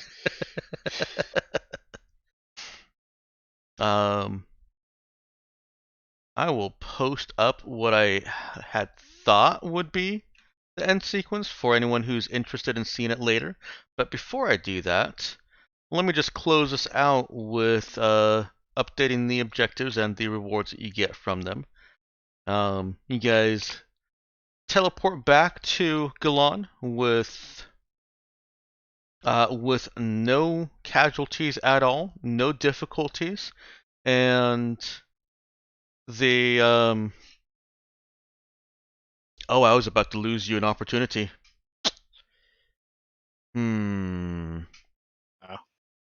We've got plenty of rewards. Okay. Sure. Yeah, you really kind of do. I feel bad about losing you the opportunity, but because I'm nixing it, I will give it to you. There's a call as you are talking to Galan from an unknown source. Turns out that some of the client's forces have actually gotten pinned. They can't make it back to their escape vehicle because they don't want anybody seeing that people at their location are also moving towards the vehicle that they're escaping in. And so they need another distraction, which I'm going to just assume you guys have no problem providing. I still have a rocket launcher. You still have a rocket launcher. You guys have lots of rockets left. Yes. I mean, there is nothing stopping me from teleporting up high, rigging all the rockets to be active, and dropping them and teleporting back away. Except that you can't do that all in one round. Between all 5 of you, you get it done. Yeah. And so you meet all of the objectives.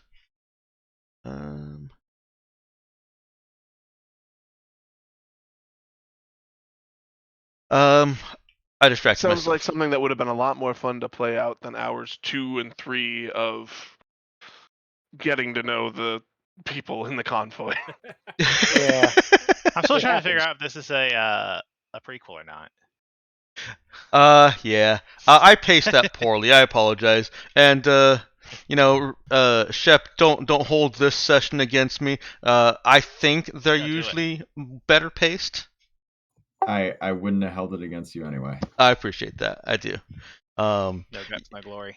I don't think I've been to a single one of these except for Murder Stream where we didn't get into the weeds on details. Well, they're fun details. Yeah, no, I'm not mad about it. I'm just saying it pretty much always happens. Yeah, I blame Han's flexibility in just breaking all the rules. I find psychics difficult to navigate around. That's one of the reasons that I restrict it to partial only. And Han breaks that rule. Han's gonna suffer an unfortunate accident. I love psychics in full campaign with all the options that they bring, although I do still restrict them to partial in my campaign just so that those options they bring don't entirely overshadow other characters.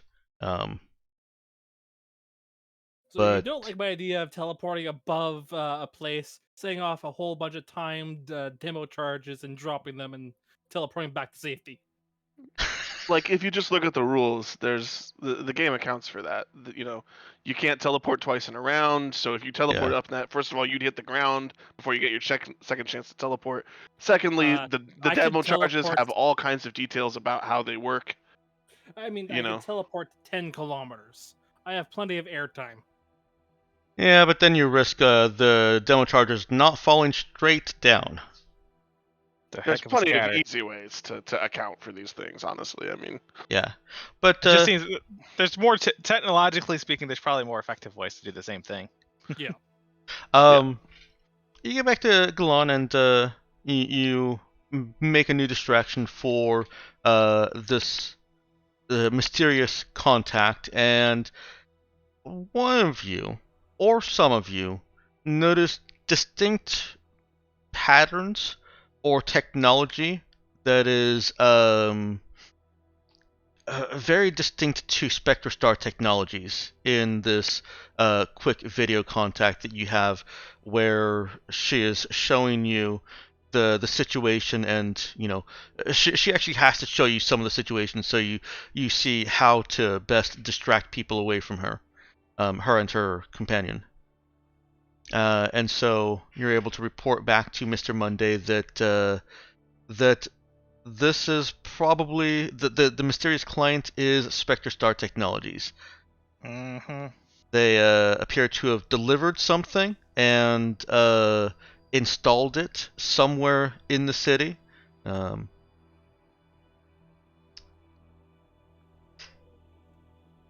right, I've updated the objectives. If you should be able to find them by going to the pinned messages. And then if you want, just jump to it so it's not this tiny little bubble. I count. Battery's not included. Hmm? I'm laughing at the description. Battery's Oh. Yeah. ooh. I'm a little lost here. What are we looking at? Where are things pinned? So in the Discord channel universe discussion, click the pinned messages. It's a little thumbtack looking thing next to the bell. Got it. Thank you. And then you can just jump to the message from there. And then we get the primary reward plus one of the secondary objectives of our choice. Correct. Is that the way it works? And 5 experience points. 5 experience points. Ooh, boy. What does level 6 cost total? I think it's somewhere around in the 30s. Because I remember noting that it would take 5 of these missions to reach level 6. If you set your level a little, and on your sheet, it should say what the XP to the next level is. Hooray! Level 6 is 27. Yep. I'm level 4. Yeah, Me too. I should just have hit 5. That's why I asked. Sorry, I was reading objectives. What? How much XP was that? 5 XP. Which is enough to level you up to level 2, not quite to 3. Sweet, thanks. And character advancement is weirdly far down, right? There it The is. system section. Last section. Yeah. Last thing of that. I know. section. I just saw it's kind of weird how far down it is. Yep, page Yeah. 56. Almost like he kind of built the character system without getting past level 1 in mind. Honestly, that's not even inconsistent with OSR gaming. I know, right? That's true. Hey. Pretty good. 6 extra HP. Well, I hope you still had fun, even if I didn't get to do all the cool combat stuff. I finally kind of got to touch on the shift persona. That was fun. Oh, Yeah, you gotta be true. kidding me. 27, pretty good. 1 hit point. And are you familiar with how they're doing, what they're doing their ship? I have no idea how to update a character in this system. All right, so I mean, you're let's- now level 2, so you Yeah. change your level to 2, and then automation helps take over a little bit. a little bit. You click hit points. You enter in 2 if you're a warrior, 0 if you're not. I should automatically count for that, I think. No, it doesn't. No, this sheet doesn't do the 2 for the warrior or the diehard. Oh, It does account Yeah. for constitution though. good. It only accounts for constitution. Oh yeah, so for Rafe's partial warrior, you should add 8 to what you just rolled. Hell yeah.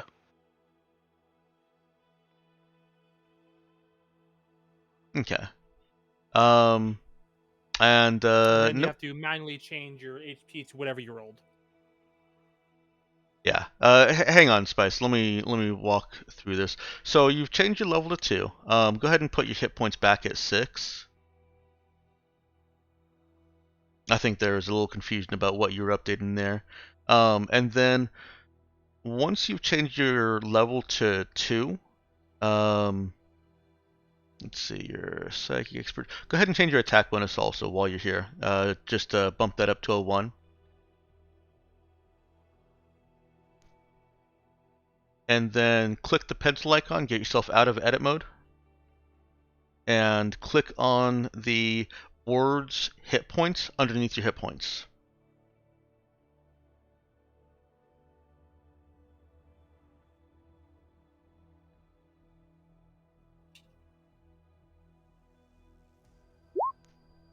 And I just re-rolled some hit points physically on my die, and I got lower than my original roll. So that means I just add 1, right? Yeah, it would, but go ahead and keep what you rolled in the in roll 20.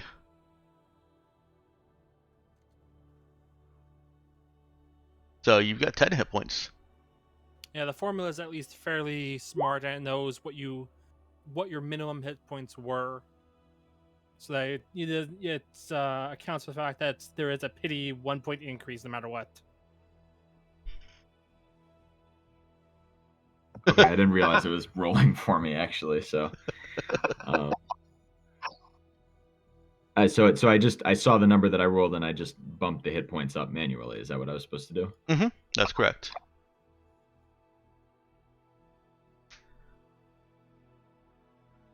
All right. Yeah, I think that should have leveled up everyone, no matter where you were. Yep. I actually had to pick out a new focus. Ooh.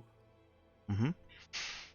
So Shep, well, you're familiar with leveling up characters from having GM, just not in roll 20, right? Exactly. Okay, yeah. So you got the rest.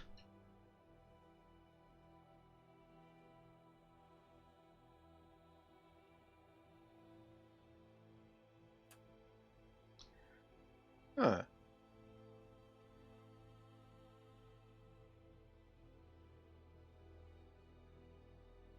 Other than the second level of Gunslinger, I don't know that there are any focuses I want all that badly. Yeah, close quarters is always nice too. So you don't have a -4 when people are in melee with you. If they made it to melee, something went wrong. Right, and now you're prepared for that when things go wrong. Yeah, you make the attack at -4, use your warrior auto hit and blow them away.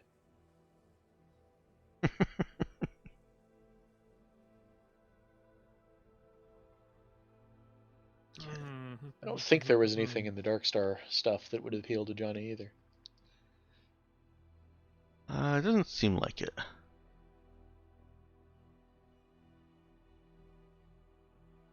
All right. Well, thank you all for joining me for this cursed one shot and got scheduled and had to get rescheduled.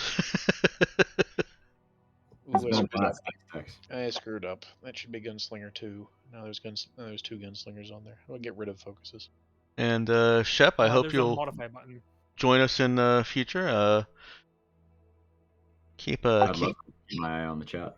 yeah, keep an eye on the chat. I post here first, And then if I don't have enough players, if I don't have 4 players at least, then I'll go ahead and always post in Stars Without Number Discord.